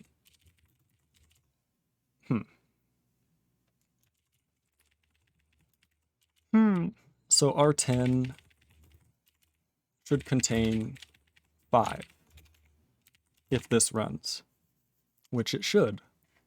So the fact that this contains 5 meant that RBX and RBX are not equal to 0. Because if this is equal to 0, then the 0 flag will be set. But does this also test if they're equal? Interesting. So I wonder if I screwed up a little bit. Right?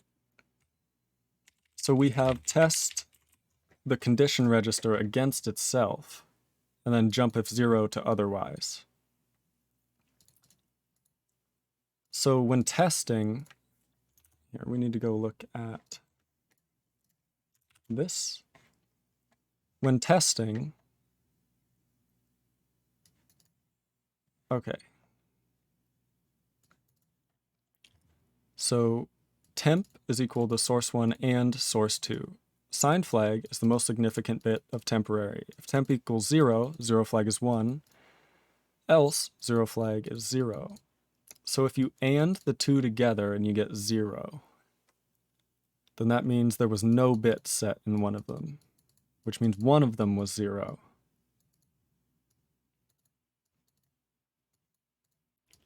Else, if temp is not 0, that means these were different.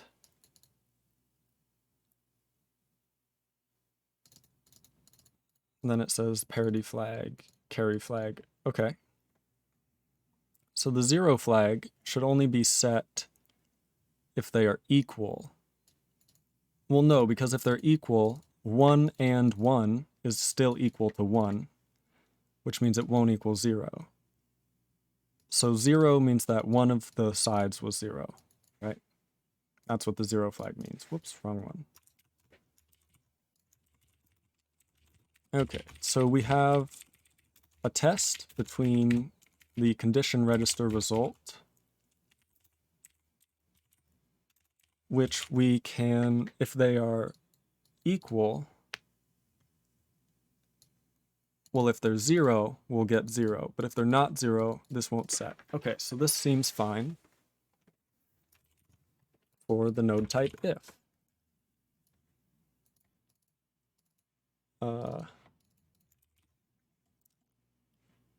So after we use this, we jump to the otherwise label. So I may be incorrect or whatever. So 69, if a is equal to 42, 5, yes. So we'd like to say whatever if returns otherwise should be no. So maybe this last expression stuff is insanity, and we should just not do it. Let's try that. Chat, let's try this and see if this is insanity in this last exper. So free the expression result register right after you use it, because at the top level in the if, we're not going to use this expression result register. It's just another body, one in the body. We still are going to need to keep track of the last exper so that we can have the result register equal to that. Let's see what we get. And yes, I know. I know. So we get racks with 69. A was moved into racks. 42 moved into R10. 0 moved into R11. 1 moved into RBX. So we have our result. We have true. Then we have our left and our right hand side. So compare the left and the right hand side. Move if they're equal into R11. Test R11 against itself. And if it's 0, skip. Otherwise, just do it. So this failed with code 42 and no output. Interesting, interesting, interesting. So the else probably needs to set the result register, right? So if we didn't do this, then our result register is not equal to that expression.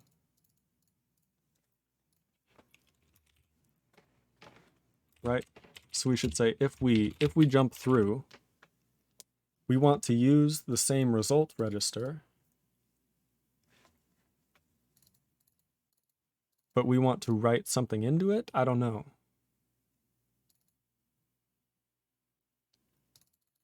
See, the problem is this is deallocated here. By doing this, we didn't have to worry about it.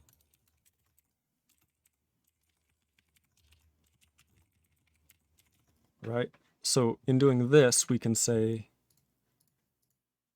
the last expression, result register, gets deallocated, but then last expression gets updated. So the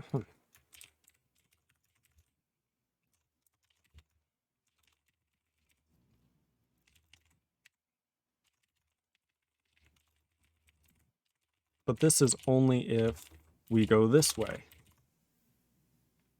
So the result register needs to be the same for the if, whether or not we allocate this.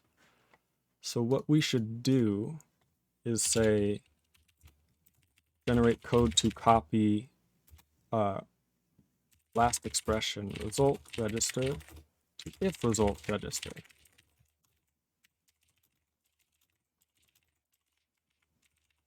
Right? So we're going to have to say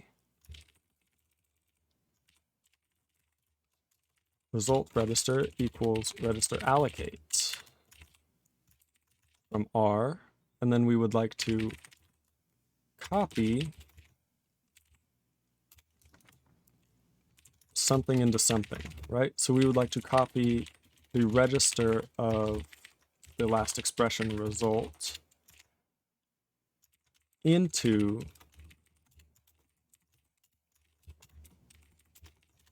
the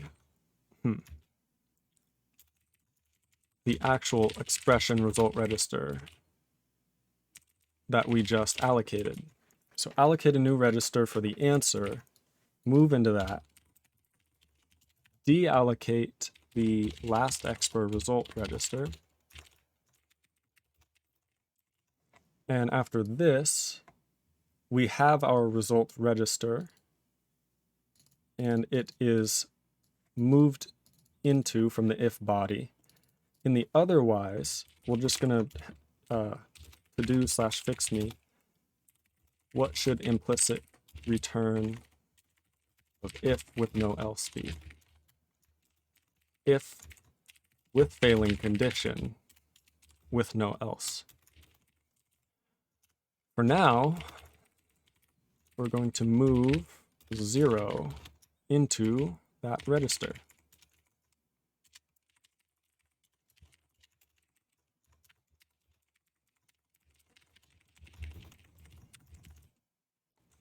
Alrighty, let's make sure this doesn't look insane. What are we doing? So our program is that we would like to say move 69 into A, move 42 into A, move 1 into racks, 1 into R10, add those together into R10, test R10 with itself. So test 1 plus 1. If it's 0, which we know it's not, it's 2. So if it's 0, jump to L0.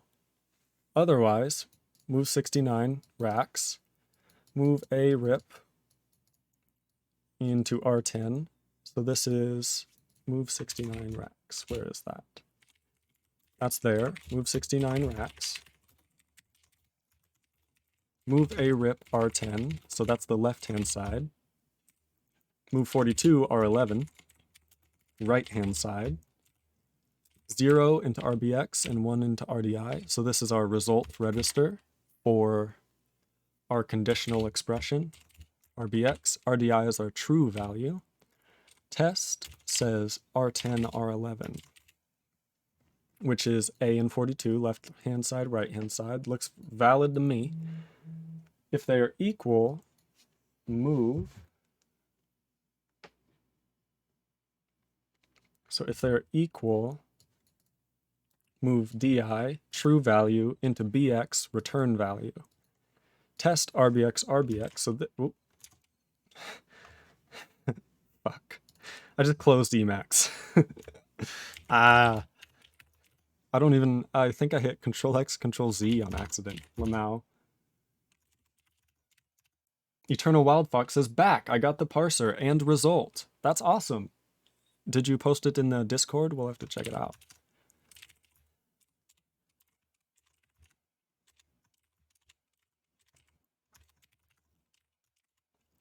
Okay. Christ. Where did we end up? Eternal Wild Fox says, yes, of course. Wonderful, wonderful. Hey, parser implemented. And victory, 1+1, yes. Parser implemented. 3. Hey, that's pretty pog. You're doing it, you're cheating a little bit, I see. But I like it. I like it. It's working. This is very pog. You're actually lexing and parsing. This is awesome. Great job, Eternal Wild Fox. This is incredible. You created an object-oriented lexer and parser in C. You should honestly be proud, because C is not object-oriented. At all.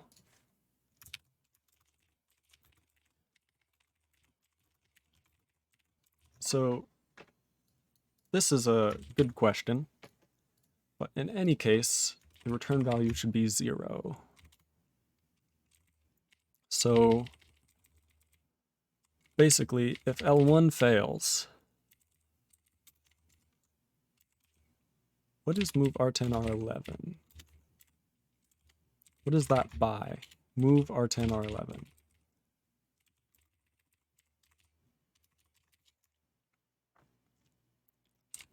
We have L0, and we have the same thing. Move R10 into rats. But move R10 into R11.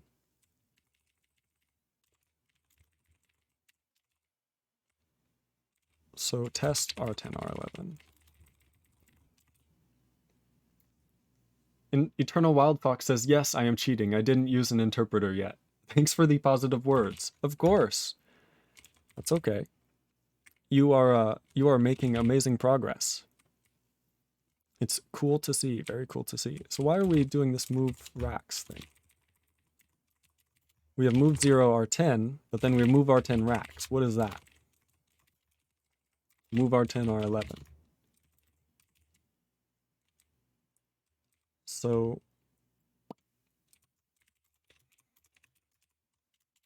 we move %s. There's only a few places it can be, 240, 420, or 400.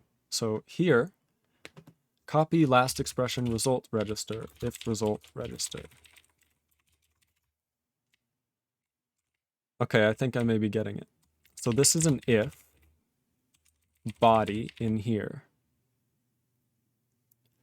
which means that this is an if body, so this is copying the last expression result into the if result register. But the if result register in our program is not used, right?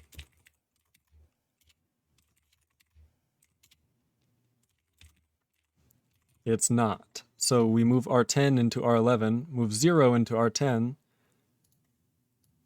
Ooh, see, now we have to jump past the else. Now we have to jump past the else. So we're going to need an after otherwise label. Okay. So we're going to do an unconditional jump into whatever after is. So we jump to the after otherwise label so that we can jump past this.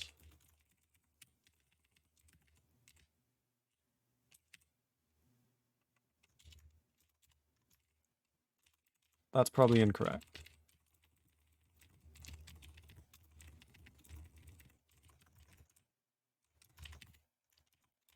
Oh Christ. This just got more complicated.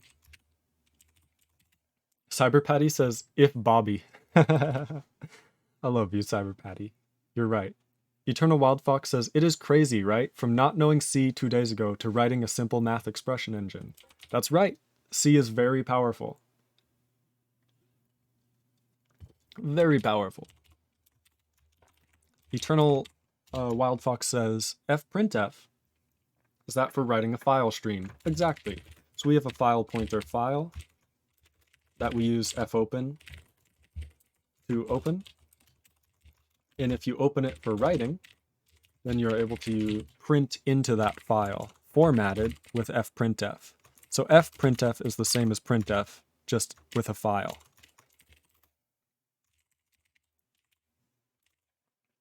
Cyber Patty says, "Woo, that is impressive, Eternal Wild Fox." It's true. He is very impressive. Otherwise, body. Otherwise, so we have generate then expression body. Generate otherwise. So then we jump to after otherwise label from here. So we have jump if 0 to L0, which is here, which we will move 0 into racks. And then we will say, okay, go ahead and just fall through. But 1 plus 1 is not 0, so we're actually going to do within JZ, which means that we're going to get through here and test if R10, R11 are equal, right? So we can test if A and 42 are equal, which they should be. And if we do that, this is going to have a 1, which means this will not be 0, which means we will go here. We'll move R10 into R11 and jump to L3. We'll move R11 into racks and jump to L1, and then we will be out of our program. I think that does it.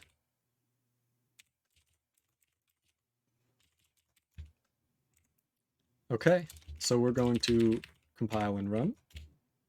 Shell command succeeded with no output. So this should return this, but this should return this. Right?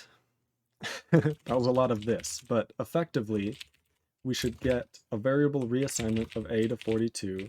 We should then check if A is equal to 42, return 5. So I'm curious if I remove these, what happens?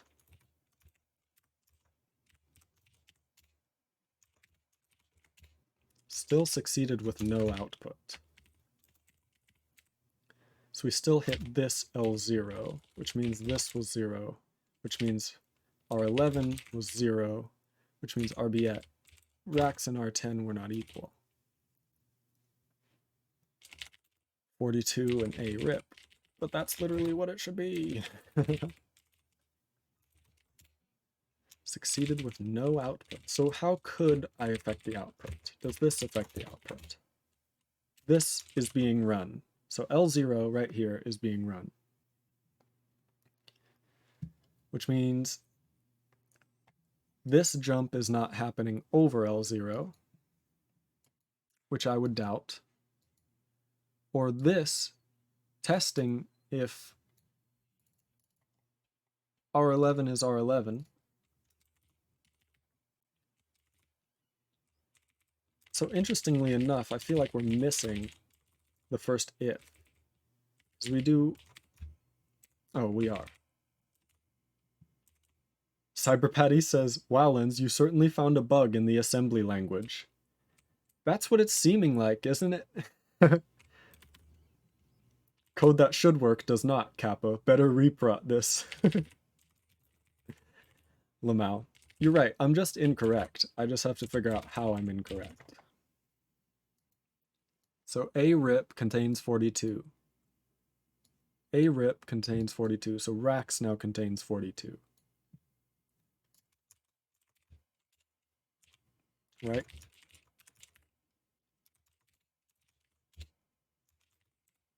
So the fact that A rip contains 42, here, we're gonna do this even. We're making it even simpler.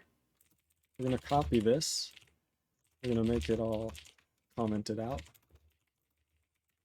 And then we're gonna delete some things. This is our program. This is all we need. So we have A of 42. 42 gets moved into racks. 42 gets moved into R10. False true values.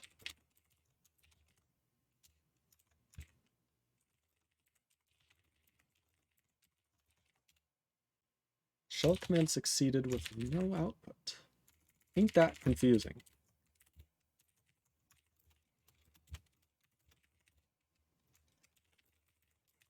So racks somehow contains 0 because R10 contains 0 and L1 is being run.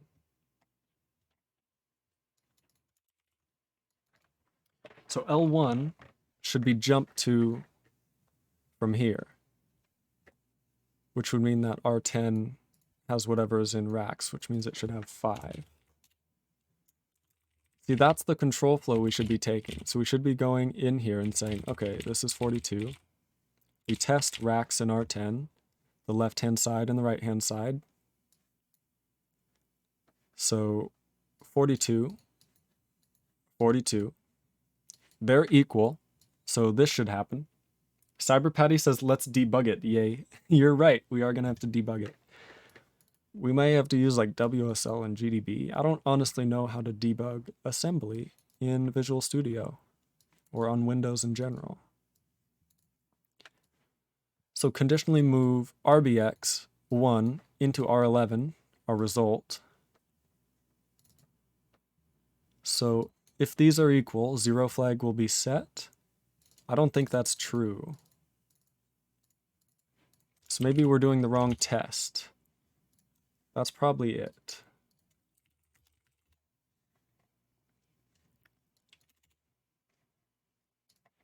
Okay, so I think the problem is that, yeah, we're wanting to avoid a branch. So cmove E says move if equal, right? But that actually isn't what we're testing. We're testing that the 0 flag is set to 1. And the problem is that test doesn't set the 0 flag to 1 unless temp is 0, which means both are 0. So the 0 flag is only set in test when it's actually 0. And them being equal doesn't have anything to do with anything. Whereas in compare, CMP, we should have, oh Christ, in the same manner as sub instruction. Why would you write this and not just copy it? Okay, whatever. Yes. Yes. Compares the first source operand with the second source operand and sets the status flags in register according to results. Performed by subtracting second operand from first operand and then setting the status flags in the same manner as the sub instruction. So compare is literally sub. So let's go look at sub then, huh? And then after this, we're going to have to get out of here. I'm way late. Sub. Flags, please. Are you kidding me? Okay, so if sub is equal, okay, this makes sense. So compare uses sub. Sub means that we will subtract one from the other. And if you subtract one from the other, you'll get 0 if they're equal. So compare is what we need to use instead of test. But where do we need to use this? So in equal, we need to compare.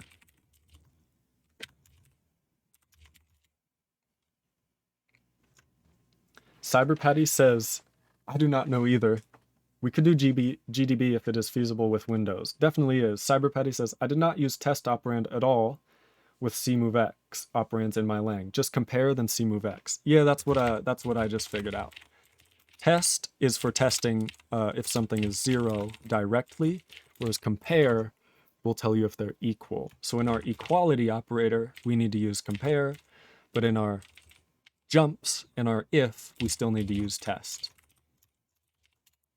Shell command failed with code 5. Pog.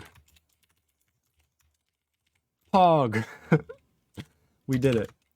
Chat, we did it. Okay, so now we take a look at the conditional. If a equals 42, return 5. So now we should say if 1 plus 1 and do our whole little test again. Right? Cyberpatty says GOP. Is that POG backwards?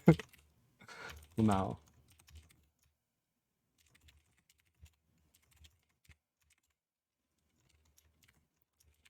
So what do we get? We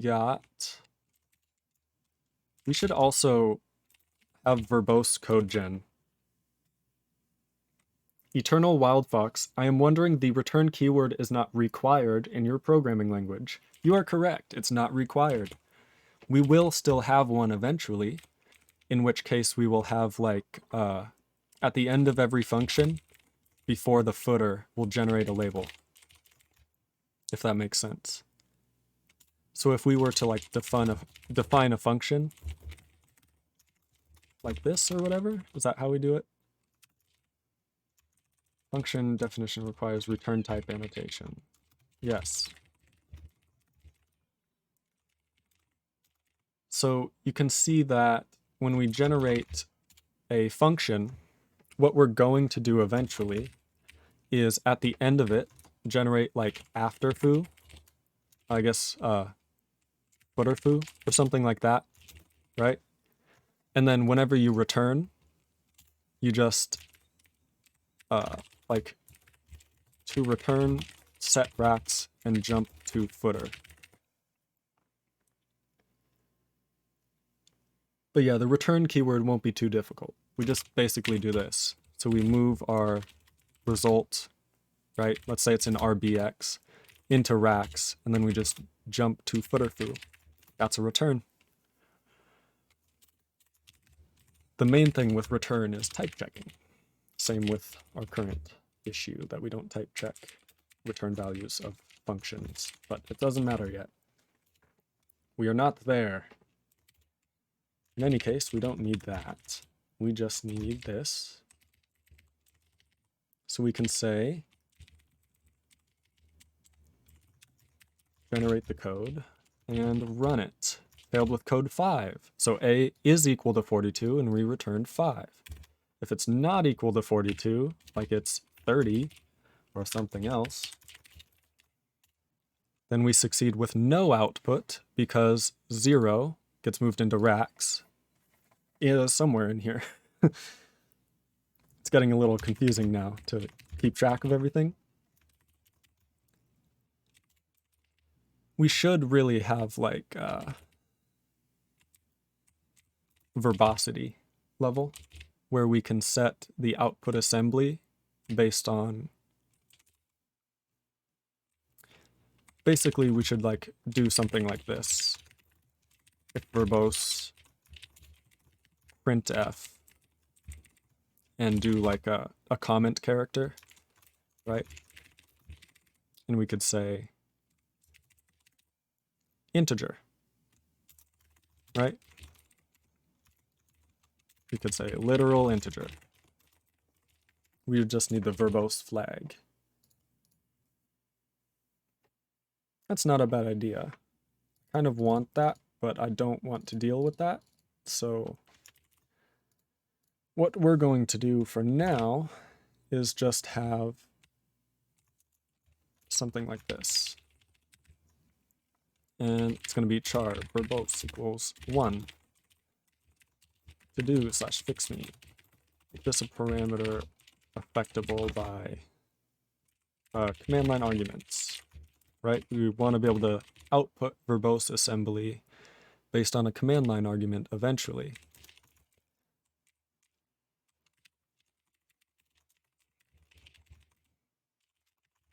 So we'll just do stuff like this. Function. This will be if.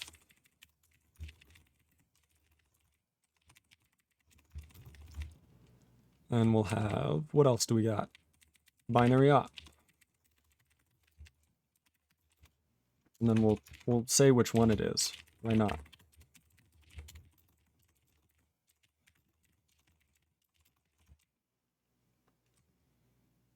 Alrighty, so that's a binary operator.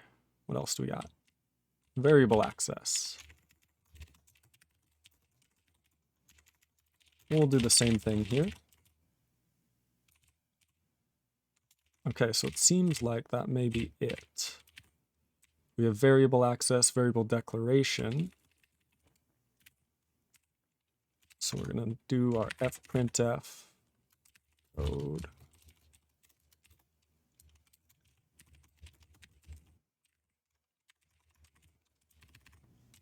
Okay, CyberPatty says, how about commenting each token inside the generated assembly, like with its real value and preferably containing also the location of the token in question? That was super convenient to have, at least in my case. I was and am still somewhat of a noob in assembly. Commenting each token inside generated assembly. That's, yes, that's exactly what we're going through and doing. You are correct.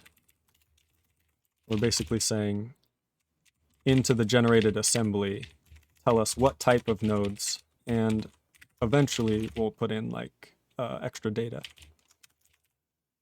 Right? So now if we go to code.s, it's a little better. We screwed up if, in that there's no new line, along with function.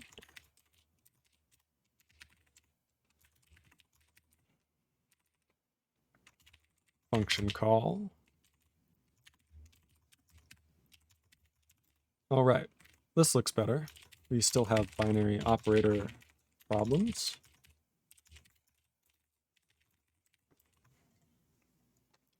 This is pretty good. It's not good in the if statement. So let's deal with the if. Right? And we would like to say, okay, we're going to have an if. We're going to have an if-then body. If-then Bobby. We got that if Bobby. And then we're going to have otherwise.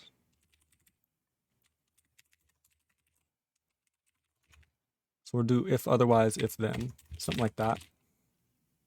We could do something like nest level, but I don't think we're going to do anything that fancy. So then this should tell us a lot more about ifs. You can now see that we have an if of 1 plus 1. And that is, so then we'll do if condition as well, is what we have to do. Crazily enough. From Condition.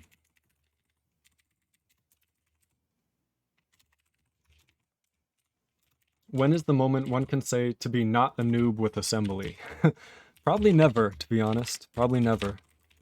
It's very complicated. If you can do SIMD in pure assembly, then you're not a noob. I'll say that. So we have a variable reassignment, 30 into A. If 1 plus 1. So we'll do integer with its value. We'll do a function call with the name of the function being called.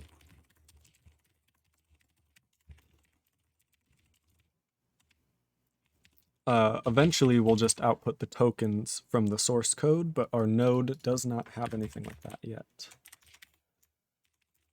That's much better. If binary operator plus integer 1, 1. If condition test R10, R10. If then integer 69. So if then is just 69. Then we have another if with a variable access A, which we messed up. Our code gen doing that. Variable access A. All right. Perfect. Binary operator. We should probably put binary operator in quotes as well, just for funsies.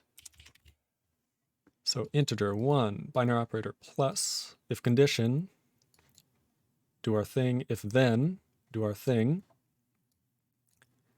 We're then going to have our if condition. So this is equals A and 42. So the equals is very inefficient. Equals takes 6 instructions. That's terrible. Is that 5? That's 6. I was like, hold on, can I not count? Cyber Patty says, because I even do some reverse engineering at work, but still, I somehow do not feel comfortable with pure assembly. Yeah, it's rough. It's rough. There's a reason we make programming languages to write an assembly for us, right? So if condition is this. So if A is equal to 42, then 5, otherwise 0, otherwise 0, right? So that's this if otherwise comes after this if then, which contains 69, and an if. Very cool. That is much better. And then when we code gen function, we're going to do a similar thing and say, I guess when we code gen function,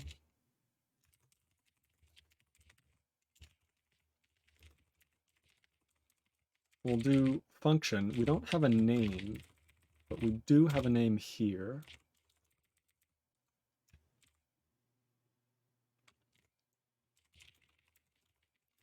Interesting. Keep track of local lambda label in environment or something. That's going to have to go in the code gen environment.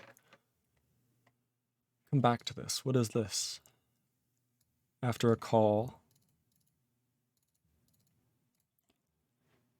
Yeah, that's still something we should think about, is that we should allocate a scratch register and move racks into it, because racks will hold the return value. So this should say, should we copy return value of function call from racks? Something like that. Cyber Patty, I'm starting to lose my voice. Can you hear it? I really have to stop streaming. The real compilers do some funky dung with assembly when enabling more and more optimizations. Oh, don't even look at the assembly that's generated by GCC in -03. It is terrifying. It's like, that's a SIMD instruction for a 1 + 1 expression. What? CyberPetty, there are some really cool and odd operands that I have no idea when they would be appropriate to use. Exactly. Yeah, there's a lot of these that I've never, like, have you ever heard of pause? Trailing 0 bits? Like, you can count the number of trailing 0 bits in a register. That's insane. When is this ever used? Like, what? But apparently it's needed. But yeah, you're right. There's all of these that just never get used. Unless you're like doing some crazy things, like converting packed double precision floating point values to packed single precision floating point values, you know? The common case.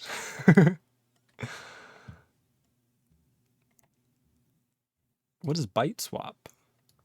Reverses the byte order of a register? So it'll swap little endian and big endian. That's cool.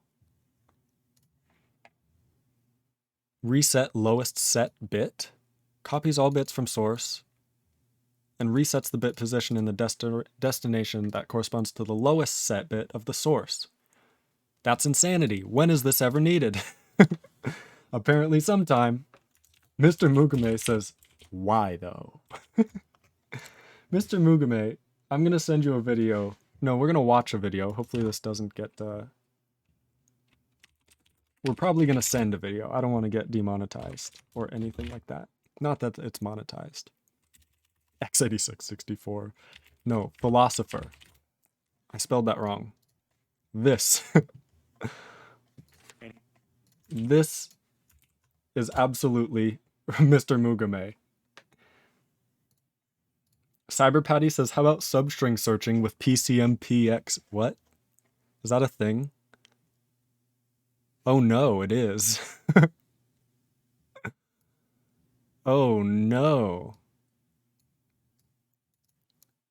So you can compare strings in assembly. This is terrifying. Using ECX as the counter. Ooh boy. This is this is spooky. This is spooky. It's AVX or SSE4. It makes sense. But Mr. Mugame, you remind me of that Family Guy clip. Just get a job. Why? But why would I get a job? The true philosopher. And that is true. That's all philosophers do. So now we can say verbose. And then we're going to rename this to like cogen_verbose. Sure. Did that work? It did. Cyberpatty links something. I'm scared to click on it, but I will.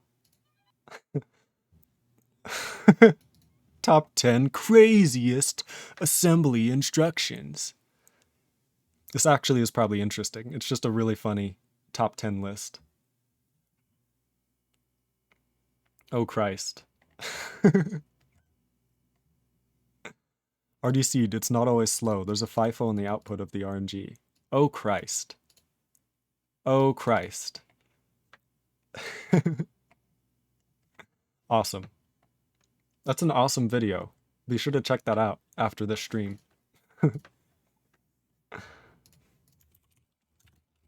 Okie dokie. In any case, we can now generate code that is a little bit more understandable.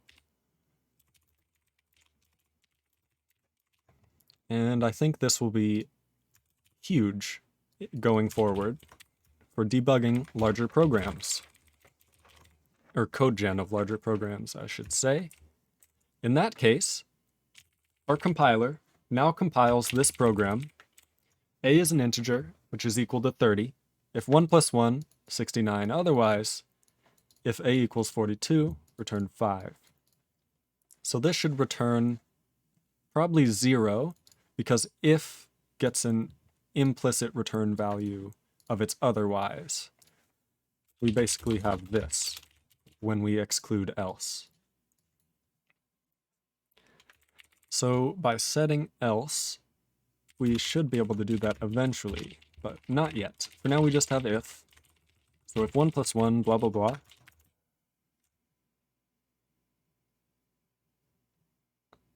I believe there were also XML instruction for Intel. Oh, it is based on the string SIMD instructions. Nice. Yeah, there's a lot of assembly nonsense that goes on. So the idea would be that this program can be compiled into this assembly, which can then be assembled into an object file, linked with into an executable, and then the executable can be run. And in doing so, it succeeded with no output. So we move 0 to racks and move on. Look at us. Whereas, if we were to say A is equal to 42, we would return, well, recompile, then we would return what? 5. Look at us. Shell command failed with code 5 and no output.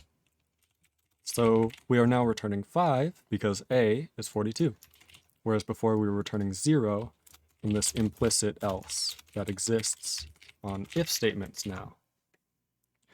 Otherwise, we would have to do the thing that Cyberpatty recognized that we were trying to do, which is that keep a pointer to the last expression on the stack, the result of it or whatever, and then move that into the if expression. But we can't do that yet because this is the last expression. If returns a value. So if, when it's otherwise happens, still needs to return a value, which in this case is implicitly 0. But what we could do is say that when there's no else, instead of else 0 implicitly like that, we could say else that last thing that happened, right? which would be 69. But then if we write else, we'd have to overwrite it, so it'd be complicated. For now, this is just fine. And we may even be able to write, okay, I don't know if this is going to work, but we're going to do it. Chat, I don't know if I have time. I've been streaming for over 5.5 hours. Lord help me.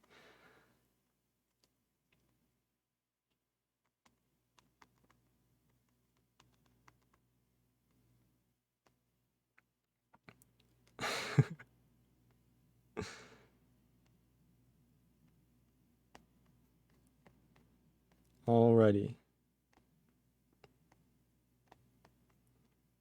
Let me check my phone one more thing. Alright, we're good to go. I've been streaming so long today. Be sure to hit that follow button if you are enjoying. Be sure to check out the Discord down below if you would like to be friends and be positive.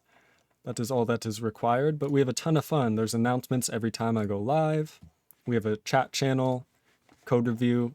It's so much fun. I really recommend joining the Discord. As well as, if you are able, be sure to hit that donate button. I would greatly appreciate any and all donations that come in. You can leave a message, and if you leave your name, I'll even read your message on stream and attribute it to you. And thank you profusely for donating. If you cannot donate, do not worry. All that I require is that you show up and have fun. That's the one thing. I think that's me done. There's also the YouTube down below if you would like to check out any of my previous broadcasts. So be sure to check that out.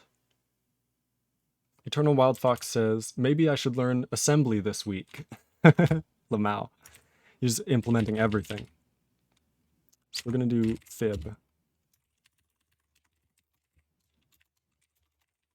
So to calculate Fibonacci, we would like to ideally just return n minus 1 plus fib of n minus 2, right? And we would like to say if n is equal to 0, return 1. But really we want n is less than 1. So let's do Eternal Wild Fox says C is the C. Cyber Patty says, you already are a master of the sea, so you could easily tame the final boss. Eternal Wild Fox says, final boss is machine code, Lamau. Machine code is actually simpler than assembly and stuff. It's not too complicated at all. So if n is less than 1, return 1. We now need to implement is less than. God damn it. Okay. So the idea for is less than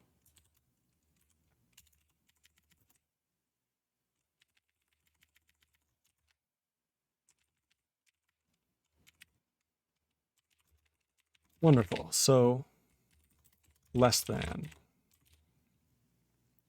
And less than is going to say compare these, right? We're going to say C move below.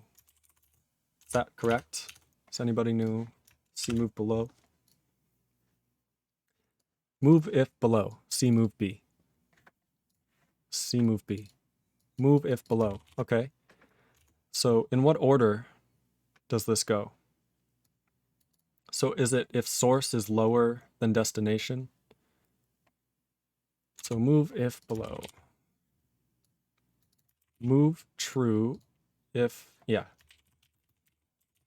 Cyber Patty says C move L. Oh, that exists? Lol. What is C move L? C move if lower? Less. C move if less. What's the difference between less or below? If signed flag does not equal overflow flag, what does that mean? Carry flag being 1 means that they were subtracted using compare, and the carry flag was set because the second one was a bit larger, so the subtraction has to carry it. into the negatives. But cmove_L tests sign flag and overflow flag. I honestly don't know why that would happen. So what's the difference? I still don't know the difference. Like carry flag and sign flag does not equal overflow flag. I don't even know. Maybe cmove_L is right and cmove_below is wrong. We're going to look it up. cmove_B versus cmove_L. What is the difference? Right. If EBX is less than ECX,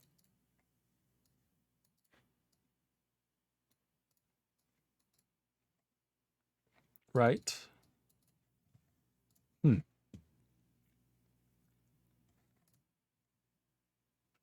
CyberPatty says, doesn't it overflow if the minus operand goes under 0?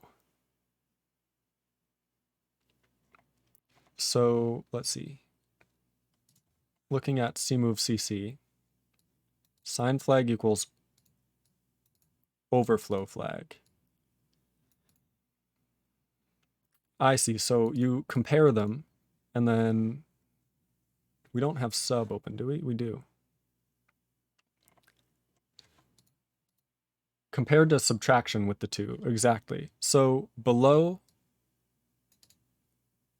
basically says the carry flag, where less says sign flag does not equal overflow flag. This is a little confusing for me. So what does the sign flag have to do with anything? So the sign flag will be set if we have a negative number. But the overflow flag, oh, he's saying it underflows or overflows if the minus operand goes below 0. Interesting. We'll try both. Let's see what works. So we have less than cmove_B, and I literally think that's the only thing we have to change. So we may want to do something a little different here. In any case, I would like to compile a new fib. Okay, so I get a program with a function which takes in n as an integer, but does nothing. Invalid syntax. Function definition requires return type annotation. I always forget. If expression requires a then body. It has one. That's a little confusing. If n is less than 1, parse this. So what did it say? Invalid syntax if expression requires a then body.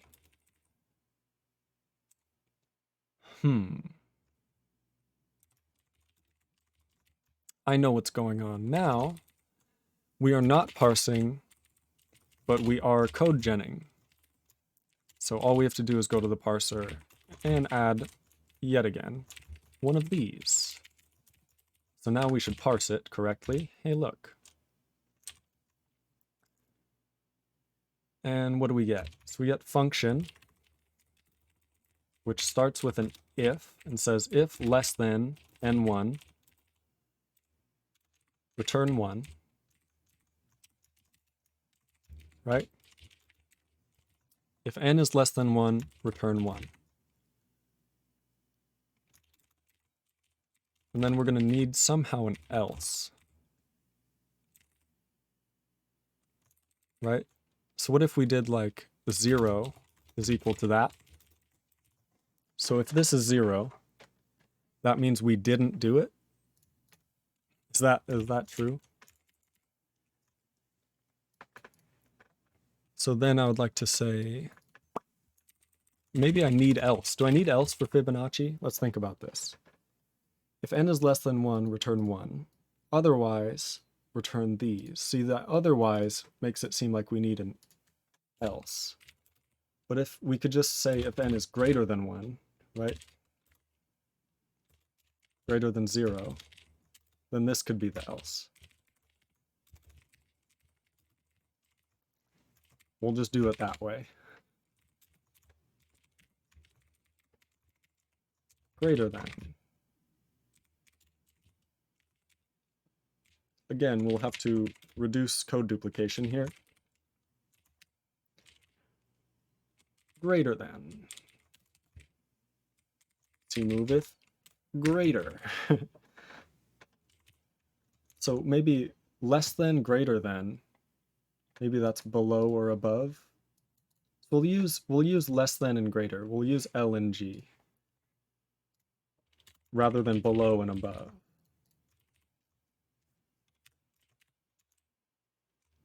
Could not get variable context for variable access return type.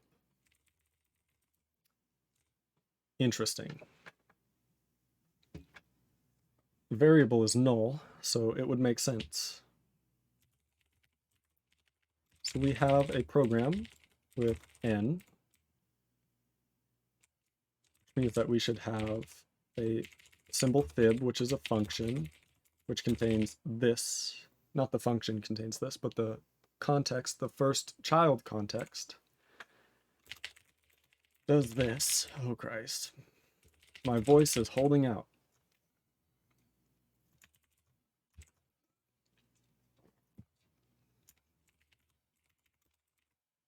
So n is an integer in this context. We couldn't get it. We'll have to see why. But in any case, binary operator of plus uses the function called fib,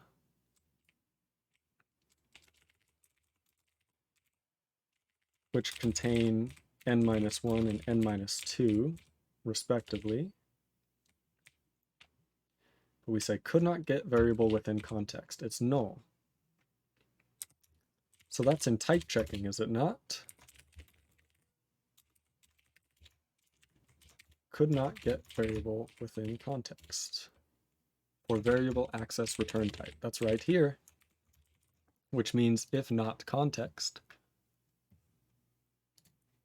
So we effectively say that environment get by symbol expression value symbol variable blah. So we should say variable blah.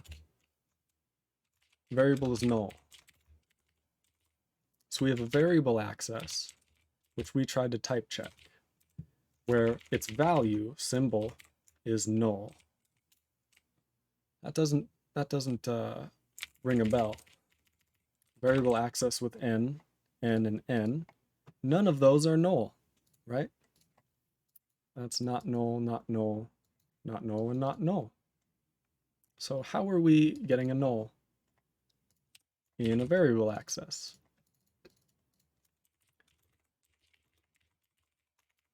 Right? Just tell me what's going on. So we have variable access n, variable null.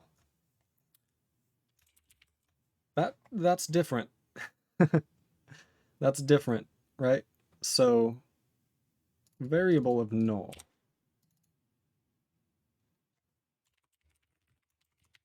Maybe that just should be expression.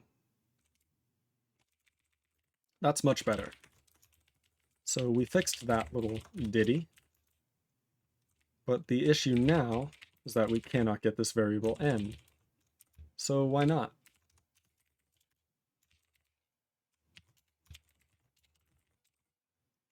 Parse context print of our context. But that's null. So that's going to cause errors. So this can't be null. We're going to do original context, right?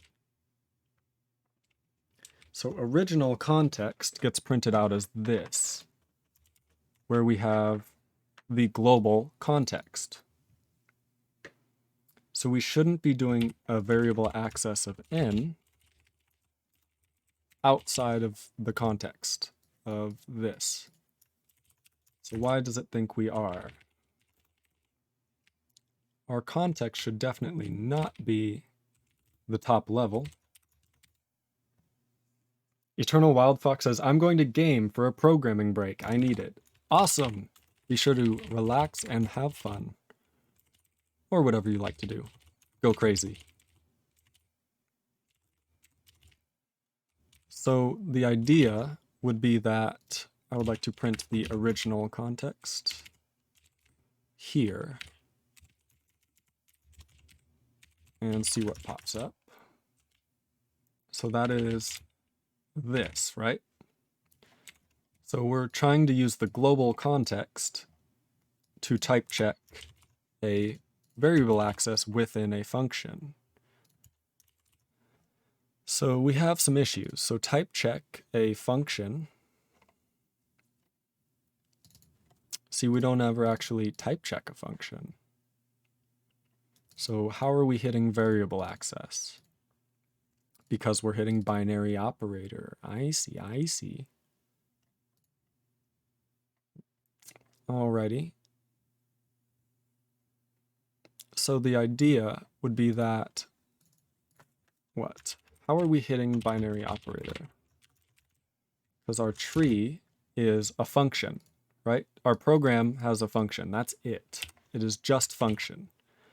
So this expression should be function, because type check program just says program children. Program children is function, while expression, type check expression, go to the next child. That's making sense. But then in type check expression, we type check all of the children first. Okay, so this is where it's coming from. So when we type check a function, we type check none.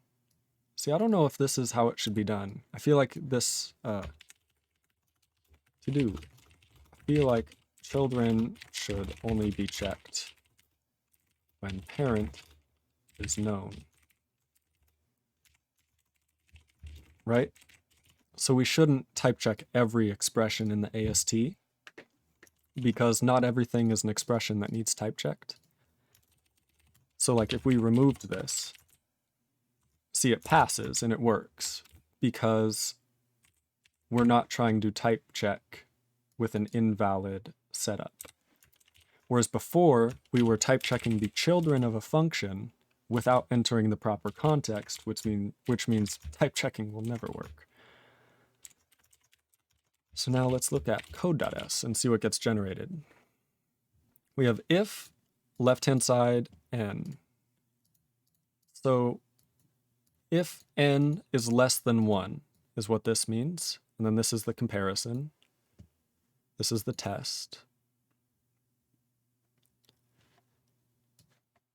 So the idea would be if operator less than n and 1. So if n is less than 1, do this. Return integer 1.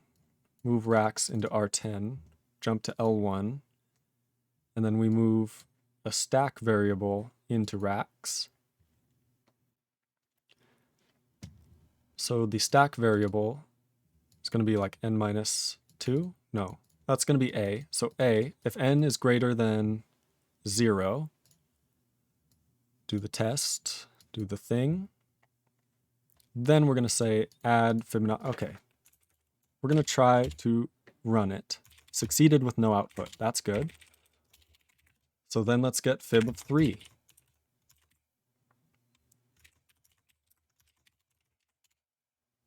Succeeded with no output still. So not quite correct. Something's going wrong.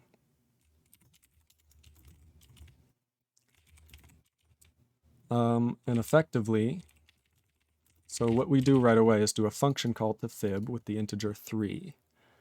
So move 3 into racks, push racks, call fib. Why do we, oh, because it's a stack. Yes. It's like, wait, why do we push racks? But we pass our argument to fib in racks. So 3 is on the stack, and we call fib. And then we do our fib things, right? Then we move 16 from base pointer. So 16 above the base pointer should be 3, right? So I'm curious what happens if we then like exit. Undefined reference to exit. So we don't link with libc. That's unfortunate. I don't want to link with libc. So we're just going to jump to exit, right? I guess we could just ret, because we're in main, hopefully.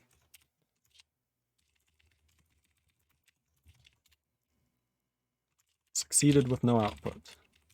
Interesting. So it's treating it like the stack has 0 on it somehow, even though it should not. So we push the base pointer, we move the stack pointer into the base pointer. So the base pointer is here. 8 plus the base pointer should be the return address of fib when we did the call. And then 16 should be past this, past the return address, and onto our first argument. That's valid. And the error comes in the sense that our program doesn't run correctly. Shell command succeeded with no output. So we're returning 0.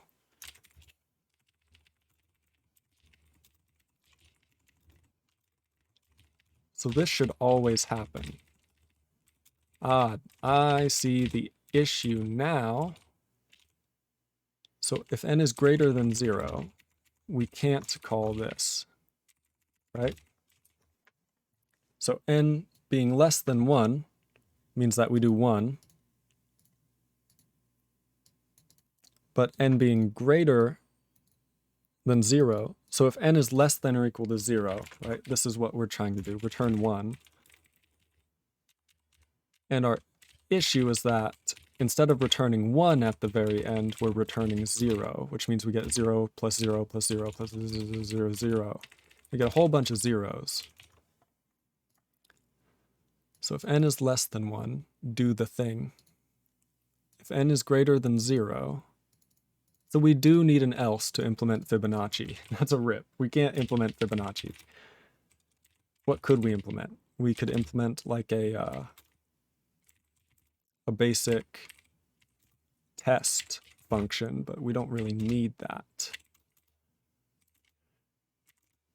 How hard is an else? It's pretty hard. Because the problem is we have to parse it, right? Figure out the tree. Not only do we have to do that, figure out the parse tree, then we have to generate the code, and then we have to handle a whole lot of cases that may happen or may not happen. Okay. I don't really want to do that. So the idea would be trying to implement something simpler. So if we don't have Fibonacci, what's another one like Fibonacci? That a bunch of like beginning programming interviews do. Like basic programs. I don't know. What are some programs we could make? Like example programs is what we're going to do. I've never been to this website, so I'm not going to show you guys yet, but I'm checking it out. Oh boy, there's a lot of stuff here. This is interesting. There's a lot to do. How do we find the roots of a quadratic equation? That's actually interesting.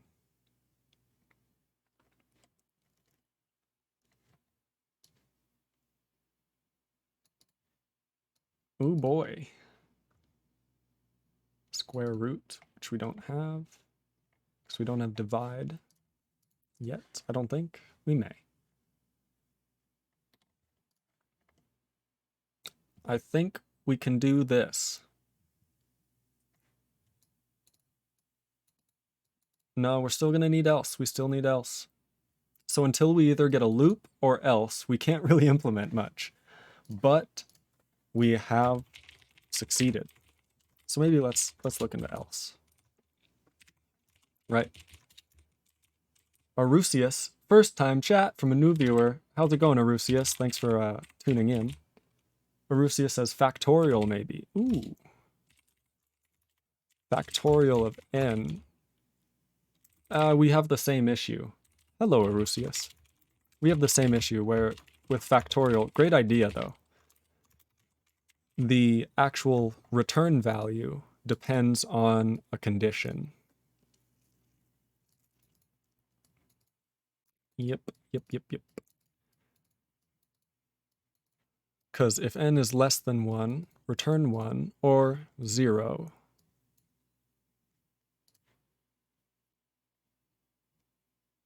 Interesting. CyberPatty says, how about power? Power. We don't have loops or anything like that, so it would still require the same thing. Yeah, we just need else. Defun pow.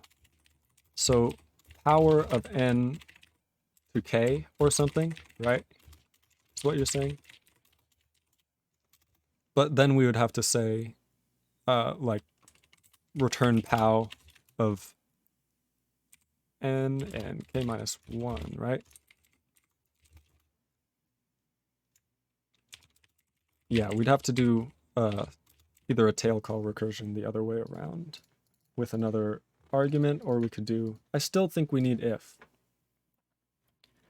but maybe not. Let's think about it. Return pow.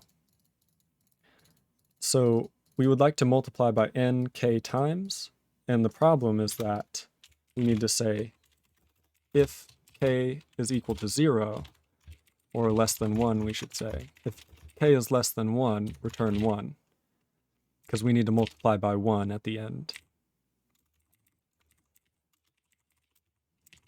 Yeah, so if k is less than 1, return 1. Otherwise, we have to return this, but we can't return this unless... Yeah, we still need else. Unless somebody tells me I'm dumb, which is very possible. I guess all recursive functions need some kind of base case, and that needs some kind of if. Yeah, not only an if, but an if with an else, right? Because you have to handle what to return. CyberPatty says, you dumb. Tell me how. Tell me how I'm dumb. I can be wrong. We don't have loops. All we have is if. What's going to happen? Tell me how I'm dumb. I promise. I don't mind, CyberPatty. Just tell me. You don't have to write it for me. Just tell me how I'm being dumb. Because power, I mean, we can return like the second power very easily. We just return n times n. CyberPatty says, I already said you're dumb. Now you should be able to do it. Lamau. Arusius with the emote. Debated. I was debated. God damn it. Okay, let's think about else. So here's what happens if we find an if. And then we go to if cond. Then we go to if then. Or we go here. So I think this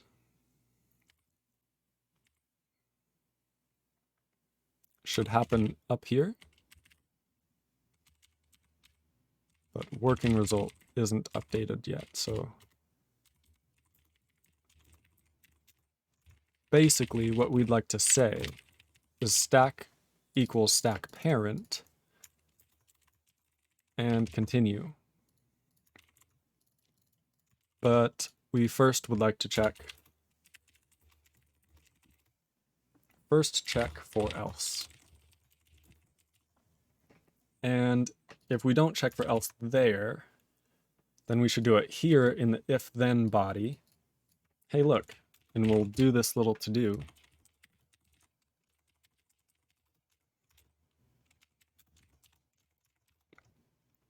And then we use current token, we use length, and we use end. Lamau. I really was debated. That was so good.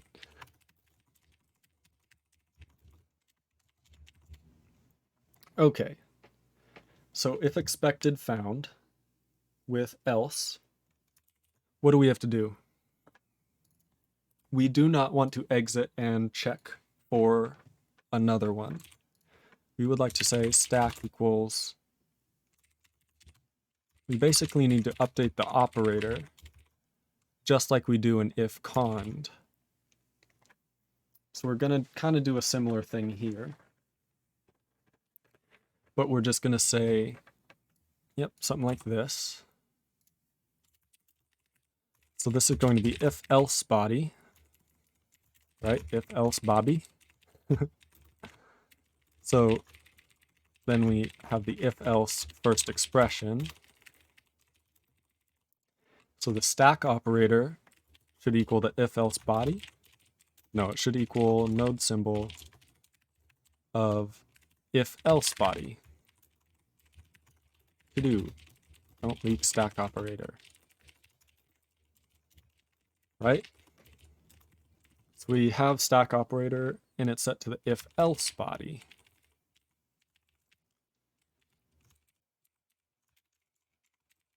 Yeah. So with the stack operator set to the if else body,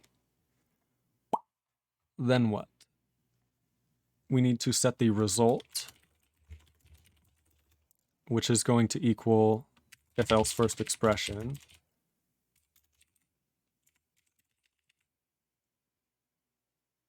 So it looks like if else first expression is going to be working result as well. So stack result and working result are going to be the same, just like up here.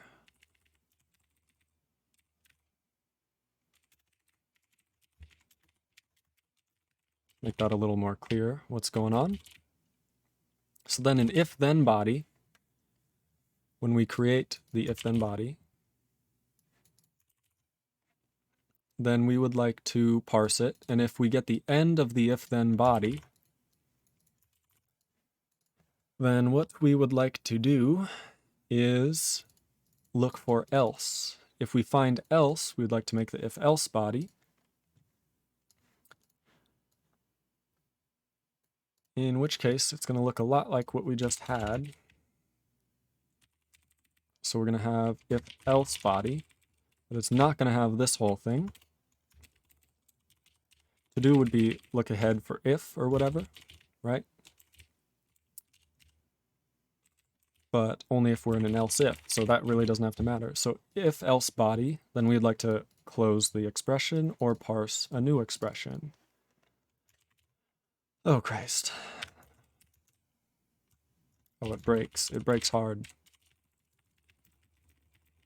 Because we should return OK here. And we should say status is equal to stack handled parse. Still exits with code 5. What are we doing wrong? So if then body, add child to the if else body to the if else first expression. Yes. So then we update our stack operator. Whoops.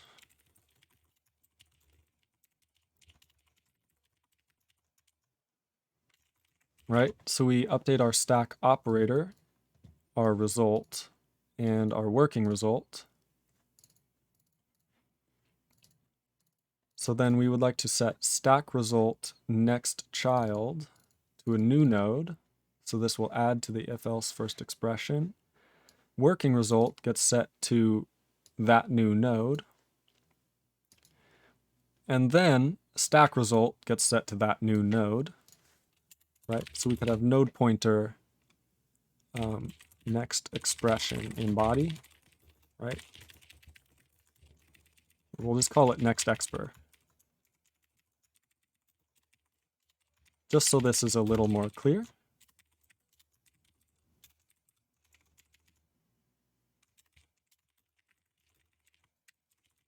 That seems good to me. So we parse or we check.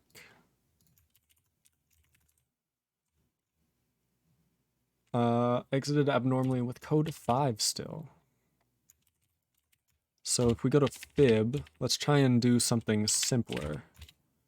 So let's go back to conditional. Okay, that's better.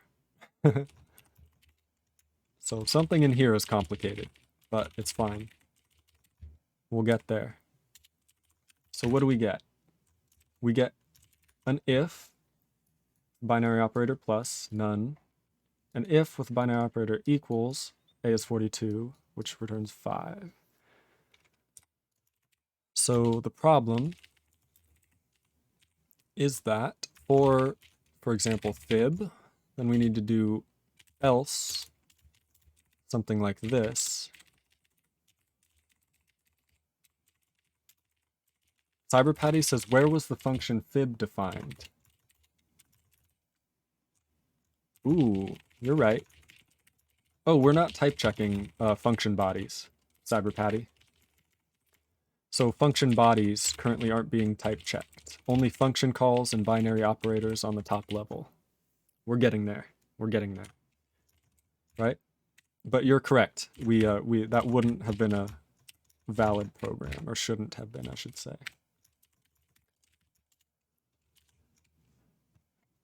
Okie doke. So let's try and do fib. Invalid syntax, unknown symbol, which is open. Ah, that's right. So on the if-else body, we should say expect else, and then expect this.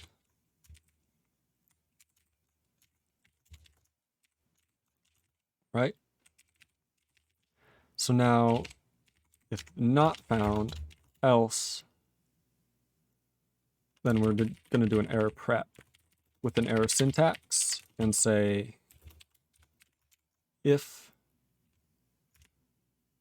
I don't even know. So else must be followed by body. By body. We're just going to have a terrible error message for now. It's fine.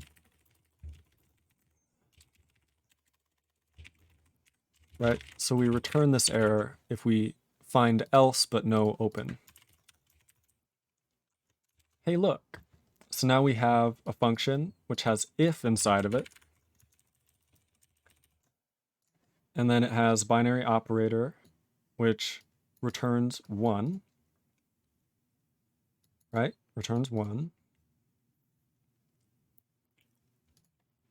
Otherwise, we have a none node here with children. So this none node should not be a next child of integer, it should be a next child of this. So if then body, we're probably doing next child wrong. Stack parent results. So now we have if binary operator. Okay, maybe I did that wrong the first time.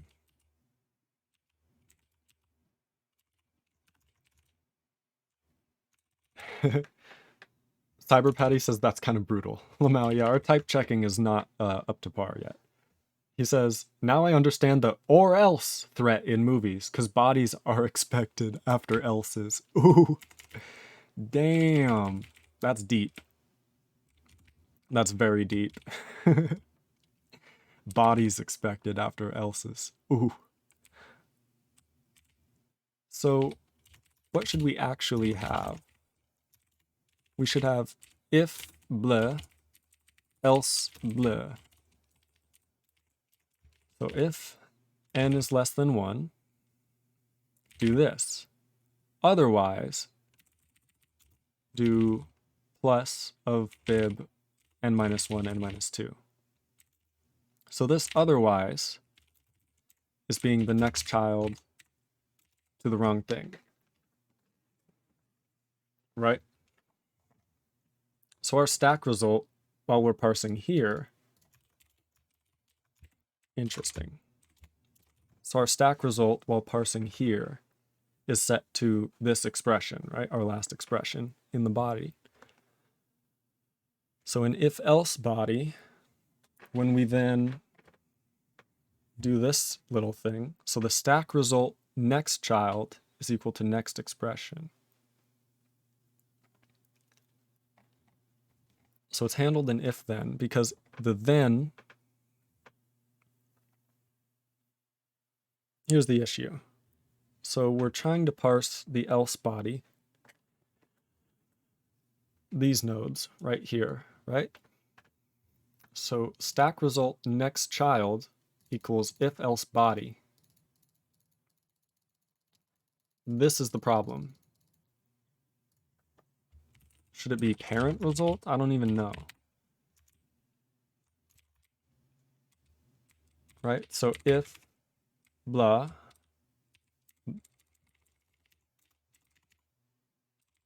so that's one up, that's one high, right? We don't want the if, we want the child of the if. So it's almost like we have to do this. Oh Christ.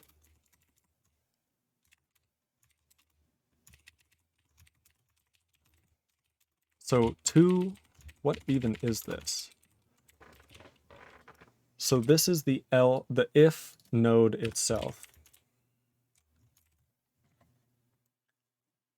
If binary operator n is less than 1, do 1, otherwise break, apparently. So I wanted to add child to if. So why is this so difficult? I'm going to create the else body, the else first expression. I'm going to add this, so then I'm going to have to say to do add if else body. So I'm setting if then body next child to if else body. Let's think about that. If then body, which should be our stack result, no? So our stack result should currently be whatever it was, right? Our next child, this thing, our next expression in the body. So stack result points to our result. And stack result, we would like to set if then body to next child. So the stack result will point to an expression inside the then body, but we need to keep track of the then body itself.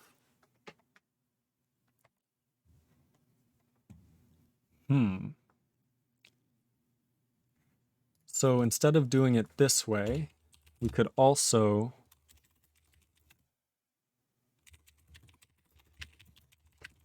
do this. And instead of setting next child, couldn't I say add child to the stack result?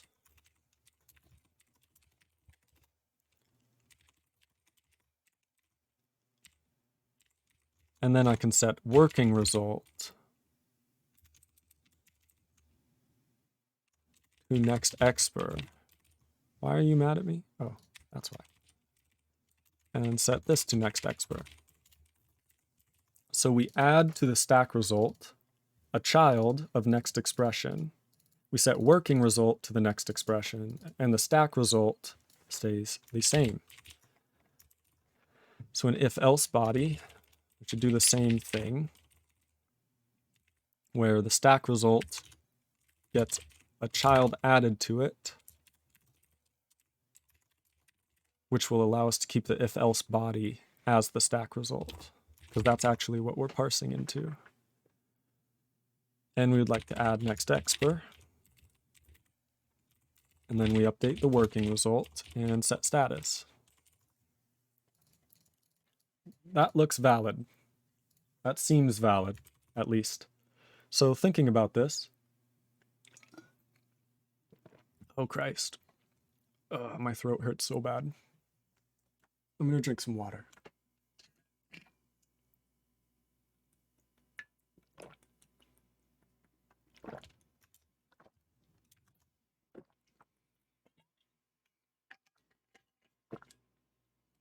Ooh.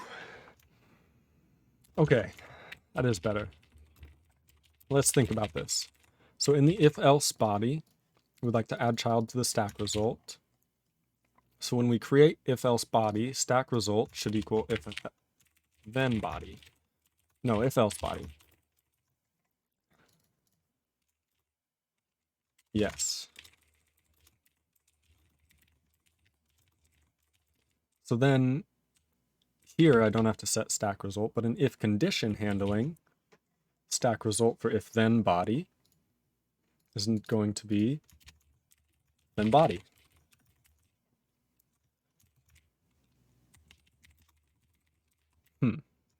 If n is less than 1.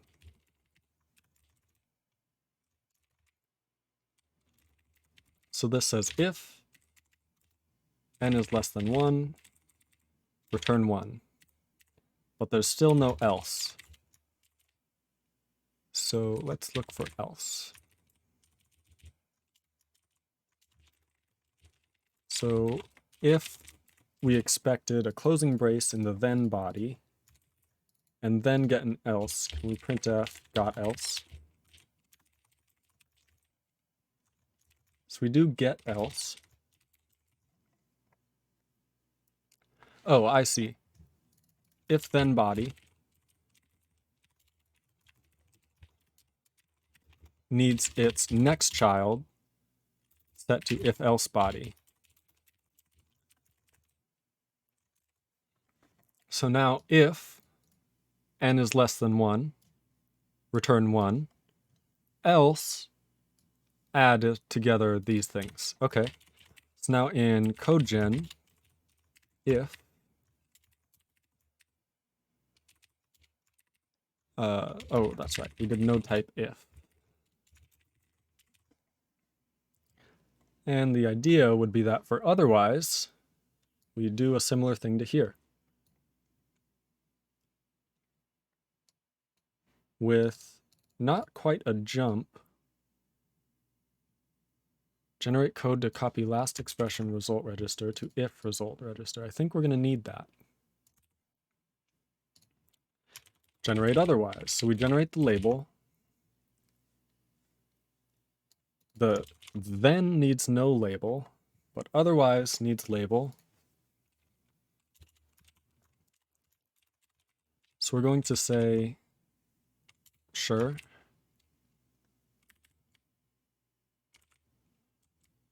And we're going to reuse last expr and expr. And this is going to be next child.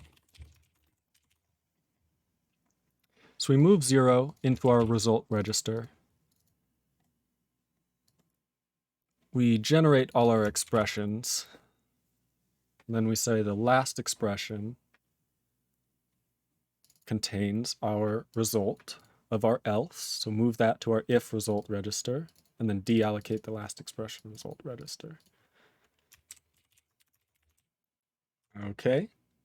So now in code.s, let's take a look.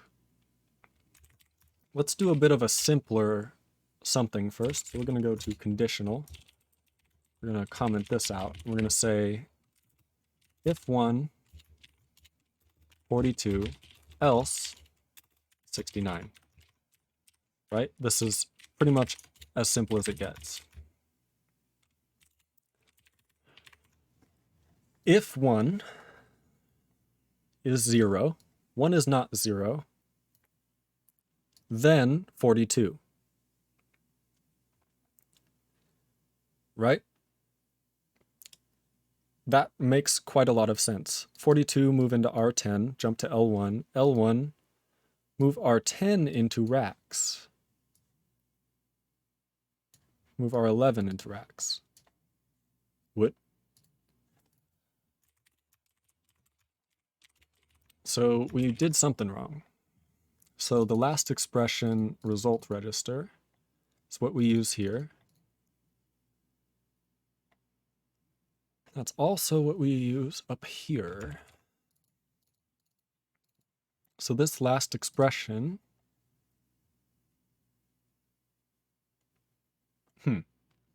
okay. I'm getting it now. So this last expression contains our result. from this body that we've generated. So then we allocate a register. Oh, we probably allocate 2 registers, huh? Yeah, that's it. Figured it out. It was a reallocation.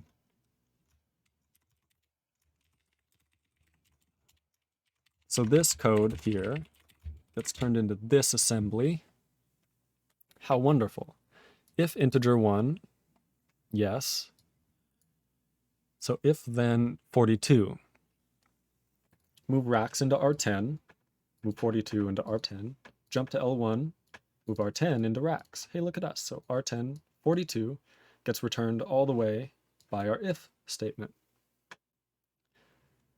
Whereas in the otherwise, .L0, so if 0, so let's just try and run this. Shell command failed with 42, change this to 0, shell command failed with code 69. That's exactly what we want. Did we just do else? That was really fast. I don't feel like I did it right. Is that right? Okay, we're going to try this then. Well, it worked. Okay, so if n is less than 1, 1. Otherwise, hey, wait, shouldn't this be a none with a list? This is incorrect. Look at this. This is incorrect. And the problem comes from binary operators using stack result. Ah, balls. I thought I had it. I thought I had it. Damn it. So the stack result, being the if-else body, breaks things. We can't do this. I would love to do this, but we can't do this. And we can't do this because the stack result is used by binary operators to do operator precedence effectively, because the current stack result has to be placed on the left-hand side of a higher precedence operator. Balls, man. Or has to be placed above, not on the left-hand side. In any case, that's a problem. So our stack result has to be our expression that we're parsing into. All right. So could we kind of chain these together? So our if-then body, we only have through a parent. So we can't go backwards up to our parent. But we can go forwards until we have no more children. It doesn't help us. So because we don't have parent, that means we can't go backwards from the expression stack result to the body. Which was fine before, but the issue comes in the fact that we need to access the if-then body within if-then body whenever we finish. So this right here, we have to somehow do. Stack result being set to if-then body. So the only other way to get if-then body is going to be to add something to the parsing stack. I really think we have no other choice. So we're going to have operator, result, and then body. Sorry, folks. We need another pointer. This is now 4 bytes. No, this is 16 bytes. 4 times 4. So node pointer body. And we're going to have to say stack body next child equals if else body. Stack body equals if else body.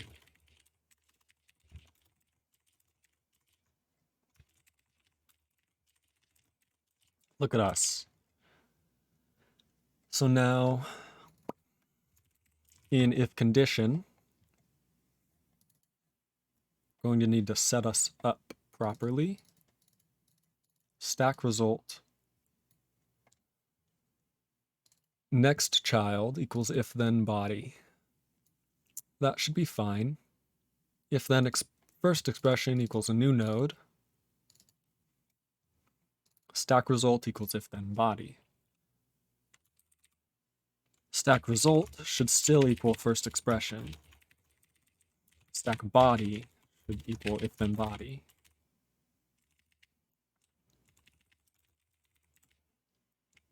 So we don't do any stack handling, so we can do these whenever. Good to know. So the result next child equals body. That's fine. Stack body equals if then body. And continue to parse into the first expression. In which case we'll get here. And we will say stack. No, not stack is equal to stack parent. So that's if we exit properly. If we don't exit properly and we want to parse the next expression, then what we need to catch is this. So we don't actually have to do this. We can say stack result next child is equal to this next expression. And then we can say stack result equals next expression. Look at us. So what this does is increments the linked list by 1. Perfect. So increment the linked list by 1. So then in here, we'd like to add to the if-else body the if-else first expression, but then the stack body, which should be the if-then body, we set the next child to the if-else body, and then set the body of that stack to the if-else body. So now in if-else body, this can go down here. So then if-else body, we can use in if-else body to properly, we technically don't need the if-else body, we just need the if-then body, but that doesn't matter.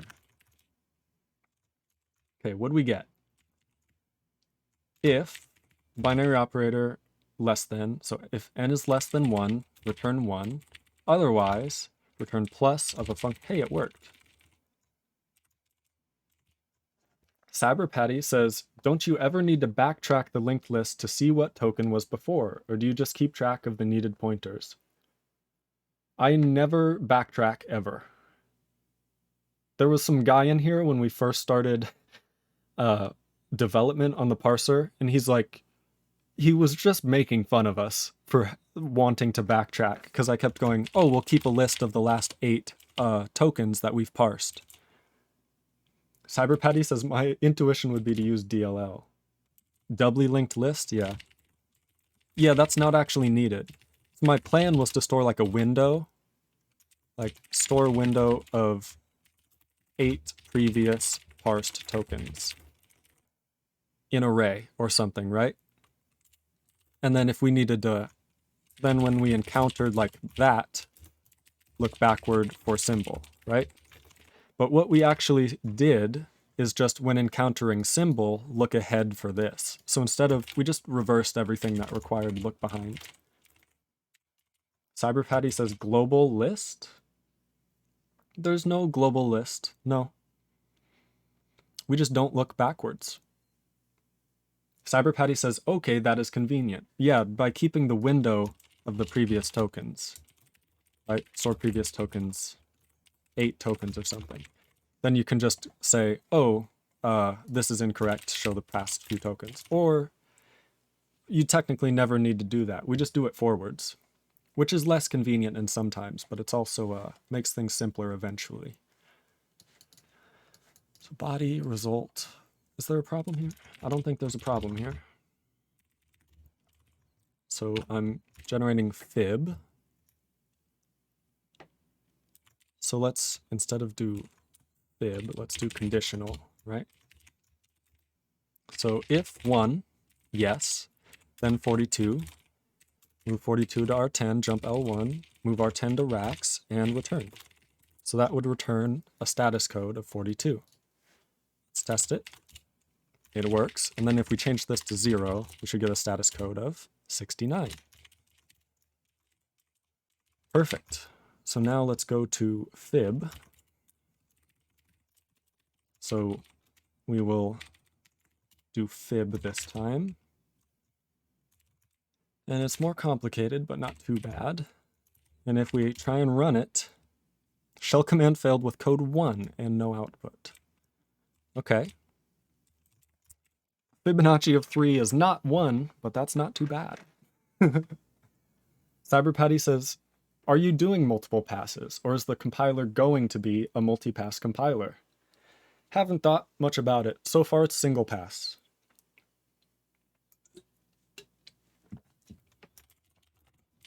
I think we're going to do single pass with scopes, if that makes sense.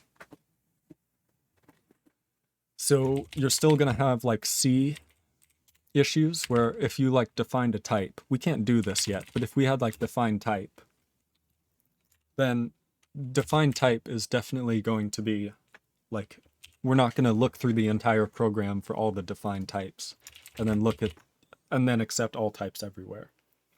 We're not doing multiple passes for that. We may end up doing multiple passes for optimization, but other than that, no, this is a single pass compiler. So function call fib.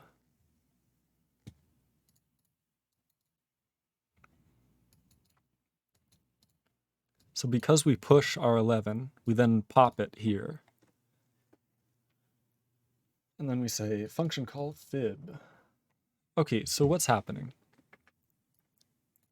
In fib, so what's happening here? Move 3 into racks, push racks, call fib.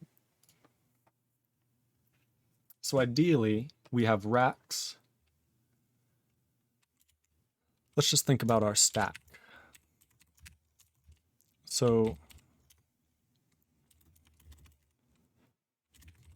if we think about our stack here, we have racks, which is 3. So 3 would be on the stack, right? CyberPatty says, yeah, and optimization passes can be done just for the IR, so no need for multiple passes just to generate IR. Exactly. That's pretty much where we're at. We could change it, but I don't think it matters. So we have 3 on the stack. Then we have call fib, which does a return address. So then we have a fib return address. And then we have a pushed RBP. Because when we up at fib, we push RBP, then set the stack pointer. So this means that our stack pointer being here means that we have stack pointer. And then we have old RBP. And then we have return address. And then we have 3. So to get here, we have RBP here. We have +8, which would be here. And then we have +16, which would be here. Unless the return address is not 8 bytes. Oh no. The return address has to be 8 bytes, doesn't it, call? Should we do call Q? No, I don't think that'll help.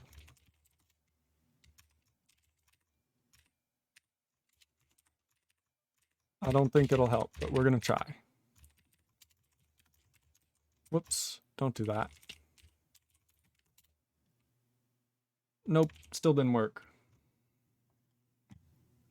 CyberPatty says, I am also juggling with ideas to come up with the architecture I'd like to use with the possible new language. Nice. Yeah, that's always fun.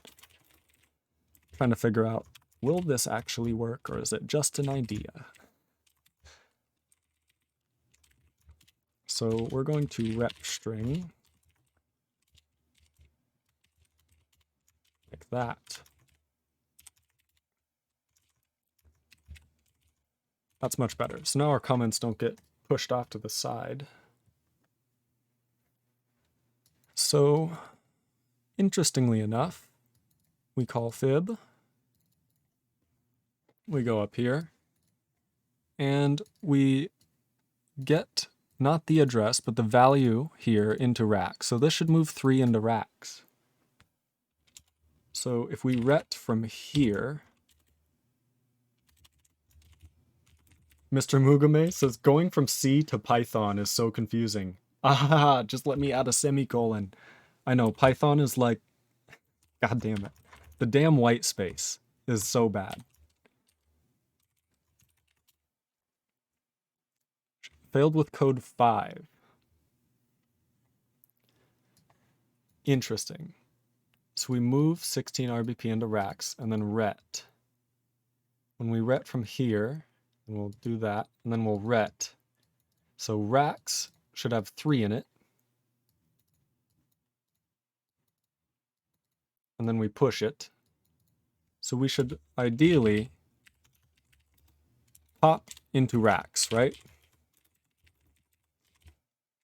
And then ret. This is not great. We're just trying to see the output 3. But we're not getting it. So the idea, it's probably all these pops. We have to go to the end rather than say ret. So we should jump to fib end or something, right? Like that. Because fib end is actually here.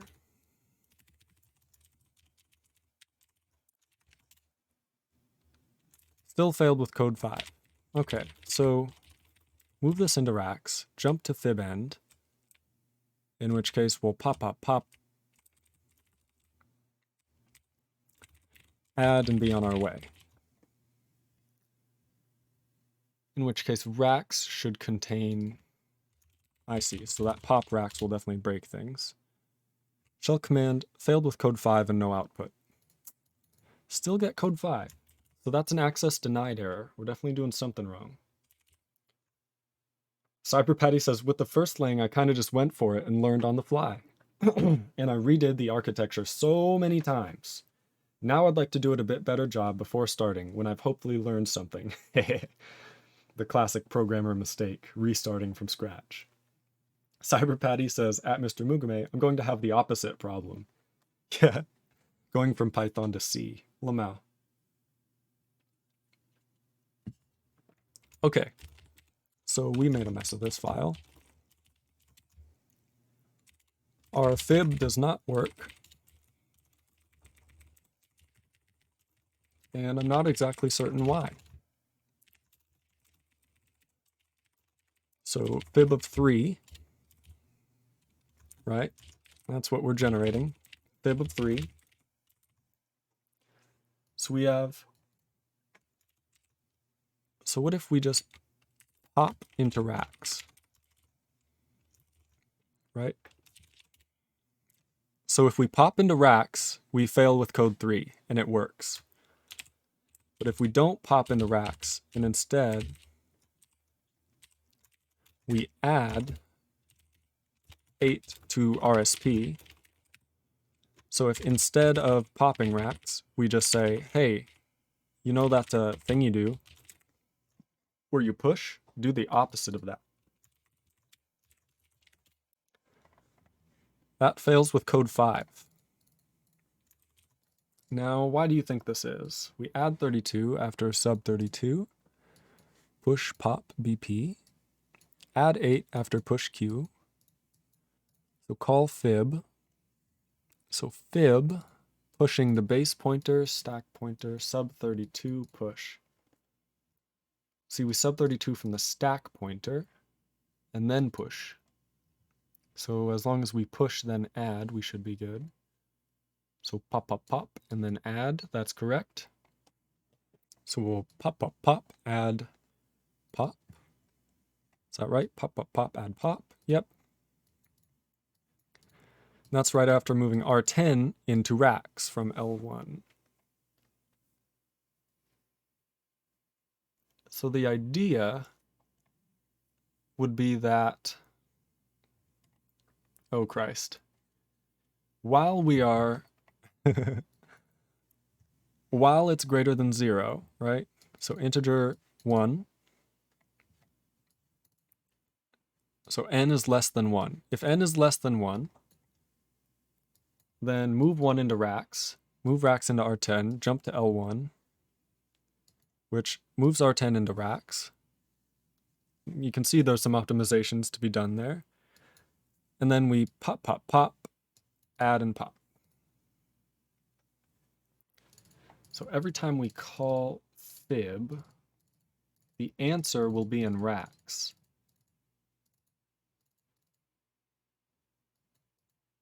This is confusing. What is this? This doesn't look right at all.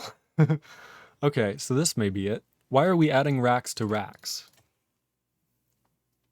That's a little confusing. So fib, I see. So the idea for the if is that we have a single result register. I really have to pee, and I'm gonna have to go. I don't want to just leave the stream silent, but I don't know what to play. If anybody has an idea, let me know. I'm just gonna look up royalty-free music and play that, because I have to pee so bad. All right.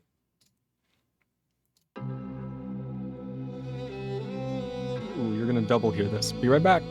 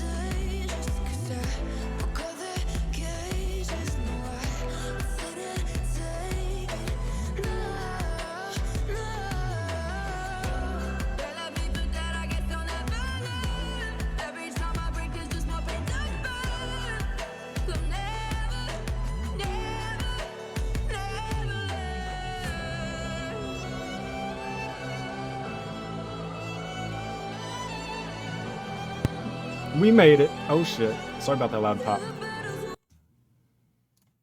Alrighty. Small brick. We made it. Alrighty. Thank you everybody for dealing with my bladder control or lack thereof. In any case, we have some invalid code gen. Invalid code gen. Why? And the problem looks to be with this. So a function call has its result register not set. That's a big issue. So what we're going to do, say that our expression results register is equal to -1. Could not deallocate register -7. Okay. That's good, I guess. So the idea would be that Cyberpatty says your P gained you a few viewers. Lamau, I'll just have to take pee breaks more often. Ugh, so funny. Well, that didn't work, setting it to -1. So when we break, maybe we should assert that it's not equal to -1 or something. Where is our break? Codegen expression, okay. Free temp node return error. Perfect. And I'd like to say expression result register. So this is going to be an assert.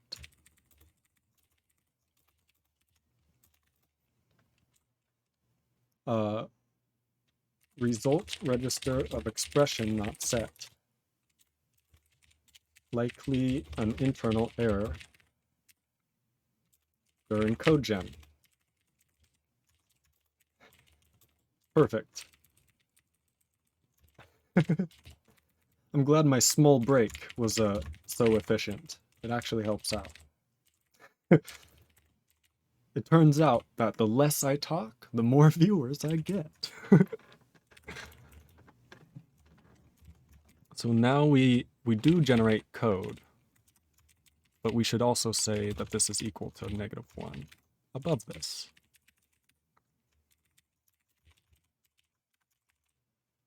Assertion failed. Perfect. Oh. And then we continued to write output. Confusing. No, I think that's just output buffering. Cyberpatty says, it was such a sexy thumbnail. The lambda that says, I am peeing. Oh, Cyberpatty, you're so funny. The lambda symbol that says, I am peeing. That's what people want. Just get that, ooh, I am peeing. This is it. Oh, it's so funny. So much fun. So say, hey. But then we say, okay, assertion failed because one of these didn't handle it. And we can even say which one it is. Ain't that fancy? Right? Yeah. So we're going to say, we're going to do an if like this. We're going to assert either way, but we're going to say if, and then we're going to say mishandled expression type in, what is this? Codegen expression x86 64 mswin or something like that, right? Mishandled expression type bleh. Well, I guess it would be bleh. And then this is expression type.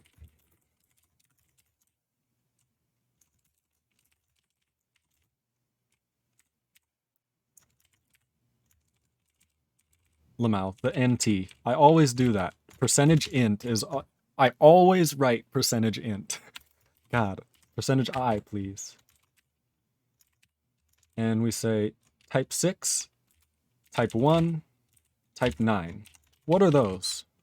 What are those? No, but what are those? What are those types? We have 6, 1, and 9. So we have 0, 1, 2, 3, 4, 5, 6.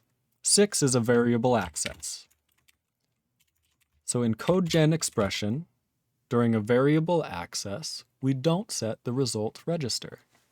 That's a problem. Cyberpatty says 69 and not 69. Factorial of 69 is a large number. A large number. So it's probably bigger than a Google, right? First time chat from a viewer. How's it going? Tato Tech. What is up with you? Oh, also, Arusius, I missed your follow like an hour ago. I'm so sorry. Arusius, if you're still here, thank you so much for following. And Tato Tech, how are you doing? what brings you into the Cyberpatty says Google please. Tech, what brings you into the stream today? Tech says fine, thank you. I'm glad you are doing fine. That's good to hear. So we really need to print something out. Yeah, we're still gonna have to do this. Tech says, how are you doing? I'm doing okay. I've been streaming for almost 7 hours, so my brain is melted, in case you're curious. And,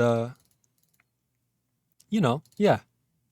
Just got a little bit of a melty brain. Nothing too bad. So expression result register equals register allocate for a variable access. And then we break, but the variable access, it is saying, hey, result register is not right. So maybe it's just everything after the first one. So what's type 9? If that's 6, this is 7, 8, and 9. So 9 is binary operator. Oh, hey, look, this is backwards. That's why this is happening. I was like, what is happening? So those were all the ones handled correctly. The truthful, incorrectly handled one is type 4. We really need to print these out. Christ. So a function call is not setting its output register. I guess we knew that.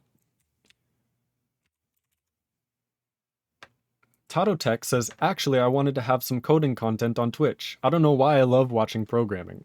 I'm a business informatics student at the moment, so I actually doing programming too. Love seeing other people building their own projects. That's really awesome, Tech. Yes, I'm glad you enjoy watching coding. I do as well. The only difference is that I've done it forever. Coding is in my blood.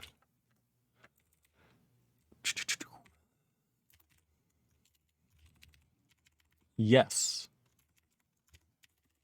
Is the answer to that to do. Copy return value of function call from racks to results register.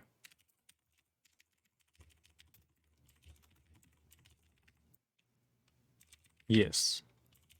We sadists love seeing pain, Cyberpatty says. Yes. The programming is just like programming a compiler from scratch in C is the most pain you can ever endurance. Cyberpatty, it gets us excited. Yes, we are excited. Everybody get excited. I want to see you being fine. I want to see you excited. So much fun. Mishandled expression type 3.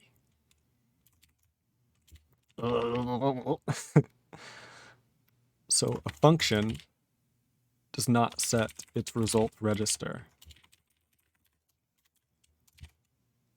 So in default, instead of breaking, we're going to do this thing.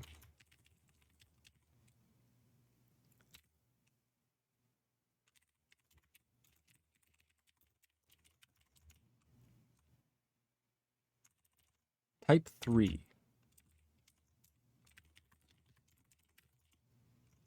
So maybe I just haven't set the return value properly. So for type 3, a function, it's true, I haven't.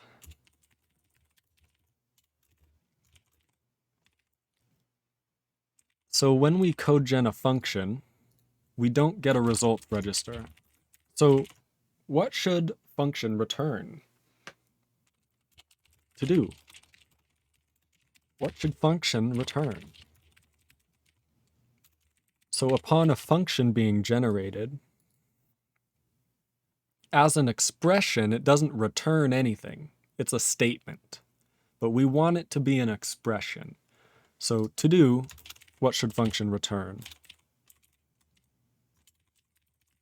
And what we're going to do for now is something horrible, that is awful. And make things work. Mishandled expression type 3. That's still function, is it not? Value of 3, yes.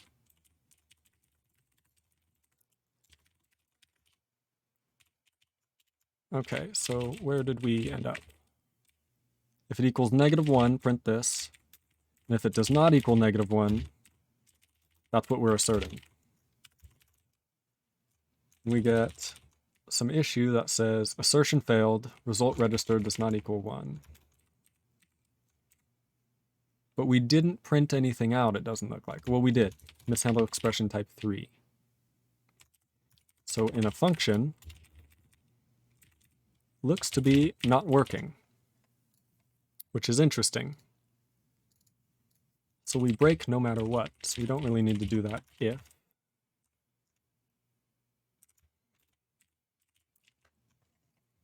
So what we're going to do is say this only happens if it's a big deal, right?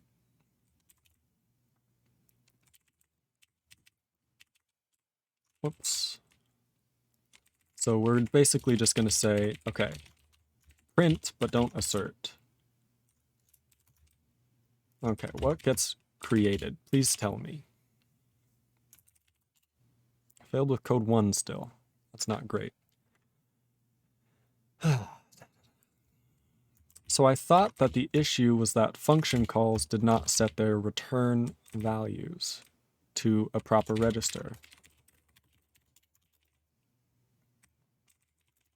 Right? So I thought that would fix it. So after this call, moving racks into racks doesn't really make sense. So we should say allocate a register to return into,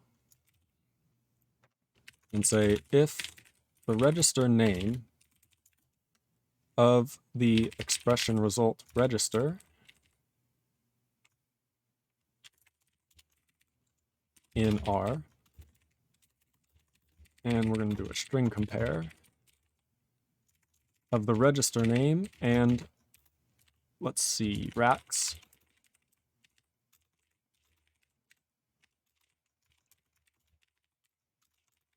Hey, CyberPatty says, ooh, Mr. Mugume asks Tototech, where are you from? Tototech says Hungary.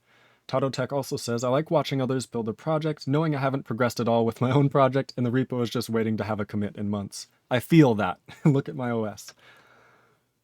Tototech says, Mr. Mugume, where are you from? Mr. Mugume says, Germany. I just find it interesting which people call it informatics and which call it computer science. Tototech says, actually, I didn't know that degree in English, so I was just looking it up and it said business informatics. It's economy and CP like 50-50, so I'm not that good at programming and not that good at economics, so, like, yeah. I know how you feel. So, we would like to get rid of this move racks.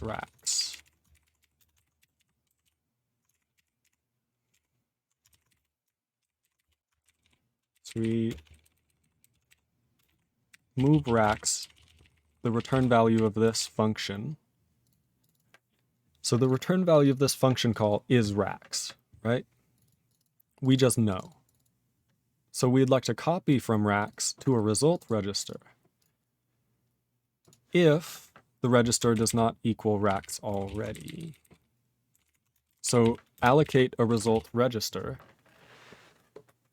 If that result register is racks, say no.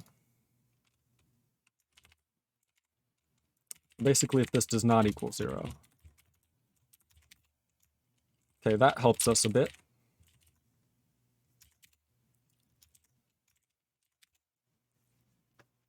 Okay. Tototech says, are you using Linux? I assume it because you use Vim. Oh. Tototech says, using, not suing. Oops, it's all good. CyberPatty says, Lens Hearts Vim. This is not Vim. Tototech. This is the glorious, glorious Emacs. Please, not Vim. Oh, I'm proud that you thought it was Vim, though. I'm glad that I can trick people with my theme, my custom theme, my custom setup. Tototech says, oh. It's true, though.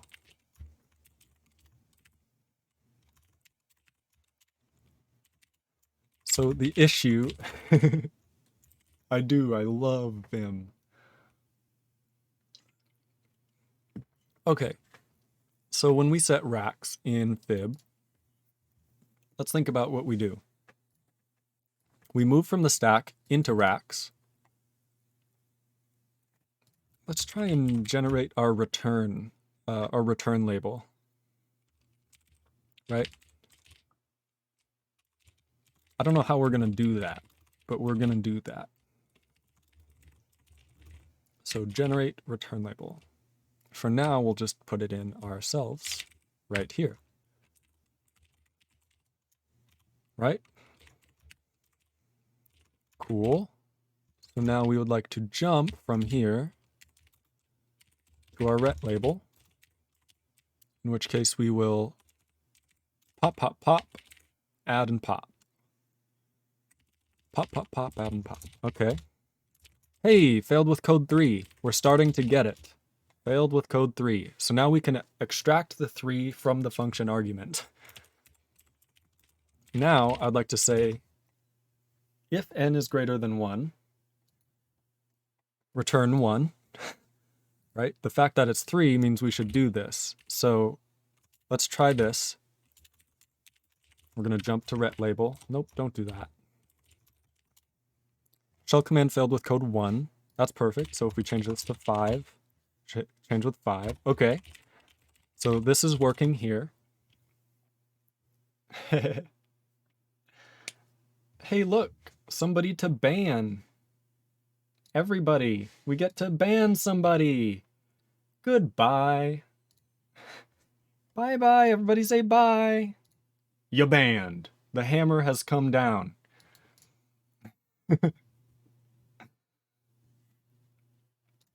That was fun, huh? Tadotex says, I am not that good at Vim. It kind of looked like it. You're correct. It does look a lot like Vim. CyberPatty says, no, I did not get the free Prime. But you did download some more RAM, so that's a good thing.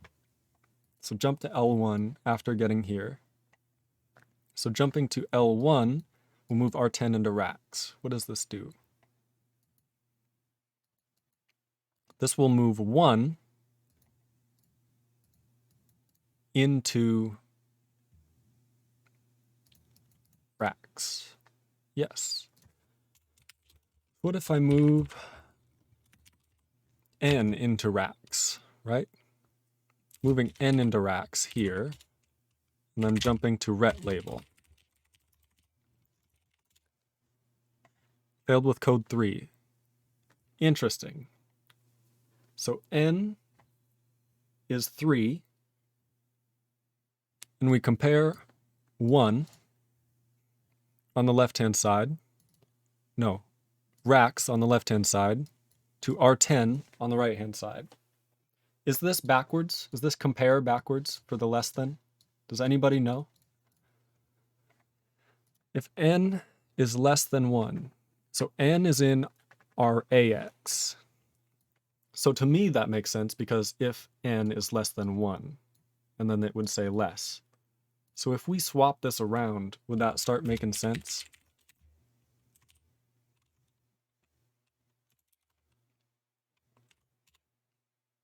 Failed with code 254.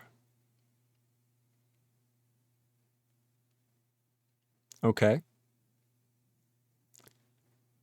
Interesting. That's -2, is it not? So let's see in CodeGen, maybe we're doing this backwards. We really got to fix this. So we're going to say this. We're going to say these. And the idea would be that for less than, maybe these are in the wrong order. I guess that's the idea. Yeah, that doesn't seem too insane. So let's try and convert those. So that converted it for cmove L. So now we compare R10 to racks. Failed with code 2. That's pretty good. That's a good sign, actually, because when we call fib of 2, so 2 should be n is less than 1. So we should only get here when n, our little return value. Oh, we're returning 2 from the whole program now. These don't have my changes anymore with the ret label and everything. Oh, Christ. I know. So we have the ret label.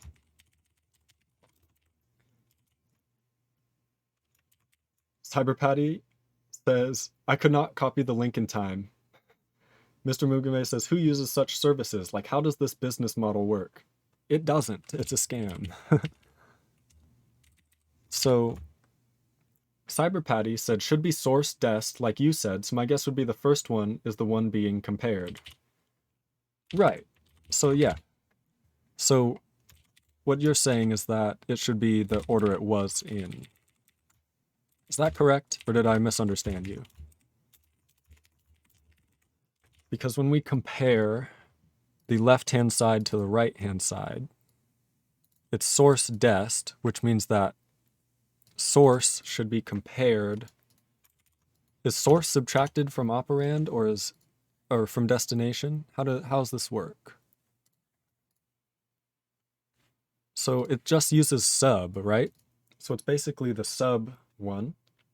And subtraction says this minus this into this. So subtraction probably means, in compare, it means this minus this, or this is less than this. CyberPatty says that was my intuition. Yeah, so we are correct. It's not the wrong way around. Says could be that also. Right. So compare just sets flags. So we compare these two registers. And if they're equal, no, if one is less than the other, then move true into result.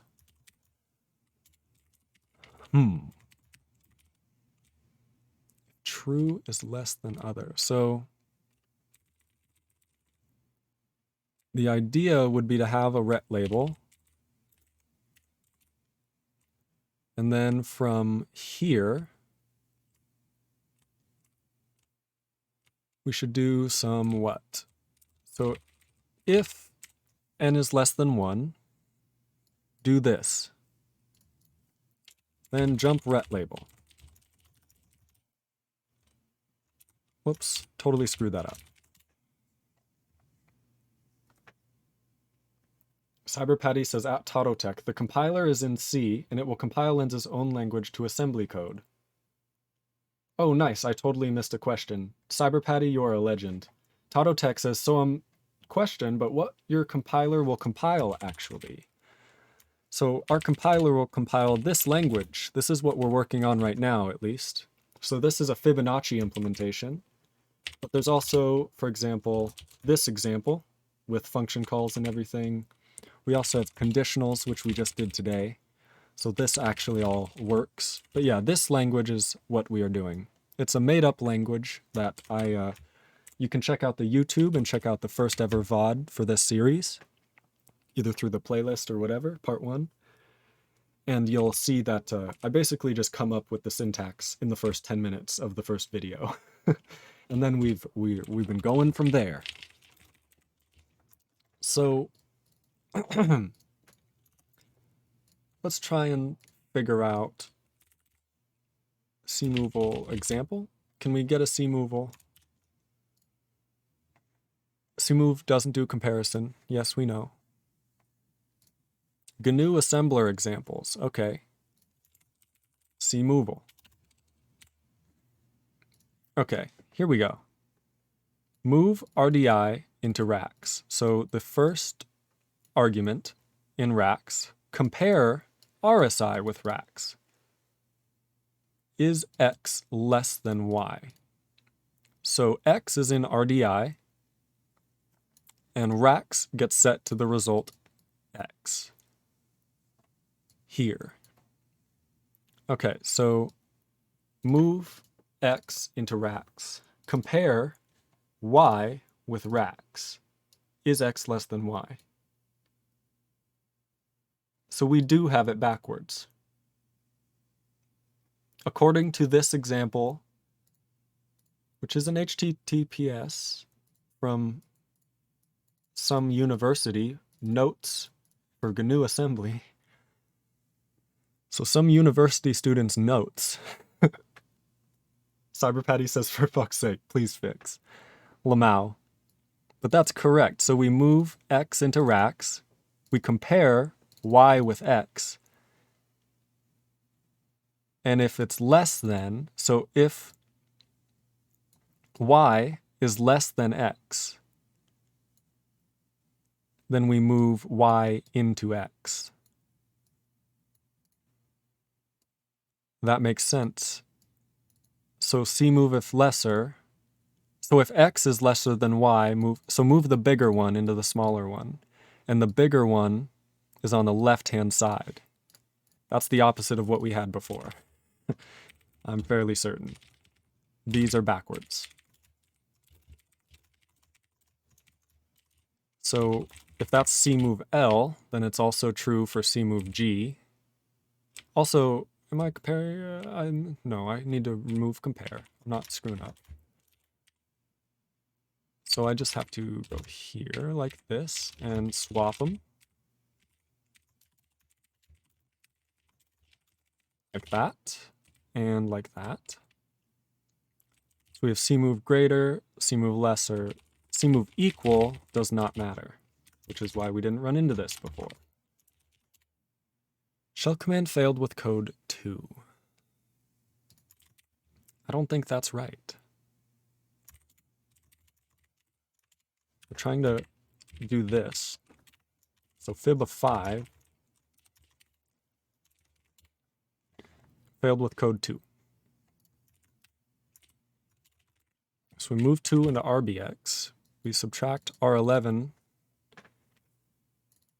So we subtract from R11 2. R11 minus 2. And then R11 should contain... So is sub backwards? Sub isn't backwards, is it? CyberPatty says broken assembly. That's right. Our assembly broken. Little bit of assembly.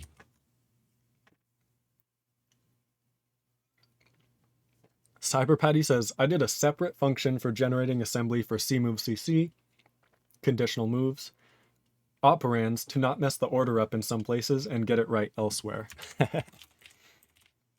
Yeah, it's definitely confusing. So subtract. Oh boy.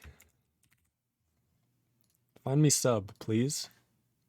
Subtract 8 from RSP and store the result in 8, right? That's pretty clear. But that's only when using an immediate like this. What we should actually do is use, when subtracting a register, is it the same thing? Subtracts the second source, subtracts the source operand from the destination operand. So the source from the destination and store the result in the destination. So this does R11 minus RBX, because this is source and this is dest, and it says source minus dest. Subtracts source from dest. No, so it does RBX minus R11. So RBX is 2, R11 is whatever.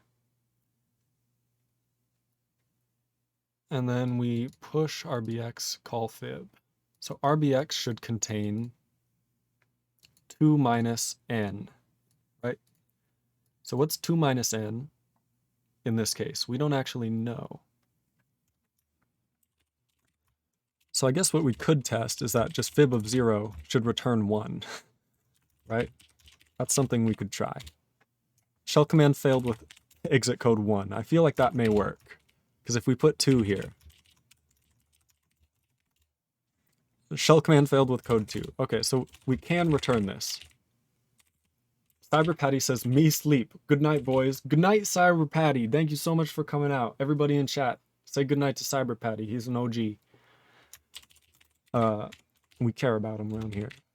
But yeah, good night. Get some sleep, Cyber Patty. Thank you so much for watching today. I've been streaming for 7 hours. I have to stop. Oh, Lord. So fib of 1 returns code 253. Interesting. So if it's less than 1, return 1. But if it's 1, so maybe this should be less than 2? I don't know.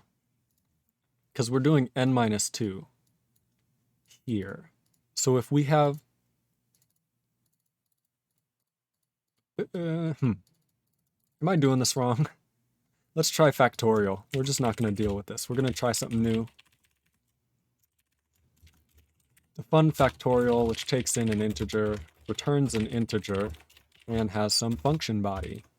Call it factorial of 5, which should be, what, 600 or something? So we should say if n equals 0, let's say if n is less than 1, just return 1. So if it's 1 or less, return 1. Because factorial of 1 is 1. Factorial of 2 would be the factorial, it would be n times the factorial. This is not tail call recursion. This is horrible. Else, return this. So the idea would be n is 5, n is less than 2. No. Else, n times factorial of n minus 1. So this would be 4, 3, 2, 1. So then factorial of 1 would return 1. We'd do 2 times... Okay, this may work. If things aren't broken, this may work. If things are broken, this won't work and I'll be sad. It doesn't work. Fuck. Wish I knew why. We can figure this out. We can figure this out. Shell command failed with code 1. So we set this result register.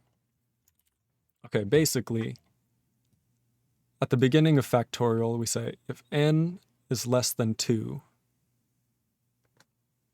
That seems rather fair. And we move if it's less than RBX and R11. So R11, if rax, aka n, is less than R10, aka 2, then move 1 into result, R11. If result is 0, which it shouldn't be, then jump to L0. Interesting. So we're doing less than. So we're testing R11. R11 will either be 0 or 1. So if it's 0, this will happen. If it's 1, this will not happen. Right? Alrighty. So jump if 0 to L0. We already said that n is less than 2 is what this does. So 5 is not less than 2. So what we will do is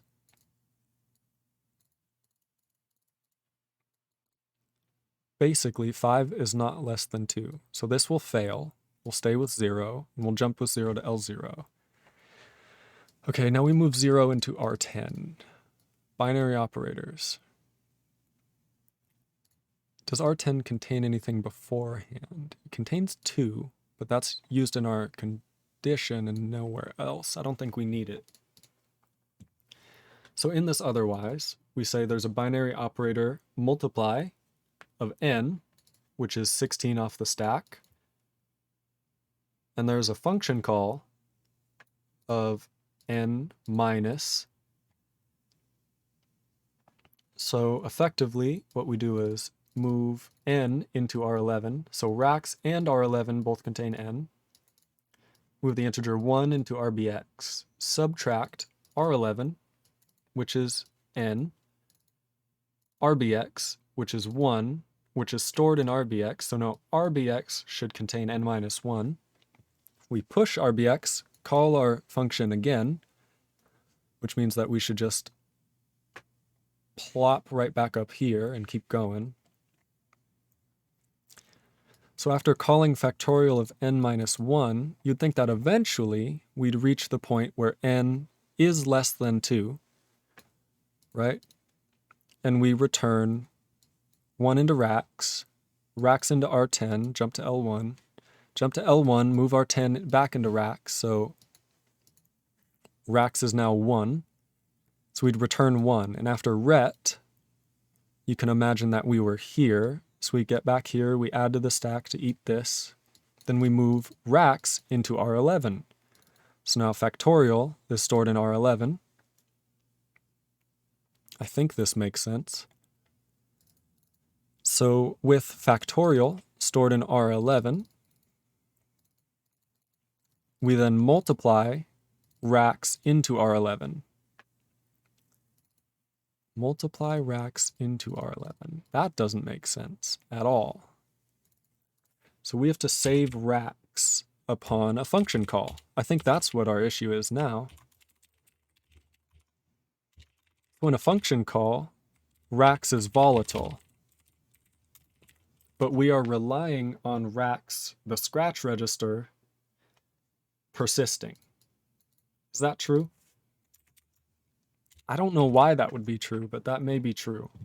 So we move rax into R11. Why do we do... So this is the hard-coded rax into result register of function call. But then we multiply rax by R11. So what's happening here with the multiply? N is moved into rax, right?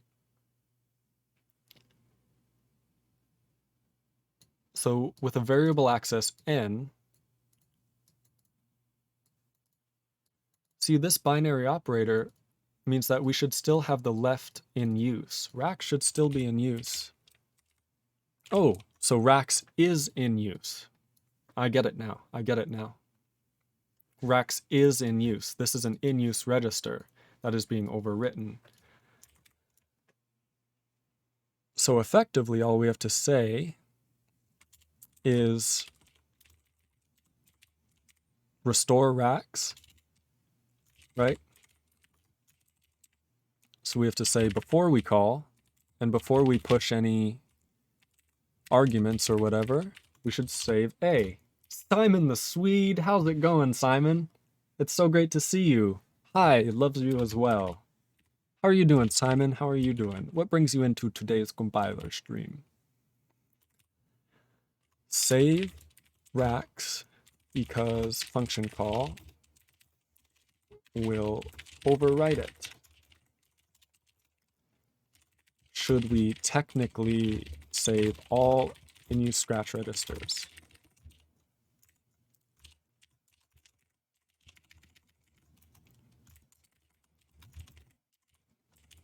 I think we should save all in-use scratch registers because scratch registers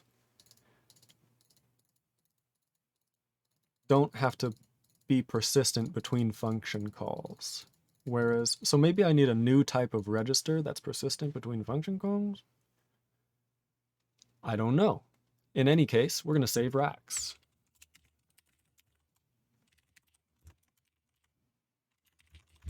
So we're going to push rax into there. And then we're going to save rax.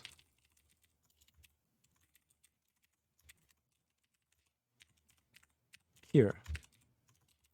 Save overwritten in-use registers. Right? So to do would be, should we save all in-use scratch registers? I think that makes sense. Because if we save all scratch registers in use between function calls, we just don't have to worry about it. So that's probably what we have to do, rather than worry about this rax little nonsense specifically. Okay. See, you would think, so the reason we don't do anything other than racks right now is because all of the other ones are actually not going to be used even in the nested code gen expressions, right? So these won't actually be used because they're still in use, but racks is used as the return value no matter what. Because that's how function return values work. Unless I'm doing this very wrong. In any case, let's see what we got. Function call fact, push racks. Then we have n minus 1 into rbx. So now rbx, call fact, racks into R11, pop racks, multiply racks by R11. Hey, this is looking like it might work. Succeeded with no output. Oh, I want to die. So if n is less than 2, so if it's 1 or below, return 1. Otherwise, return n multiplied by factorial of n minus 1. So n is 2. Factorial of 2 minus 1 is 1. Factorial of 1 is 1. 1 times 2. Doesn't seem too complicated. But it still succeeded with no output.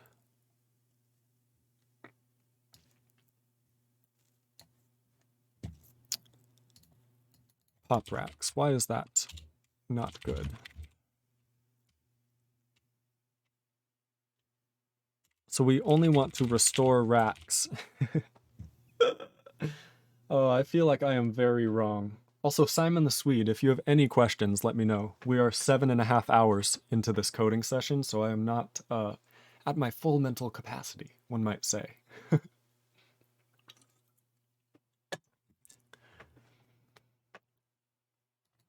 So, if the return value does not equal racks,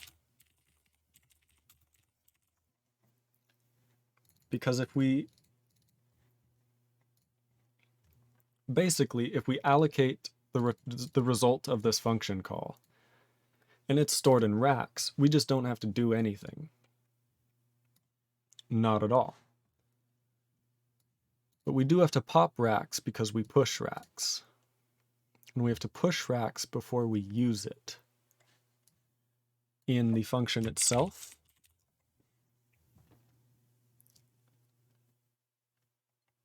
So we could say,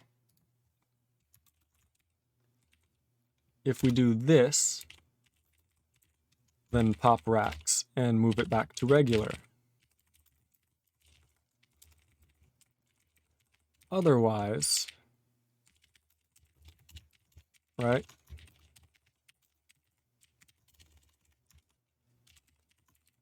Then we can just add 8 to RSP. So if we take a look at this, again, we can make it more efficient. Not yet, but we can. So we would like to save racks. We move 2 into racks and then push racks. So 2 is now on the stack and we call factorial. Failed with code 2. That's a good sign. What about 3? So factorial of 3 should be 6. No? 3 times 2. Shell command failed with code 3. So you can see that racks is being set to 3, right? Oh, we're pushing it twice. That's probably an issue. No, that's not an issue. This is the function argument.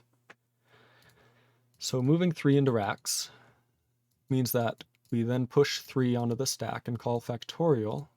Factorial has racks as its return value, which means that it'll set racks itself pretty much no matter what. Because R10 gets racks, R10 gets racks. So we either get 1 or we get Okay, what is happening? So how are we returning with code 3? 3 is in racks, so factorial should now update racks. Factorial should now set racks, which it should here. Set it to 3, right? Once again. Then we can say, okay, compare it with 2. 3 is not less than 2, so we will jump to L0, in which case we'll say move 0 into R10, doesn't matter. Move 16, base pointer into racks. So now, once again, move 3 into racks. Function call factorial. So we push racks to save it. We move n into R11. So now racks has n, and R11 has n, and we get 1 in RBX as well. So now R11, n minus RBX. Is this backwards? It stores it in the source. But is this backwards? So we're doing n minus 1. N is in R11. So n, isn't this 1 minus n? Isn't this backwards? Maybe I'm wrong. But is that not, is sub not backwards? I could be just an idiot. So sub, let's just make a simple, let's go to math, right? So we're gonna go to simple math, why not? And we're gonna say 5 minus 3. And then we're going to do some simple math to make sure our operators are going in the correct order. 5 minus 3, code 254. So if I switch these two around, chat, I think I did it. Then we get code 3. So sub is backwards. That's what's messing with us. I hate this. Okay, so sub is backwards. Wonderful. We're just going to move this up, move that there, and do a little like that.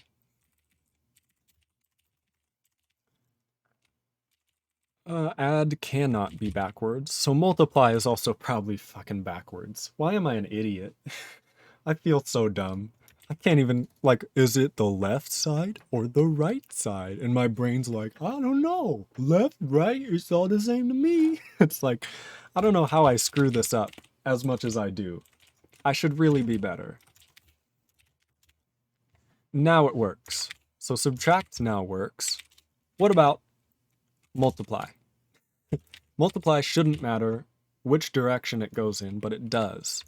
Because if we set the result register incorrectly, then that matters. But I don't think result register is set incorrectly. Yep, we get code 15. Okay, so we get 15. 5 times 3 is 15. We really need some unit tests for this. 8 minus 3. Recompile and run. It's 3. That doesn't seem right. Shell command failed with code 3. That's not right. Why? Move 8 into racks, move 3 into R10, subtract R10 from racks. 8, 3. So now rack should have 3. Oh, now we have this incorrect. Wonderful. We have the result register incorrect as well.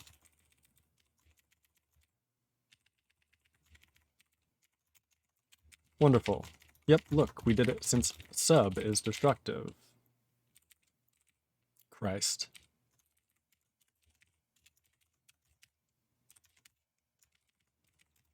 So add, move 8 into racks, move 3 into R10, subtract 3 from 8. Okay, this failed with code 5. It actually worked. Okay, so simple math. 5 minus 3. Failed with code 2. Chat. Did we finally do it? Oh my god. That took so long. So let's do like 5 minus 3 times 2. So this should be -1. No? Yeah? Perfect. Shell command failed with 255. That's -1. Whereas if we set... So then we would like to say minus -1. We're really trying to break things. Succeeded with no output. So minus -2 should succeed with, or return with 1. And we do, we return with 1. We're doing math. We're doing math correctly. Oh Christ. So now, in factorial, hopefully, when we do n minus 1, we don't do 1 minus n. That would be silly. But that's what we were doing. In any case, generate the code.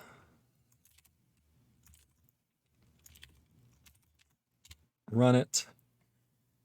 Code 6. Wait, chat. Factorial of 4 should be 24. If we get 24 from this, chat. Oh! Pog! Yeast! Yeast, chat. I'm excited. Chat, get excited. This is exciting. Do you realize what we just did? We now wrote a factorial program in our own compiled language. How incredible is that? How incredible is that? That's pretty good, ain't it? So let's do factorial of 6. Isn't that like 700 or some shit? So we're going to recompile and run 208. Oh yeah, we can only do 1 byte return values. That's right. Bit of an issue. So the 1 byte return value means that we can't do... What's 5 times 24? We can use our language and figure it out. It's 120. So the factorial of 5 should be 120. Let's try it out. Hey, it's 120. Chat. Okay, this is so awesome.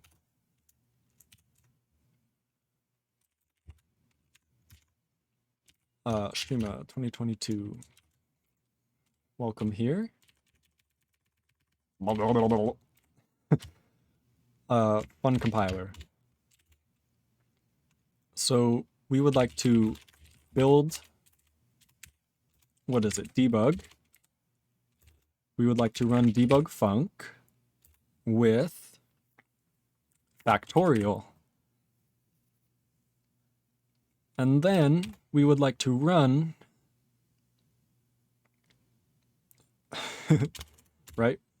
So that will generate code at output file path code.s. So then we can use as on code.s into code.o and use ld on code.o into an executable. And it worked. Then we can run this executable, and that's right, it just returns an exit code. It doesn't print anything. Does anybody know in new shell how to print the exit code?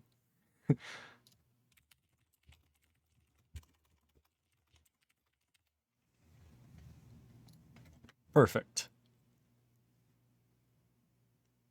Yes, I know. Echo env last exit code. That's probably what it is. The complete command allows you to run an external to completion and gather standard out, standard error, and exit code in one record. Oh, I want to do this. This is way better.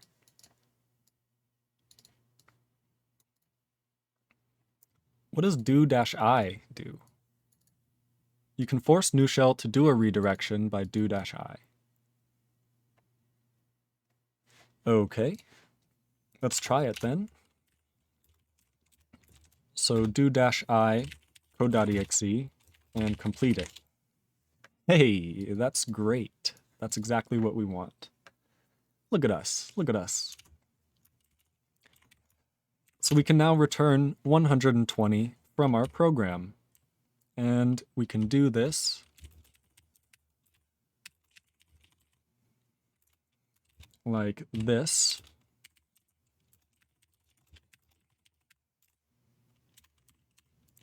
And do it all at once. Perfect. So now we can run our compiler and then run our executable. That is beautiful. Exit code of 120. All right. I know the stream was a little short today. But in any case, I would greatly appreciate you following on Twitch, going to the YouTube, and seeing my previous broadcasts, if you would be so interested in them. If you were interested in them. I don't even know what I'm saying anymore. It's been 7 hours. Okay, so check out the YouTube. Be sure to check out the Discord in the About section. We have a ton of fun. I make announcements every time I go live, so you'll never miss another stream. I really recommend joining, and if you do, look at all these people that will wave to you. It's so much fun. I really recommend it. In any case, this epic compiler is now complete. Not complete. We're not done with it. But it is working for the day. We're going to do... Here, let's do our little git commit. Let's commit factorial. And let's go from there.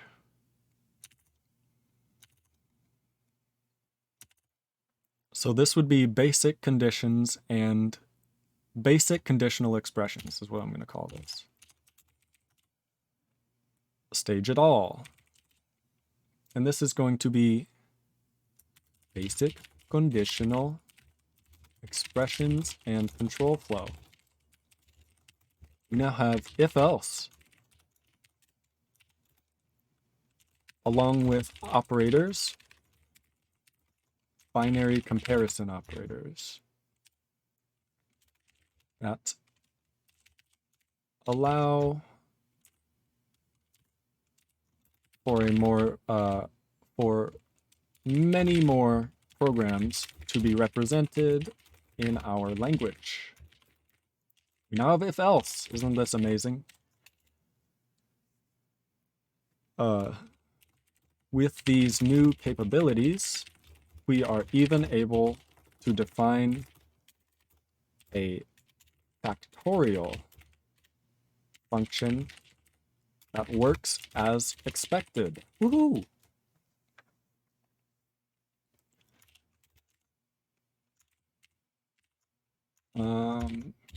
That. So a factorial function that works as expected.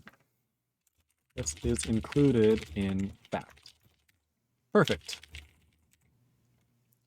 Good enough for me. We have so much untracked files. I really got to fix the git ignore. And then push it, push it. We push. Yes, we push. And it is all pushed. Check out in the Twitch About section, the GitHub, and you will be able to see this epic compiler that is able to do if-else, nested if-else even. It's able to have functions defined. It outputs x86 64 assembly in GNU assembler syntax. For now. We'll get better as we go. Isn't this amazing? We have our compiler. Look at this program. This program is a factorial program that we wrote in a language that we made up. We made it up, okay? We just made up a language. If you go to the first episode, you'll see like, I just want to make something, and then I just made it. I just made it up. This didn't exist before, right? And now it exists, and I'm happy about that. In any case, I'm so happy everybody is watching today. I'm so happy that you are being entertained and having a fun time. If you're not, I recommend doing something else. No, but in any case, I would like to greatly thank you for watching. This has been an incredible stream, and I am sure that no one will watch it following today. It is 8 hours long. It's insanity. Oh, Christ. I don't know if you can hear it in my voice, but I've started to yell at myself internally. I'm like, this is insane. Oh. In any case, we have a factorial implementation in our very own custom language that we made up from scratch, just from nothing. Just made it, just for fun. And yeah, now it exists. Now we have a factorial program written in this amazing language. It's actually really nice to read. I didn't think about this at all when I was creating the language, but this is nice. It's very readable to me. If n is less than 2, 1. Else, n times factorial. And I wonder if I should allow for no braces if there's only a single expression. That would be interesting. Like C, you know how C you can do if n is less than 2, 1? I feel like that reduces the readability quite a bit. You know what I mean? Looking at this, it's kind of confusing. Like, wait, 22, 1? It seems like these two are connected. So I think having the body... Oh, I really gotta go. I'm late. So I think having the body like that, I think that's fine. It's not a big deal. Maybe eventually we'll change it. In any case, we have a factorial implementation in this language we just made up. It's incredible. If you would like to continue to see work on this compiler, be sure to hit that follow button.